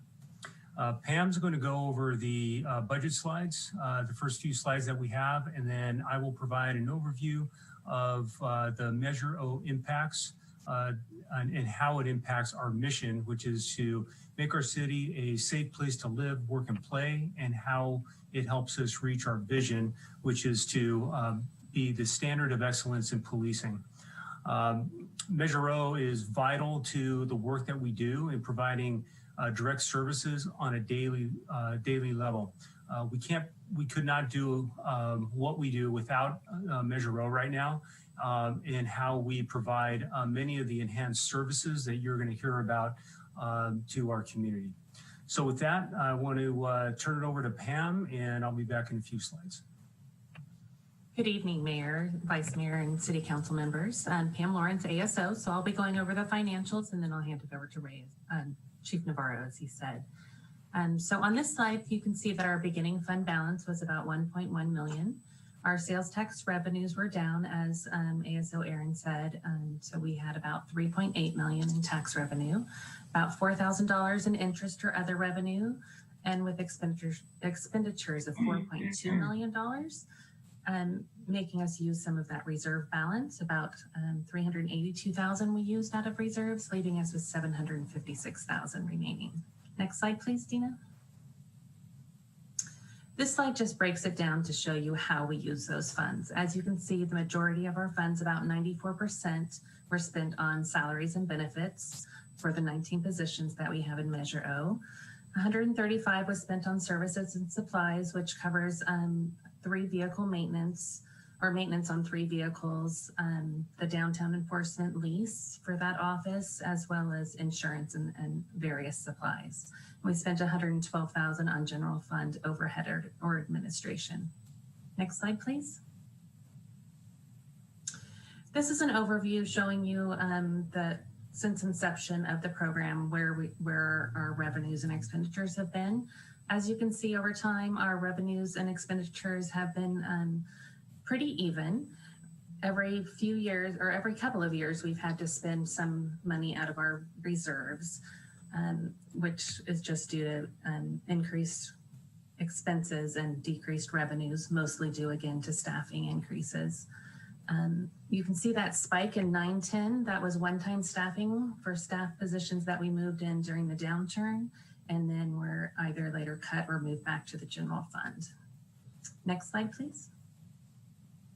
Chief Navarro will take it from here. Thank you, Pam. So as you see, the Measure O funds 19 positions within our police department. That is both sworn and civilian who are assigned throughout the department, including a lieutenant, a sergeant, and 9 officers who are in designated assignments which address priority issues such as traffic and homelessness. We also have 5 civilian staff, and that includes 1 manager in communications and 4 staff members, 1 in records, and 3 others who are on the streets as field evidence technicians or community service officers to address calls for service such as burglaries and assisting with traffic accidents. Again, these positions are vital to meeting the mission and vision of our department, and then also the City Council's mission of providing high quality service to and cultivating a vibrant and resilient city. Next slide, please. So Measure O helps us enhance our patrol services. In patrol alone, the Measure O patrol officers responded to over 4,800 calls for service. Measure O allows our staff to address specific priorities based on community feedback and council priorities. In the past, I'll give you a few examples. 2 years ago, Measure O helped us update our radio infrastructure to address our response to natural disasters, such as the fires that we're having and other major emergencies. We've purchased equipment such as our electric motorcycles for our downtown enforcement team, which allows us to go in some of our more rural areas, such as the hills, and also provides better access to some of the open lands within the city. And it also pays for our downtown office, which is next to the transit mall, which allows our downtown enforcement team to provide better response and more efficient response to the downtown area. The Measure O also assists us with doing our community policing. And with those efforts, several of our Measure O officers and staff assisted me last year in conducting 5 community listening sessions. They were vital in the planning and preparation and implementation of those meetings where we received valuable feedback. This year, we've used our Measure O officers to work with community partners throughout the year in several of our meetings, such as downtown meetings and several of our nonprofit partners in the area of homelessness and in traffic. Measure O does provide the ability to increase our traffic enforcement and maintain grants. As you can see, there's a couple of stats up on this slide here, and it has, in effect, our Measure O staff has arrested almost 500 people and issued over 400 citations.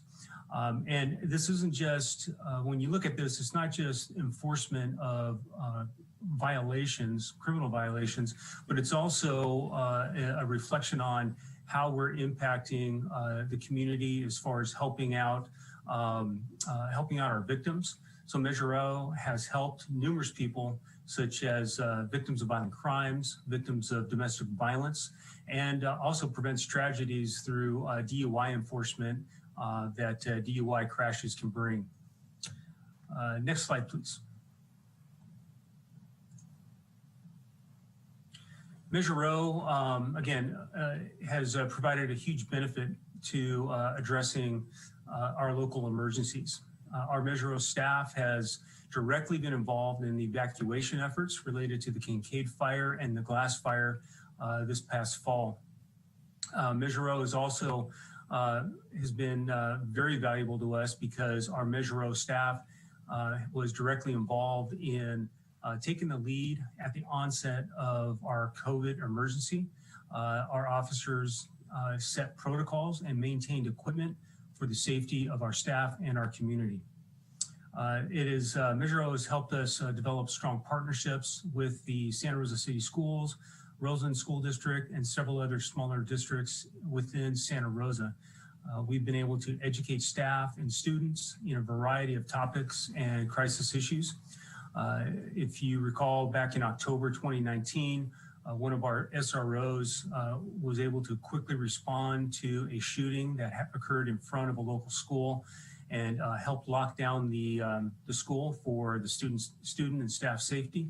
And that incident resulted in a very swift response and culminated in an arrest, and without anybody being, any additional people being injured outside of the shooting that occurred on the street. Our SROs, who are Measure O, they provide youth community experience or the Youth Community Experience program to our to students throughout the city of Santa Rosa. And we are currently working on an additional one that will be virtual sometime in the future. Even with no campus classes right now, we still get calls to assist with crises that occur, and the calls come directly from school district staff to get assistance, and in case there's anything going on campuses, on the closed campuses, or with any students that they feel might be endangered. We also have engaged with local nonprofits to mentor youth and engagement, similar to our community listening sessions. They've been a part of several virtual meetings through some of our local nonprofits such as CHOPS, where we've held community meetings with young people. We do a lot of work with homelessness. Our downtown enforcement team is directly involved in that, working with our nonprofits. They do daily referrals to homeless services, and they meet weekly with various homeless service providers to do what we can to provide services for people experiencing homelessness right now. And it's also increased our customer service as a whole to, again, meet our vision. It is vital, again, to our staffing, and it has helped us maintain some of these enhanced services, such as downtown enforcement team, school resource officers, motors, and then meeting grant requirements in the areas of alcohol and DUI enforcement. Next slide, please. So we continue to have needs in the area of staffing within the police department. We have needs for our facilities and also providing innovative programs to meet the needs of the community. The city and the department right now, as you've heard from Jim and Pam, that we are feeling the financial impact of COVID right now. And we are continuing to work on those, and we're coming up with strategies for this next year. Next slide, please. As Pam said, we have been dipping into our reserves for several years and to address some of the rising costs for salaries, benefits, and striving to provide excellent service. We began our year with $756,000 in our Measure O reserves. Salaries and benefits make up 94% of our expenditures, and we no longer have the reserves due to the reduction in revenue this year due to some of the COVID issues. So to address the reduction in revenue, we have frozen 2 school resource officer positions. That equates to about $400,000 in savings. This decision was not made lightly.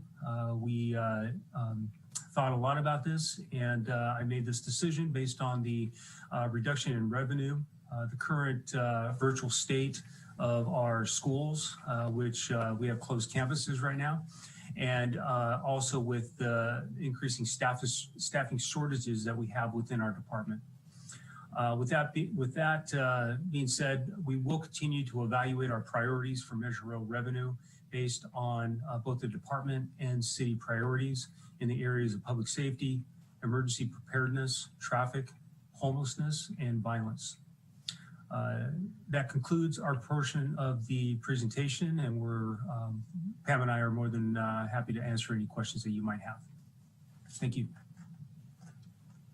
All right, thank you, Chief. Council, any questions on the police portion of the presentation? Mr. Rogers. Thank you, Mr. Mayor. Chief, just a quick question on the budget savings that you put in there at the end with the school resource officers. I assume that is in communication with the school district as well, and that process that's been playing out. That is correct. I did have direct contact with the superintendent for Santa Rosa City Schools, and they're well aware of that. And we're continuing our conversations with them. Excellent. Thank you. Council, any additional questions? Not seeing any. All right, thank you, Chief. We're now going to take public comment on item 14.2, the Measure O annual report. If you'd like to make a comment via Zoom, please raise your hand. If you're dialing in via telephone, please dial *9. Madam Host, would you facilitate public comment on item 14.2? Thank you, Mayor. You can see there is a countdown for you for the convenience of the commenter and those participating in tonight's meeting. The first speaker will be acknowledged.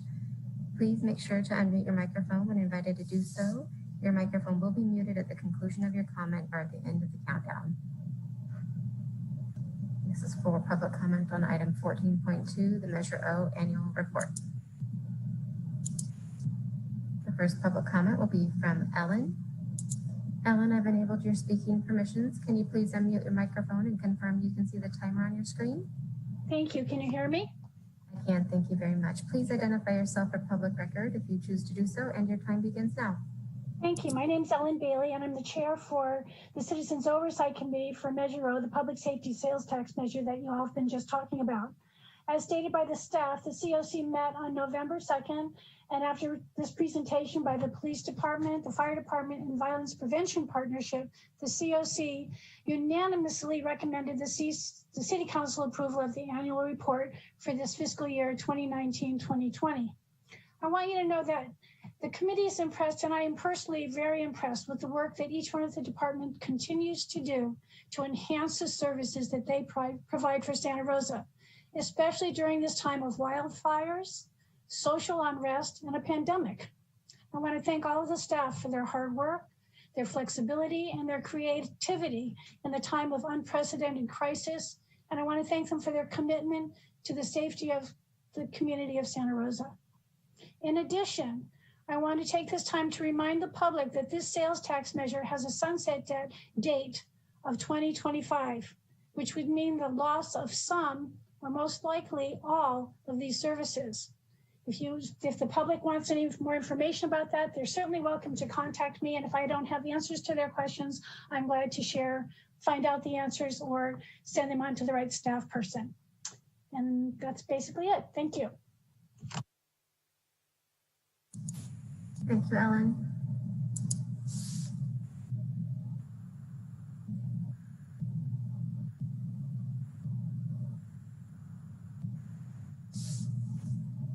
Here, I'm not seeing any additional hands raised for item 14.2, and we did not receive any voice message public comments on this item.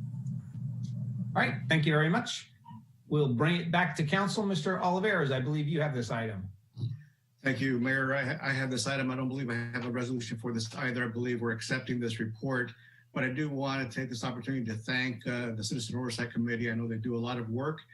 They don't have to meet often, but when they do they put in a lot of work to make this happen. So thank you to them. I also want to thank the staff from all of those that reported, from violence prevention, fire, police. This is a monumental task, especially today with COVID. We've been at this effort here locally in Santa Rosa going back to probably 2001. We continue to go at it. We were having a hard time even before COVID trying to meet the needs of a lot of our youth and families in vulnerable neighborhoods and populations throughout the city. And it's made it even tougher now with COVID and not being able to interact with them directly. So we've had to be very creative. And so I applaud their effort in doing that. But I also know that it takes its toll on those providing the services. So I encourage the city to continue to work with our providers, including those that we contract with, to ensure that they're taking care of themselves so that they're able to take care of those families and youth out there in our community. Because this is very hard work. It's hard work because I've seen it, I've done it, I see it happening across the state and the nation. And everybody that does this, my advice to them is take care of yourselves. It's so important. So with that, my recommendation to the council is that we accept the 2020-21 Measure O annual report. Second. Okay, we have a motion by Mr. Oliveras, second by Mr. Rogers. Any additional comment by council?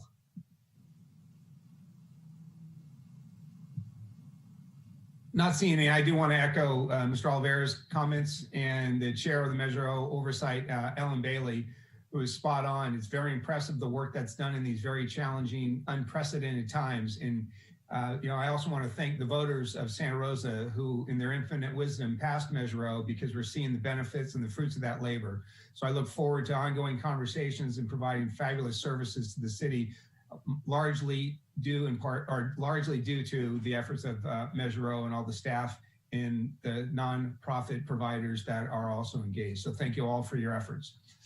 And with that, Madam City Clerk, can we do a roll call vote for the acceptance of this report, please? Yes. Councilmember Dowd? Aye. Councilmember Tibbetts, Aye. Councilmember Sawyer, Aye. Councilmember Rogers, Aye. Councilmember Oliveras, Aye. Vice Mayor Fleming, Aye. Mayor Schwedhelm. Aye. That motion passes with 7 ayes. Great. Thank you so much. All right, on to our next item, item 17.1. And let me just share the process that we're going to follow on this. So we will receive the report. We'll take public comment. And before the vote, I will provide an opportunity for any council member to make any comments about two of our colleagues who will be leaving this body. And then we'll go ahead, make the vote and move on from there. So with that, Mr. City Manager, item 17.1. Item 17.1, report, declaration of results for the general municipal election held on Tuesday, November 3rd, 2020 for 1, the purpose of electing members for 4 district-based offices of the City Council for districts 1, 3, 5, and 7, each for a full term of 4 years, and 2, submitting to the voters Measure Q relating to the sales tax. Stephanie Williams, City Clerk, presenting. Thank you. This is to declare the results of the general municipal election held on November 3rd, 2020. Next slide, please. As I said, the election was held on November 3rd pursuant to the Santa Rosa City Charter, Section 30, and the Sonoma County Registrar of Voters has canvassed the returns of the elections and has certified those results. Next slide, please. Following completion of the canvass of the votes and before installing the officers, the council must adopt a resolution declaring the results of the elections for council districts 1, 3, 5, and 7, and the adoption of Measure Q. Next slide, please. So it is recommended by the City Clerk's Office that the council by resolution recite the fact and declare the results of the consolidated general municipal election held on Tuesday, November 3rd, 2020 for the election to the City Council of Eddie Alvarez for District 1, Harrison Jack Tibbetts for District 3, Chris Rogers for District 5, and Natalie Rogers for District 7, each for a full term of 4 years, and the approval of the Santa Rosa Measure Q, City of Santa Rosa 1/2 cent sales tax, and adopt the ordinance adding Chapter 3-30 to Title 3 of the Santa Rosa City Code to impose a temporary 1/2 cent general sales tax and use tax. Next slide. And I'm happy to answer any questions. Great, thank you, Stephanie, for that presentation. And again, does anyone on council have any questions about that presentation? Not comments, just any questions for clarification.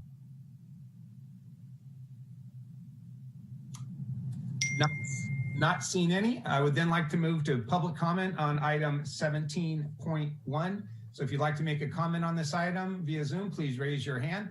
And if you're calling in via telephone, please dial *9. Madam Host, would you please facilitate public comment on item 17.1?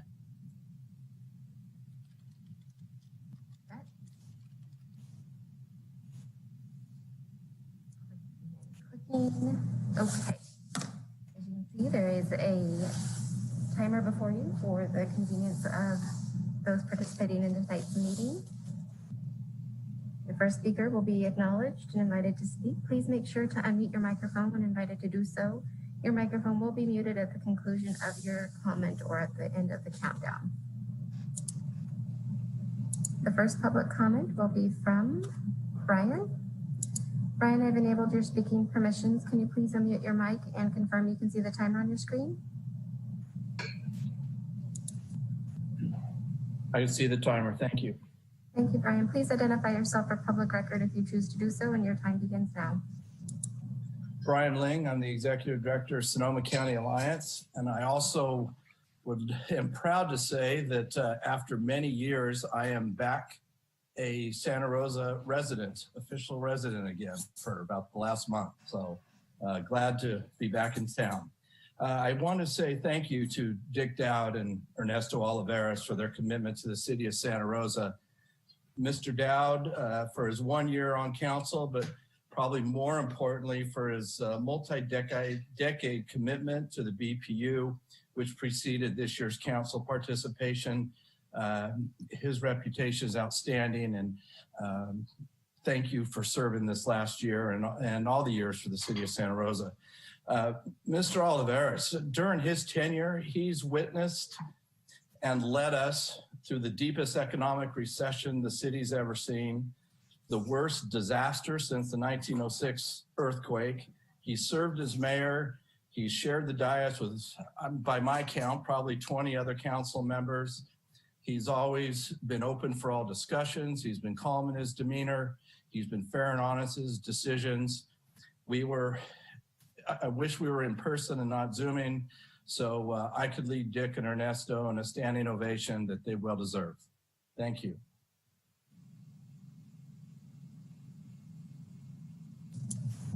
Thank you. The next public comment will be from Ellen. Ellen, I've enabled your speaking permissions. Can you please unmute your mic and confirm you can see the timer on your screen? Yes, I do. Thank you. Thank you. Please identify yourself for public record if you choose to do so when your time begins now. Sure. My name is Ellen Bailey, and I'd like to acknowledge Councilmember Oliveras' commitment to the city. You've been a council member for a very long time, 12 years. And before that, a public servant long before that. And your story is one of success that begins in Mexico and then immigrating to California as a very young child. Your parents risked everything behind by leaving everything that was familiar to them so that your family could have a chance at the American dream.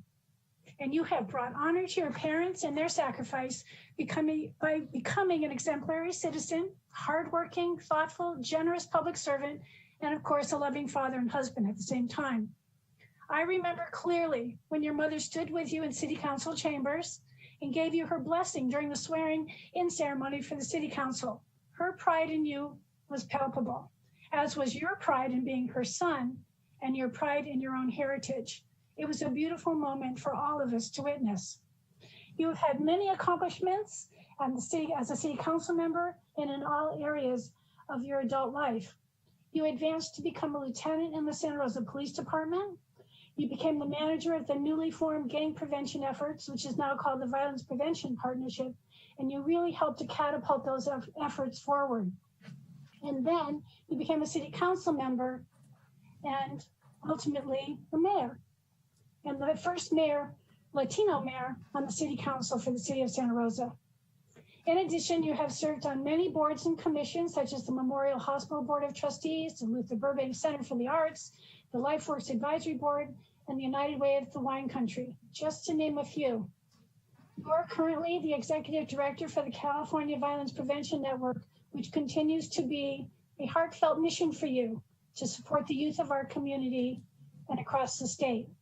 I fully expect you will continue to serve our community and share your experience and your wisdom to make life better for all of us.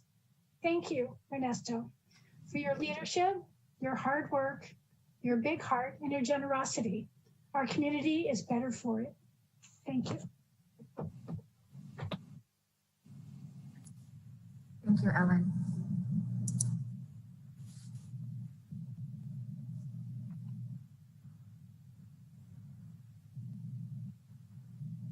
Mayor, I'm not seeing any additional hands raised for item 17.1, the declaration of results for the general municipal election. And we did not receive any written, or pardon me, voice message public comments. Okay, thank you for that. So we'll bring it back to council. Again, before we have a motion, any of our council members like to make any comment on this item and or outgoing comments to our outgoing colleagues? So we'll start with Mr. Rogers. Thank you, Mr. Mayor. And I wanted to piggyback on Ellen's comments there. Councilmember Oliveras, one of my favorite moments that I had with you over the last 4 years was the two of us actually doing Read Across America. and I came into the room as you were finishing up reading to a class, and you were talking about your story and how important it was to you, and how you had an opportunity to be the first Latino elected to mayor, and then you were going around the room going, and you can be mayor, and you can be mayor, and you can be mayor. And to me, over the last 4 years, the thing that I think I have enjoyed the most working with you on is your willingness to prop other people up to make a difference, not just in our local community, but specifically in the lives of the youth within our community, to make sure that they see opportunity and that they see a better life as well, and that they can be a part of something bigger than themselves. And I'll just always appreciate that in your 12 years that you put in at the city, and then obviously time ahead of that. So I'm looking forward to continuing to work with you in other capacities, but we'll definitely miss you from the dais. Dick, I just want to say thank you for stepping up. You know, we've talked a lot about your 30 years on the Board of Public Utilities, and I don't know how anybody comes up to speed, particularly during a pandemic, and is able to meaningfully contribute to the city the way that you did over the last year. Just thank you so much for your service, your continued service. And I know that it hasn't been easy, but we've all really appreciated it. And I know that we'll be working together as well in the future. Thank you. Vice Mayor Fleming.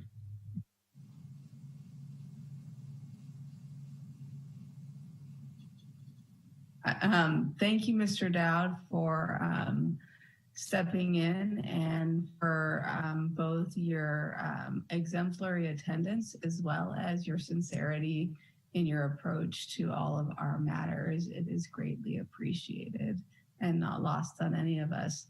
Mr. Oliveras, Ernesto, in the short 2 years that I've had the honor of serving with you, I have been impressed by that your approach to things, that you come to things with not a desire to showboat or to grandstand, but to really get things done for the people, and with a special eye toward people of color and women and underserved people, with the idea that anybody can make it here with the right opportunities, and that it's our job to provide the right opportunities for people and make sure that they have them. And so for that, you've been an excellent partner in accomplishing many of our mutually shared goals.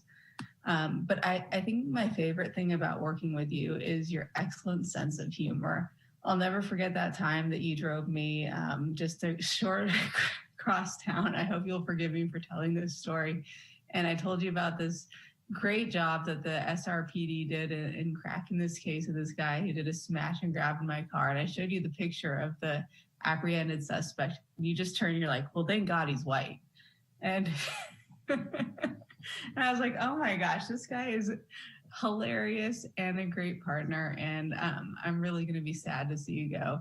So thanks for all your work on behalf of our youth and our underserved communities and the women and children of the city of Santa Rosa. You will be missed by me. Thank you, Victoria. Mr. Tibbetts. Thank you, Mayor. I agree with what Brian Ling said. I wish we were in person tonight so I could stand up to walk with you through the door and shake both of your hands. One of the things that just amazes me as a young person is how many years you've been dedicated to this city and public service in particular. Dick, I think it was 18 years on the Board of Public Utilities or something like that. And if I'm wrong, I hope you'll correct me. And Ernesto, 12 years here and a lifetime of service on the police department. There's public servants and then there's public stalwarts, and you guys are certainly stalwarts. So it's been an honor and a privilege to work with you, and as a young person to also learn from you. It's a big change for me, and I've certainly, Dick, from you, and I recognize I'm not following the rule tonight, but during the big controversial hearings, always wear a tie. Ernesto, I want to also just say thanks to you for showing me that sometimes being pensive and thoughtful on decisions is the way to go, and also to look out for your staff. Thank you. Mr. Sawyer, did you want to make any comments? Yes, Mayor, thank you. Yeah, I can do it now. Ernie, we go back quite a ways. LSR 13 seems like a long, long time ago, and it seems like yesterday as well. And I remember when you decided that you were going to run for council and how pleased Dan and I both were that you were willing to step up into the forays of running for office and then service. So, you know, what I'm going to miss, your attitude toward governance and policy making, which is what we're elected to do, and almost exclusively what we're elected to do. And you do it very, very well. Your manner, not only with the public, but with your your colleagues over the years. I'm really going to be missing that. Your respect for staff, and the respect for your colleagues and the community as well. And I agree with Victoria, your sense of humor. I always call it cop humor. Not everyone can get away with it, and not everybody has it, and you have it, and I'm going to miss it at the dais and elsewhere. And we'll just have to wait for COVID to be over and we can see each other at the Polenta feeds. But thank you for your amazing service and your dedication. And good luck in whatever it is that you do next. And you know, you and Rita can either take it easy and relax a little bit, or I don't think that's going to happen actually. But good luck in the future, my friend. You take care of yourself. Thank you, John. And Dick, you know, in my 45 years of being probably because of Sawyer's News, being downtown and being at City Hall a lot and hearing your name, I don't remember when there was a time when I didn't hear your name. And so your service is clear, your dedication is unflappable, and thank you for stepping into this position during a very, very difficult time. It's been an honor serving with you on the council, and back to retirement, assuming that that's what you're gonna do. But enjoy, and thank you for your service. Thank you, Mr. Sawyer. You know, my comments, you know, Dick, I was so disappointed that your entire time on council, it's been via Zoom. I know we had made plans, the vice mayor and I had been making plans for the welcoming dinner, and then this pandemic hit. So I've really appreciated your contributions, you know, most recently on city council, although, you know, we had interspersed interactions with my understanding it was 25 years on BPU.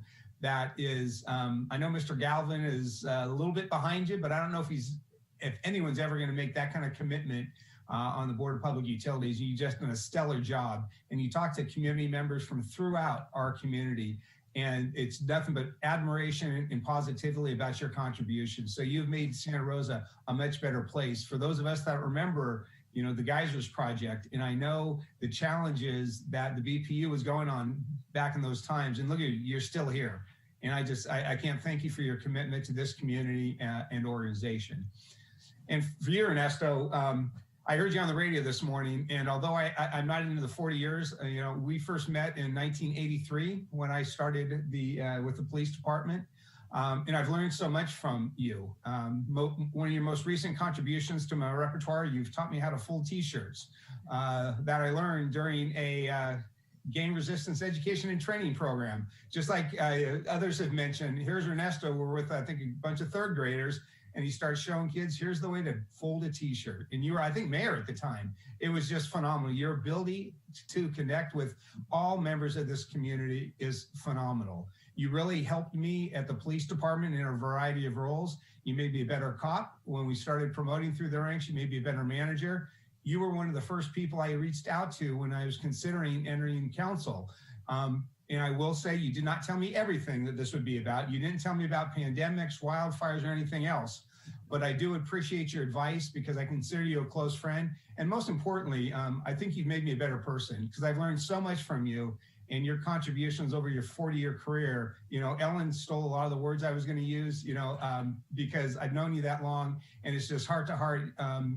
We have really been blessed to have you on as a member of this community, both as your professional role as the police department and on city council. 12 years, I'd applaud you. I'd love to, as someone else mentioned, give you a standing ovation as you walk out the door, but we'll have to figure out some other way to celebrate that. So with that, go around, Mr. Dowd. It's your now opportunity to make any final comments, and you can comment if you'd like on Mr. Oliveras. I will. first of all, I thank you for all your kind comments. The only thing that I regret about my year on the city council is that we didn't have the in-person meetings because of the pandemic. I found all of you to be very collegial, listened to each other, and we collectively came to pretty unified decisions throughout the whole period of time. And I have grown to admire all of you. As a consequence of, even though they're Zoom meetings, I still have really grown to get to know you all better and really highly respect you. The interesting thing about it is, Mayor Schwedhelm, you were right. It was 25 years on the BPU, 16 as chairman. And I also have to look over at my colleague, Ernesto Oliveras, because for most of his 12 years on the council, he was the appointer of me to the BPU. I had a few before him, but he was really consistent in keeping me on the BPU, and I deeply appreciate it. The last thing I want to say is I want to welcome, now that we're through with the district representation type elections and now clearly have a city council member for each of the 7 districts, I think it will run much more smoothly and the community will understand it much better. And so I want to welcome to Eddie Alvarez for District 1 and Natalie Rogers for District 7, and the continuation of Chris Rogers for District 5 and Jack Tibbetts for District 3. Appreciate your continuing on the council. You provide a great deal to it, and it's been an honor to work with all of you. Thank you very much. Thank you, Dick. Mr. Oliveras, anything you'd like to comment on? Yes, I would. Thank you. And thank you, Dick, for all your years of service to the BPU. It was always a joy having you there and being that expert to do that. So thank you for that. And thank you, all of you, for your comments. It's deeply appreciated. It's difficult to hear sometimes, as you know, being on the receiving end of something like this. But today is a special day for me. Today is my father's birthday. He would have been 103 years old had he lived. As I leave my council seat, I want to honor him and dedicate this moment to him and my mother, who passed away 7 years ago Friday. While our family lived dirt poor in Mexico, my parents brought us to a better life of poverty in California, where we worked as farm workers. As immigrants, we worked hard, and my father made sure we clearly understood we were guests in this country. It was not ours, and he expected us to behave like guests. We learned to respect people around us and to be thankful for the privilege of living and working in this great country. My father had an 8th grade education, and my mother had no formal education at all. Yet they taught me much, including the responsibility to help others, especially the most vulnerable. In time, my father became more aware of the many issues facing people in this country and around the world. He kept informed by reading the Colusa Sun-Herald or watching Walter Cronkite on TV. Soon he no longer saw us as mere guests, but as residents who must play a stronger role in our communities.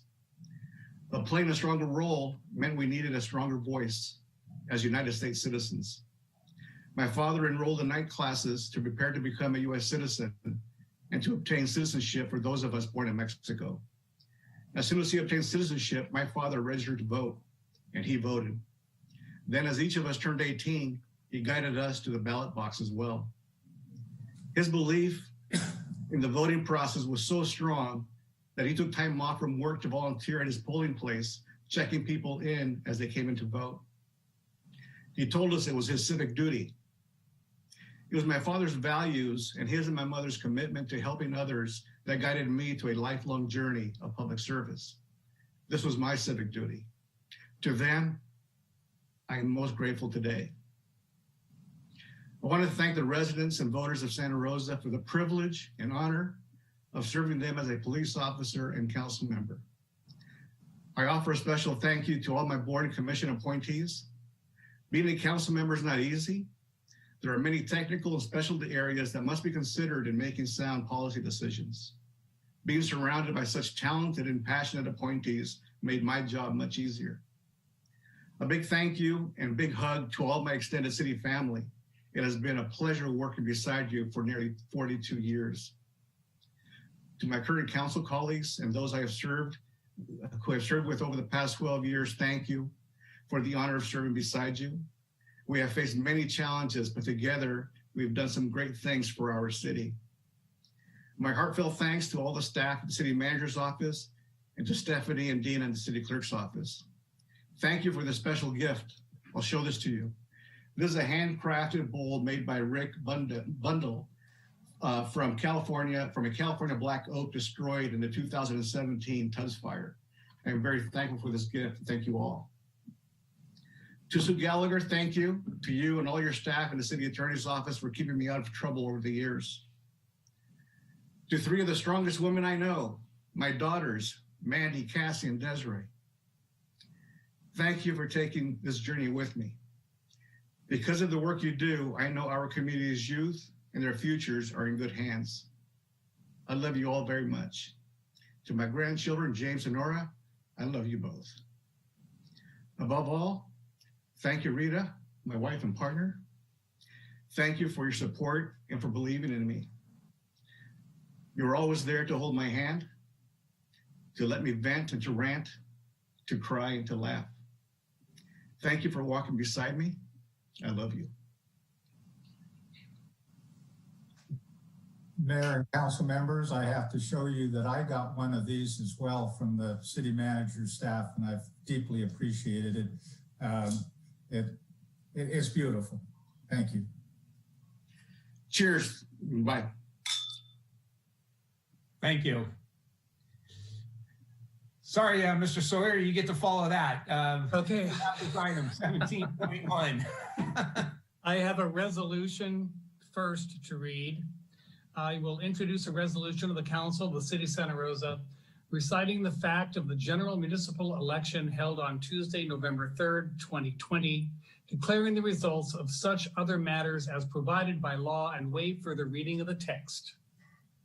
Second. We have a motion by Mr. Sawyer, seconded by Mr. Rogers. Any additional comments by council? Vice Mayor Fleming. Yeah, I hope this is the appropriate time I cut out for a moment to just say that, you know, a heartfelt thank you to Mayor Schwedhelm for your service. And, you know, in this changeover, we acknowledged, you know, our outgoing council members Dowd and former Mayor Oliveris, but I also wanted to make sure that, you know, that we acknowledge that Mayor Schwedhelm has taken us through a really difficult time in our recent history and has done so with grace and honor and with a thorough knowledge of the process. And so for that, I'm very grateful and we'll be excited to support this motion. Great. Okay, we have a motion and a second. Madam City Clerk, can we have a roll call vote, please? Yes, thank you, Mayor. Councilmember Dowd? Aye. Councilmember Tibbetts? Aye. Councilmember Sawyer? Aye. Councilmember Rogers? Aye. Councilmember Oliveris? Aye. Vice Mayor Fleming? Aye. Mayor Schwedhelm? Aye. That motion passes with 7 ayes. All right, thank you all. Okay, we will now move to item 17. Mayor, I have an ordinance I need to read, I believe. Okay. City Attorney, shake her head. Yes. So move an ordinance of the Council of the City of Santa Rosa, adding Chapter 3-30 to Title 3 of the Santa Rosa City Code to impose a temporary half-cent general transactions and use tax to be administered by the California Department of Tax and Fee Administration, and repealing Chapters 3-27 and 3-29 of the Santa Rosa City Code and waive further reading of the text. Second. Motion by Mr. Sawyer, seconded by Vice Mayor Fleming. Vice Mayor Fleming, do you have a question or comment on this? Yeah, I just wanted to say a quick thank you to the voters of the city of Santa Rosa for believing in our ability to steward your tax dollars and get us through this very difficult time. Thank you. I echo those comments. Okay, any other comments from anyone else on council? Okay, I think we have a motion and a second. Madam Clerk, could we do a roll call vote, please? Councilmember Dowd. Aye. Councilmember Tibbetts. Aye. Councilmember Sawyer. Aye. Councilmember Rogers. Aye. Councilmember Oliveras. Aye. Vice Mayor Fleming. Aye. Mayor Schwedhelm. Aye. That motion passes with 7 ayes. Great, thank you. And I think that's it, Mr. Sawyer, right on this item? It is. I'm just curious as to when we are able to make our comments, and thanks to your mayorship. I don't see that on the agenda. Why don't we wait for 17.3? Okay. Yeah, I don't know. Okay. That's why out of an abundance of anxiety, I just, kind of went for it. So. Hey, and I started the ball rolling. I appreciated that. So why don't we do the 17.2, Mr. City Manager. Item 17.2, administration of oath of office to newly elected council members, presentation of certificates of election, and seating of the newly elected council members. Stephanie Williams, City Clerk, presenting. Thank you. Madam Host, can you promote Natalie and Eddie as panelists so we can administer their oath? And then I will administer the oath then to Councilmember Rogers and Councilmember Tibbetts.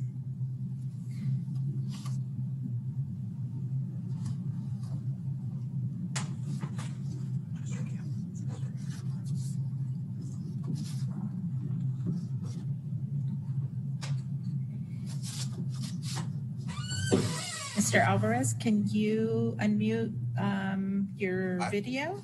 I am unmuted. Let me see here. Video settings.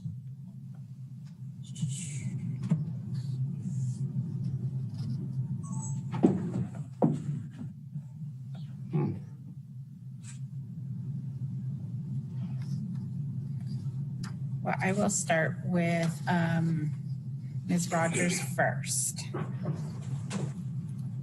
So please raise your right hand and repeat after me. I state your name. I, Natalie Rogers, Do solemnly swear solemnly swear that I will support and defend that I will support and defend the Constitution of the United States the Constitution of the United States and the Constitution of the State of California and the Constitution of the State of California against all enemies, foreign and domestic, against all enemies, foreign and domestic, that I will bear true faith and allegiance that I will bear true faith and allegiance to the Constitution of the United States to the Constitution of the United States and the Constitution of the State of California, and the Constitution of the State of California, that I take this obligation freely that I take this obligation freely without any mental reservation or purpose of evasion, without any mental reservation or purpose of evasion, and that I will well and faithfully discharge the duties upon which I am about to enter. Discharge the duties upon which I am about to enter. To the City Council. Thank you. Eddie, are you able to unmute your video so we can see you? Stephanie, I unmuted, but the video is not able to. Okay. Sue, is it okay if I administer his oath without being able to see? Yes, you may go ahead and administer the oath Okay, this great. evening. Thank you. Okay, Eddie, please raise your right hand and repeat after me.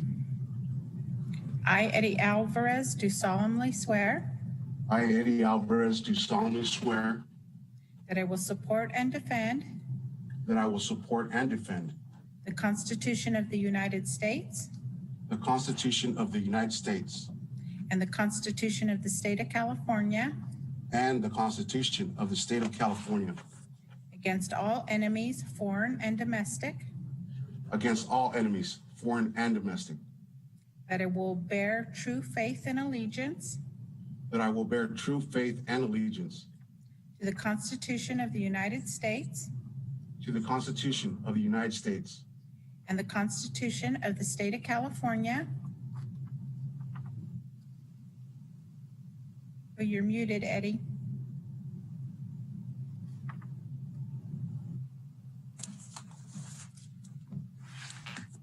And the Constitution of the State of California, and the Constitution of the State of California, that I take this obligation freely that I take this obligation freely without any mental reservation or purpose of evasion, without any mental reservation or purpose of evasion, and that I will well and faithfully discharge the duties upon which I am about to enter. Discharge the duties upon which I am about to enter. Thank you. Welcome to the City Council. Thank you, Stephanie. Thank you, my fellow council members. I wish you could see the smile on my face right now. Okay, Councilmember Rogers, are you ready for your oath? Go ahead. Okay, please repeat after me. I, Chris Rogers, do solemnly swear I, Chris Rogers, do solemnly swear that I will support and defend that I will support and defend the Constitution of the United States the Constitution of the United States and the Constitution of the State of California and the Constitution of the State of California against all enemies, foreign and domestic, against all enemies, foreign and domestic, that I will bear true faith and allegiance that I will bear true faith and allegiance to the Constitution of the United States to the Constitution of the United States and the Constitution of the State of California, and the Constitution of the State of California, that I take this obligation freely that I take this obligation freely without any mental reservation or purpose of evasion, without any mental reservation or purpose of evasion, and that I will well and faithfully discharge the duties upon which I am about to enter. Discharge the duties upon which I'm about to enter. Thank you. Okay, Councilmember Tippett. Ready. Okay, please raise your right hand. I, Jack Tibbetts, do solemnly swear I, Jack Tibbetts, do solemnly swear that I will support and defend that I will support and defend the Constitution of the United States the Constitution of the United States and the Constitution of the State of California and the Constitution of the State of California against all enemies, foreign and domestic, against all enemies, foreign and domestic, that I will bear true faith and allegiance that I will bear true faith and allegiance to the Constitution of the United States to the Constitution of the United States and the Constitution of the State of California, and the Constitution of the State of California, that I take this obligation freely and that I take this obligation freely without any mental reservation or purpose of evasion, without any mental reservation or purpose of evasion, and that I will well and faithfully discharge the duties upon which I am about to enter. Discharge the duties that I am about to enter. Congratulations. That concludes the oath of office. And then there is certificates of election that I will be sending to each of you tomorrow.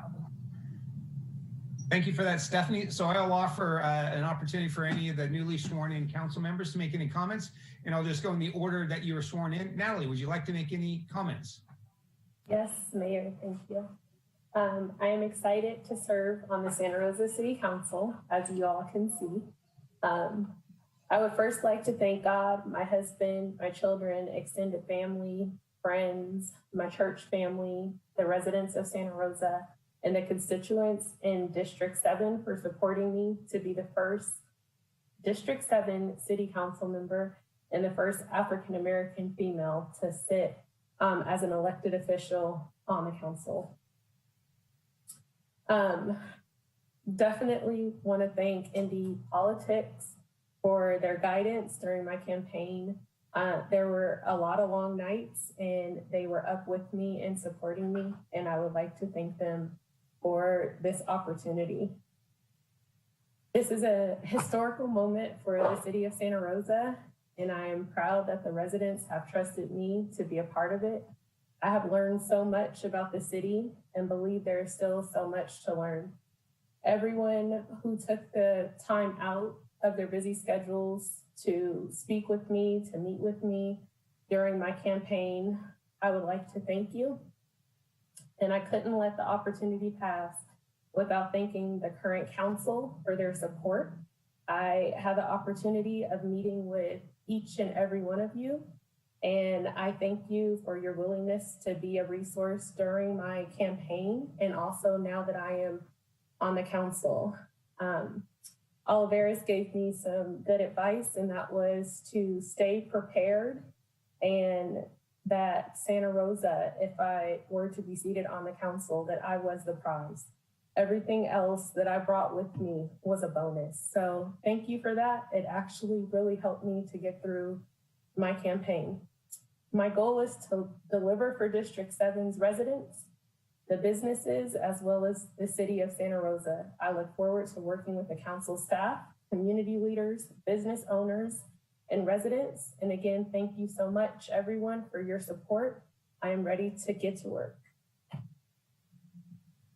Thank you, Natalie. Welcome to the Santa Rosa City Council. Look forward to serving with you. It's nice to see your smiling face, Eddie. Would you like to make any comments? I would indeed, and I appreciate it very much. We got the problem resolved, thankfully. I would like to take this opportunity to address my Latinx community, if I may. And with that being said, gente, hemos ganado. Tenemos representación. Tenemos una voz. Y yo, como su humilde servidor, quisiera invitarlos a ustedes a participar a un sistema cívico. Por favor, haga su voz conocer, que yo estoy aquí para escucharlo. Estoy aquí para trabajar para usted y el bienes de todos. Gracias. To my fellow council members, I can't wait to work with you to assure that all Santa Rosans receive dignity in employment and that all future Santa Rosans have an opportunity to realize their dreams, such as I am doing so today. So with that being said, thank you, Santa Rosa, for the opportunity to serve on the city council. And thank you to my Sonoma County Democratic Central Committee for walking District 1 and letting the people know that there are political organizations that are here to benefit us, to help us, to guide us. Pat, Val, Deborah, I'm forever indebted. To our local unions, North Bay Labor Council, my Latin PACs, Martinez, Walsh, Dennis Rosati. It's been a fun ride, and I can't wait to see these next 4 years and see what they bring to the fold. My late Mayor Bob Blanchard. I did it. Terry Oden for opening the door to politics and demonstrating the importance of what becoming civically engaged means and how important it is for our community. Ridgeway continuation, go Blue Jays. To my mom and dad, the first time my father ever went to school is when he dropped me off. My mother, 3rd grade. Field worker. And my dad, the baddest dishwasher the world has ever seen. So thank you. Thank you, Eddie, and welcome to the Santa Rosa City Council. Looking forward to serving with you. Mr. Rogers, you're up next. Thank you, Mr. Mayor. I just wanted to express how excited I am to get a chance to work with Eddie and Natalie and to continue our work with the other city council members as well. I too wanted to thank a number of folks within the community. First, I have to thank Sarah. Not only has she put up with me for multiple fires and a pandemic, but then throw a campaign on top of it. I can't imagine that I was particularly pleasant all the time around the house. And so I wanted to just start there and thank her for being so supportive through everything. My parents, I know my mom, I know my brother, I know my sister-in-law, I know all of them are watching, wishing that we could all be together, as I know everybody's families are. I just thank you again for just being a rock and being there to be supportive. And to the community, thank you so much. I haven't been shy about telling people that I didn't expect to win 4 years ago, and definitely came in wanting to be the hardest working representative that I could be for the people that I serve. I've been given opportunities to work with people who have made meaningful impacts in our community. Michael Allen, Mike McGuire, Mariko Yamada, Congresswoman Lynn Woolsey, and everything that I do, I feel like is building on that legacy that they instilled and in that desire to do good in our community and to help people. And so I'm just so proud to continue to serve for the next 4 years. Thank you to everybody, and we'll keep working hard. Thank you, Mr. Rogers. Mr. Tibbetts. I will be brief, but I just want to thank 3 groups of folks. First is definitely my wife. We've been busy these last couple of years, and I thank her for being supportive of this decision to go again. The second group of folks I want to thank is the residents of the 3rd District and Oakmont in particular. I remember when I was collecting signatures, I felt a strong amount of support, and that gave me a lot of vigor and energy, and it really meant a lot. And then the third group that I want to thank is all of you. It really is something to be able to get up here just about every Tuesday night and have the privilege to, especially being young, to kind of give your perspective. But also with being young comes a lot of great learning curves. And I've got to say, over the last 4 years, I have certainly learned a lot from you. And I think it has influenced me and how I am on the council today. And I look forward to continuing with most of you. And Dick, Ernesto, I will miss both of you. Eddie, Natalie, I look forward to working with both of you in the years ahead. So thank you all. Thank you, Jack. Okay, now we're going to take public comment on item 17.2. If you want to make a comment via Zoom, please raise your hand. If you're calling in via telephone, please dial *9. Madam Host, would you facilitate public comment on item 17.2? Mayor, will do. As you can see, there's a timer before you for the convenience of those participating in today's meeting, as well as those wishing to make a public comment. The first participant will be acknowledged and invited to speak. Please make sure to unmute your microphone when invited to do so. Your microphone will be muted at the end of your comment or at the conclusion of the countdown timer. The first public comment will be from Madonna, followed by Rick. Madonna, I have enabled your speaking permissions. Can you please unmute your mic and confirm you can see the timer on your screen? I could see the timer. Thank you. Thank you. Please identify yourself for public record if you choose to do so, and your time begins now. Sure, no problem. Thank you. My name is Madonna Feather Cruz. I'm the project director at Disability Services and Legal Center here on Mendocino Avenue, and I would just like to congratulate Eddie Alvarez on becoming a city council member for the people. And Eddie, I'm so proud of you, your family, and my daughter's proud of you. She said you have her youth behind you. So she's ready to get to work. Let her know what she could do. And to the new members, I'm proud of you as well. And thank you so much for allowing me to have this moment to congratulate Eddie. And from the Cruz family, Eddie, we love you very much. Thank you. I'll end my time now.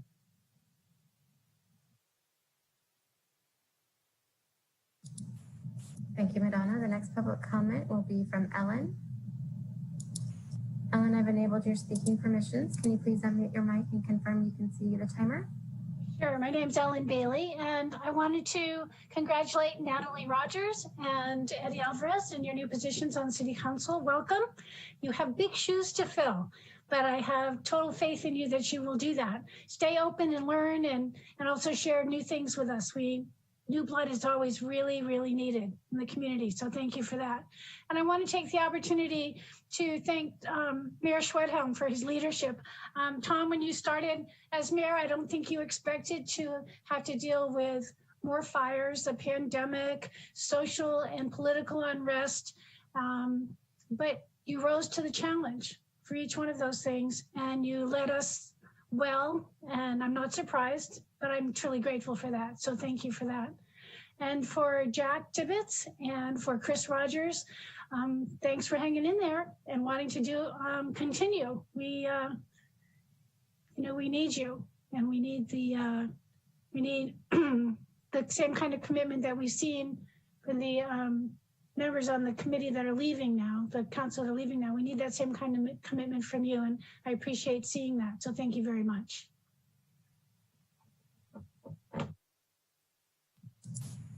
Thank you, Ellen. And this is for public comment on item 17.2, the administration of the oath of office for the newly elected council members.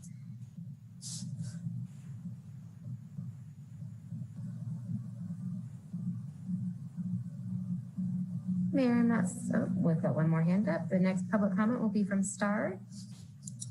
Star, I've enabled your speaking permissions. Can you please unmute your mic and confirm you can see the timer on your screen? Yes. Thank you. Please identify yourself for public record if you choose to do so, and your time begins now. This is from the family Tamayo. I want to congratulate Eddie that we're here for you and support you, and big congratulations from family Tamayo.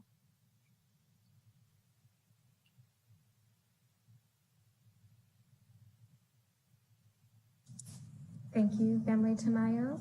The next public comment will be from Jocelyn. Jocelyn, I've enabled your speaking permissions. Can you please unmute your microphone and confirm you can see the timer on your screen? Yes, I can see the timer. Thank you. Please identify yourself for public record if you choose to do so, and your time begins now. My name is Jocelyn Martinez, and I'm a student at Pioneer High School.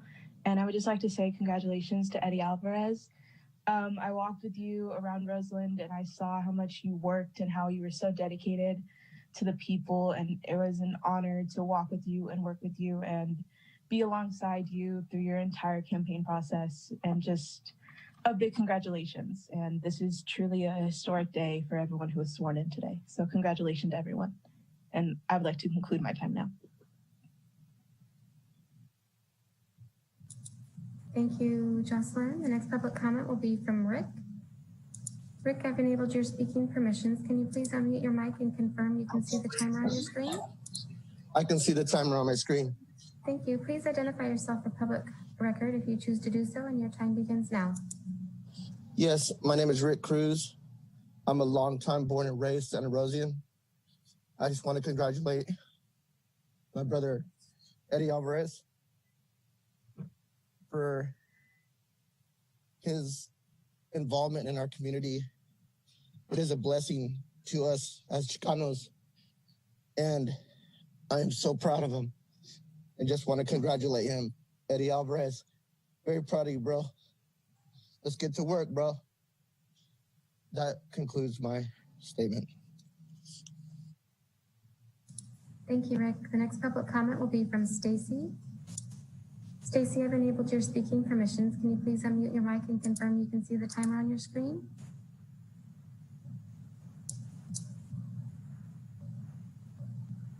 Yes, can you hear me? I can. Thank you, Stacy. Please identify yourself for public record if you choose to do so, and your time begins now. Yes, my name is Stacy Cook, and I commend all of you on City Council, and I congratulate you, Mr. Alvarez, and particularly Natalie Rogers. I know Natalie from when she was a student at the College of Marin, and she served in student government as the student trustee. And you can see as well as I just how wonderful she is, and she'll do an exemplary job for the city and for all of the citizens of Santa Rosa. Blessings to all of you and much success to all of you. You'll remain in my prayers and in my heart, and have a good evening. Thank you. Thank you, Stacy.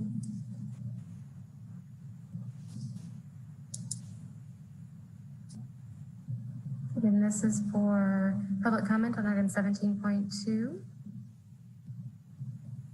Mayor, I'm not seeing any additional hands raised for 17.2, and we did not receive any voice message public comments. Great, thank you for that. Okay, for now, 17.3, I think what I'd like to do is just have the item introduced by the city manager and city attorney. I have some things I would like to do, so I will open up for comments from my council colleagues. We'll open up public comment, then I'll facilitate the election of our next mayor. So Mr. City Manager, do you want to introduce the item? Yes, 17.3, election of mayor.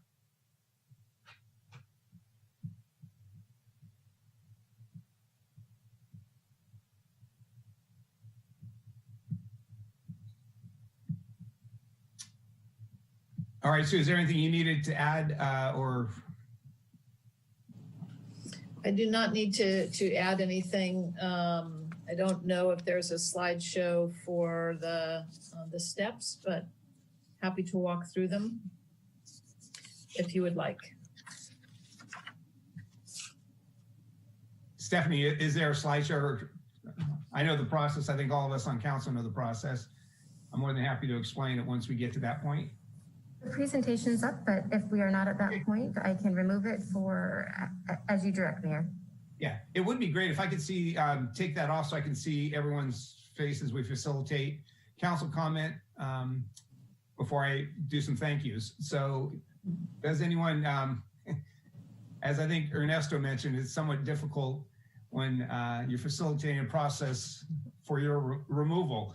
But nonetheless, if there is anyone willing or wanting to make a comment, I'll go ahead and entertain that. Mr. Dowd. I just want to say, Mayor Schwedhelm, that it's been a pleasure to get to know you. And I very, very much appreciate and want to acknowledge really how hard you worked as mayor, the amount of hours you put in for our community. And the community should, and I'm sure is, beholding to those efforts. Thank you very much. Thank you. Mr. Tibbetts. Yeah, Tom, I just want to say thank you so much for your dedicated service, not just as mayor, but ever since I've known you. One thing I always appreciated about you is you were the guy that would sit down with anybody, even if they were coming, whether they supported you or coming for you. You would sit down with them, you would hear them, and you would incorporate their input into this process. And I hope you get all the credit you deserve for that. So thank you so much, and I look forward to continuing to work with you. Great, thank you. Mr. Sawyer. You're on mute. I'm not being critical of you, but you're on mute. Just the way it goes, huh? Thank you. You have shown tireless dedication and dignity and aplomb in during your time as mayor. I'm sure, like Ellen said, you didn't expect to be walking into this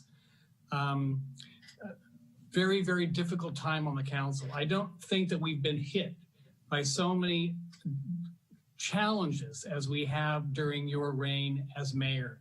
And you have really held up incredibly well.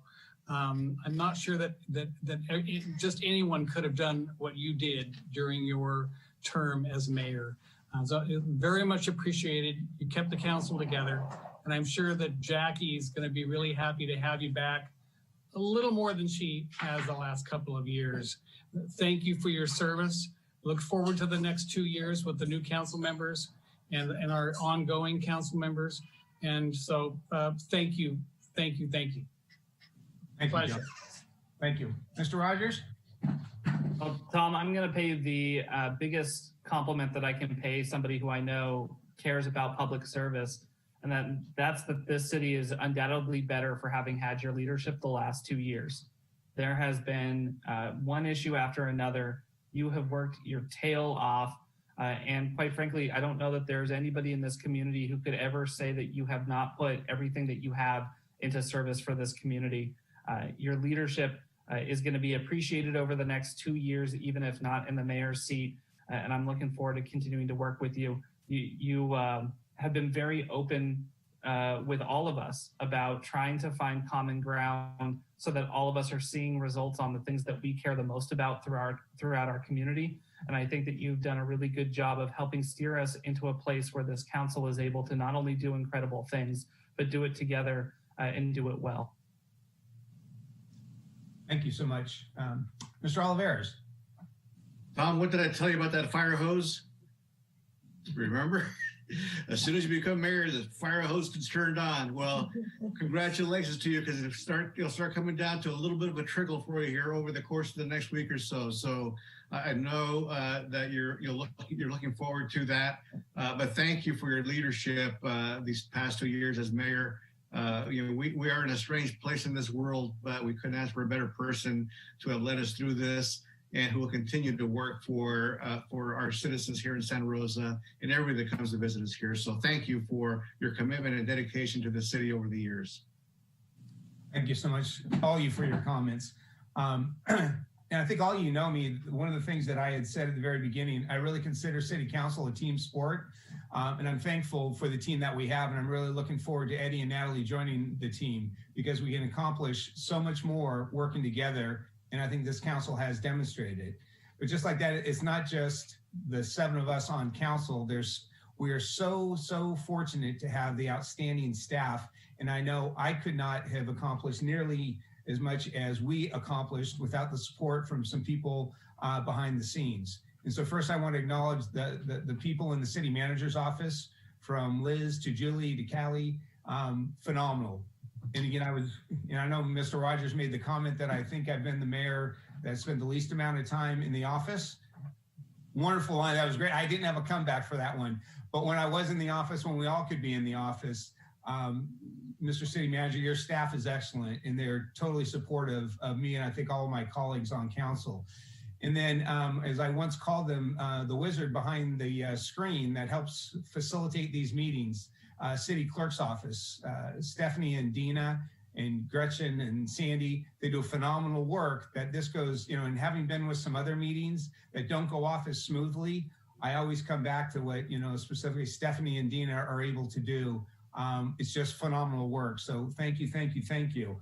And then as the mayor, being the spokesperson for the city, I've really gotten to work closely with Adrian and the PIO team. They are a phenomenal group of individuals. Frequently when they're wanting a quote from me, I'm basically taking what they are providing to me, because I think they know me, they're very competent, and it's just a phenomenal working job. So Mr. City Manager, again, the reorganization, the way you've put together our PIO team and communication team, excellent work. And from Adrian and the rest of the team, they're phenomenal, easy to work with, so I really appreciate that. And then our 2 employees, first our city attorney, Sue, it's been such a joy. As I think Ernesto said, you've kept me out of trouble. But what I really appreciate is the candor at which I can call you. You're very responsive, and we're on the same, you're part of the team. You give advice, and I've really enjoyed working with you, and I look forward to the next 2 years continuing our working relationship. And Mr. City Manager, I think you've made me a better mayor. You're a leader in the city manager community. And a lot of the conversations we've had, I don't think there's anything we've avoided talking about. We talk about the reality, how do we make Santa Rosa better? And I appreciate your leadership in these challenging times. You heard what some of my colleagues said, with a couple fires, pandemics, and also the public safety power shuttles, all uncharted territory. The road trips that we did to DC to lobby for our folks, that's all because of your leadership. So I really appreciate getting to know you. You've made me a better council person, and I really appreciate you and your family's efforts to support you moving forward. So thank you. And the last person, obviously, I want to thank, John mentioned her as my lovely wife, Jackie. I think she is looking forward to my return. I don't want to say normalcy, because I don't know what that is anymore, but being around probably a little bit more. I could not have done this without the support of Jackie, my kids, and the rest of my family. So I appreciate everyone here, and really look forward to moving forward. And I'm really looking forward to supporting the next mayor. And Eddie and Natalie, if there's anything I can do to help you be successful in this role, please don't hesitate to call me, because it really is a team sport, and I'm here for you too. I appreciate that. So, and, Mayor, if I may, something that really stood out from my experience with you as a constituent is the day that we met outside of City Hall, where you asked me the question, Eddie, do you feel safe? And what can we do as a city of Santa Rosa to make you feel safer? And that question, I had never been asked it before. And I think it speaks volumes to the man that you are. And I do appreciate that of you. Thank you, sir. Thank you, Eddie. Mr. Sawyer, did you have a question or another comment, or your hand's still up? Okay. You'll get the hang of these Zoom meetings shortly, John, I'm sure. Okay, so with that. Don't count on it. I would like to take comment on item 17.3. So we're not taking comment on item 17.3.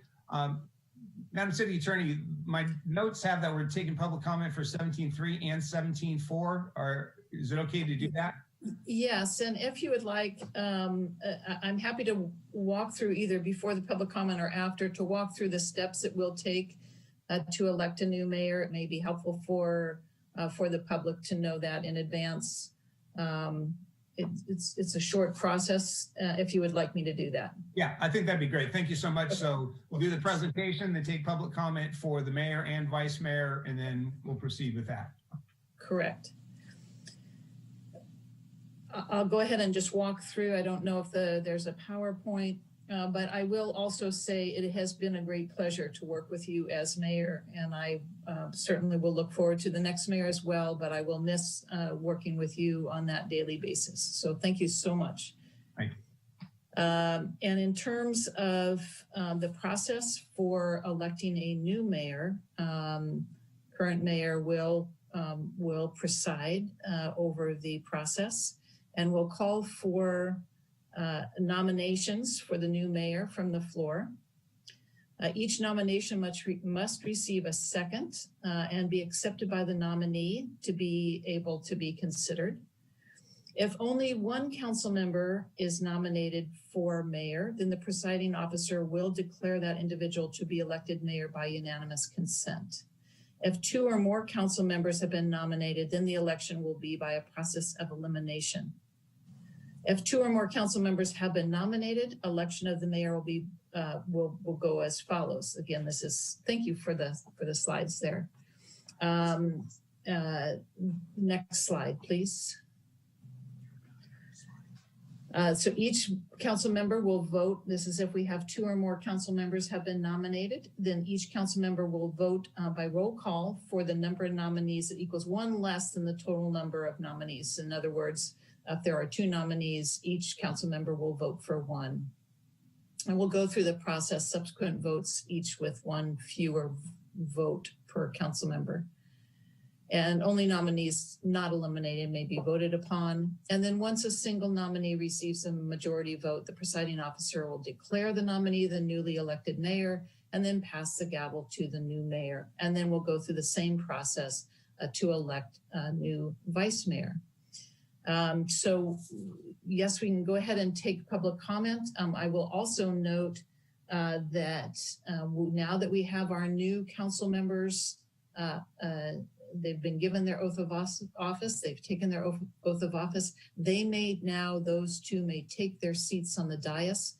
This is a little bit of an odd process given that it's by Zoom, but the tradition is that at this point, the former council members would vacate their seats on the dais, and the new council members would step in. So as much as I regret saying goodbye to Ernesto and to Dick, now would be the appropriate time, and I so appreciate their service.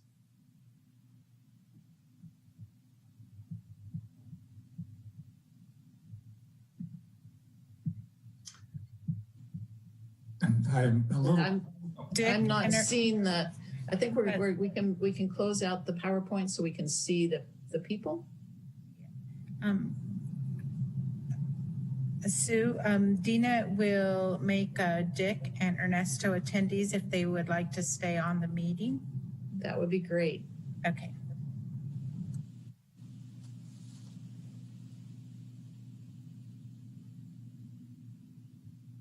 And I'm not sure if Mr. Alvarez is. Oh, there he is. Great. Thank you very much. Okay. Thank you for that, Sue. Council, any questions over the process we're about to enter into?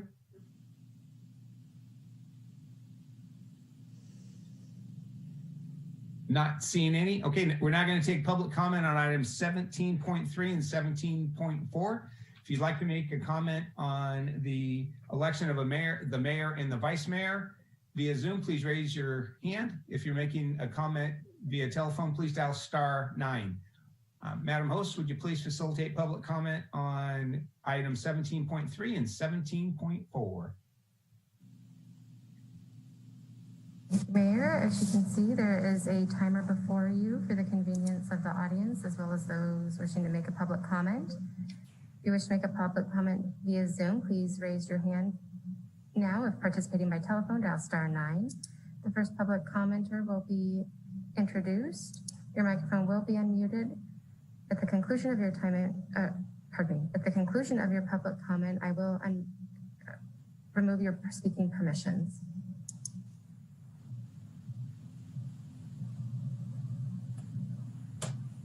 Again, this is for public comment on item 17.3, election of mayor, and 17.4, election of vice mayor.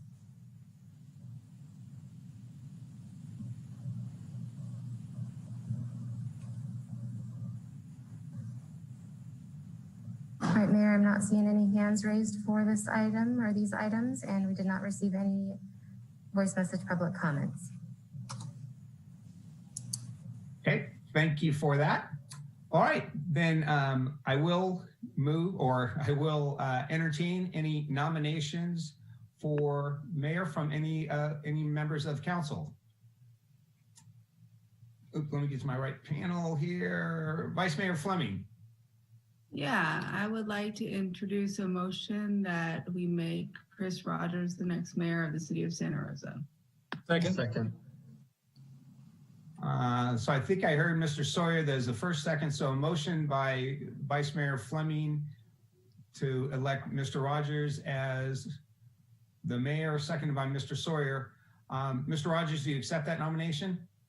Thank you, Madam Vice Mayor. I will accept that nomination. Okay, are there any other nominations for the election of the mayor?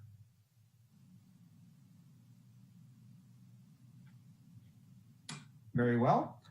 With only one council member has been nominated, I will declare that Mr. Chris Rogers to be elected mayor by unanimous consent. Congratulations, Mr. Rogers.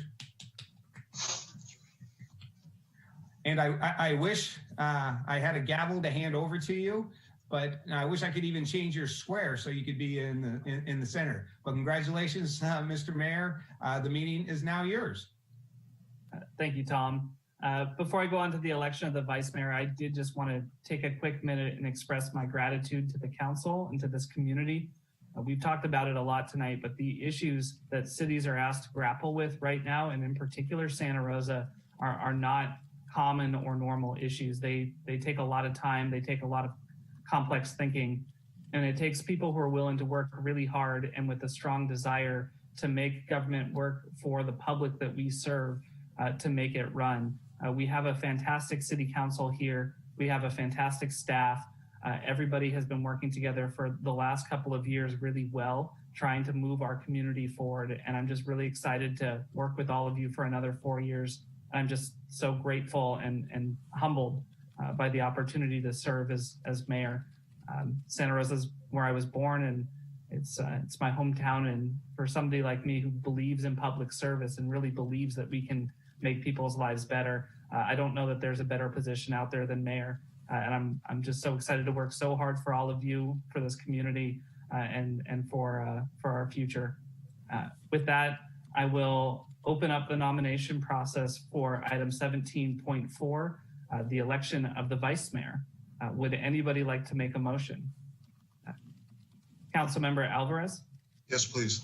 It would be my honor if Natalie Rogers accepted my nomination for her to serve as vice mayor. Second. We have a motion and we have a second. Are there any other nominations for the position of vice mayor? Seeing none, I will accept that nomination as a unanimous consent from this council. Congratulations, Natalie Rogers, our new vice mayor. Would you like to say anything? Sorry.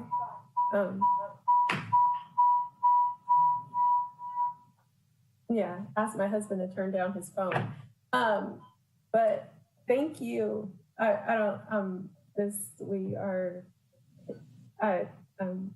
have no words. I'm excited. I'm just ready to work for the city of Santa Rosa. And thank you guys for entrusting me with this. And thank you, Eddie. You're awesome. Thank you.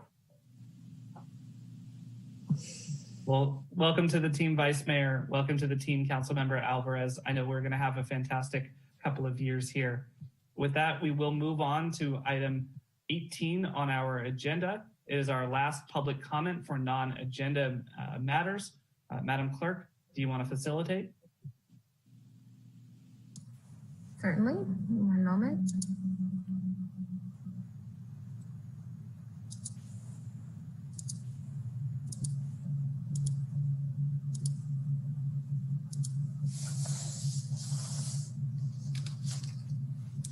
Countdown timer is now before you for the convenience of the speaker and the viewers. The first speaker will be acknowledged and invited to speak when the countdown begins. Please make sure to unmute yourself when invited to do so. Your microphone will be muted at the end of that countdown or at the conclusion of your comment. If you wish to make a public comment now, please raise your hand via Zoom. If participating by telephone, please dial *9. And again, this is for item 18, non-agenda matters on tonight's agenda. Or not on today's agenda.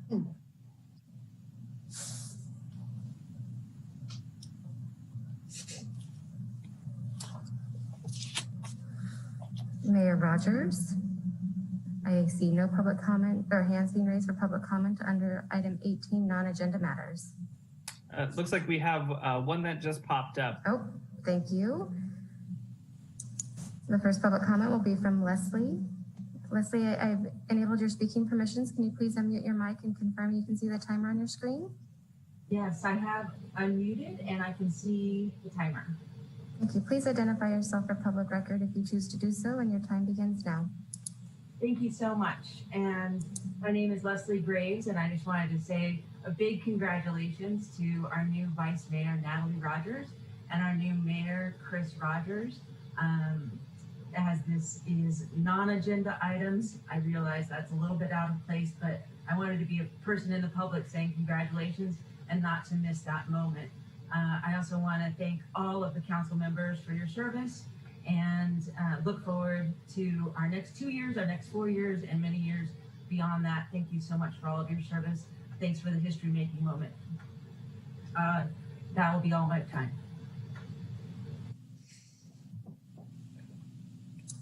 Thank you, Leslie.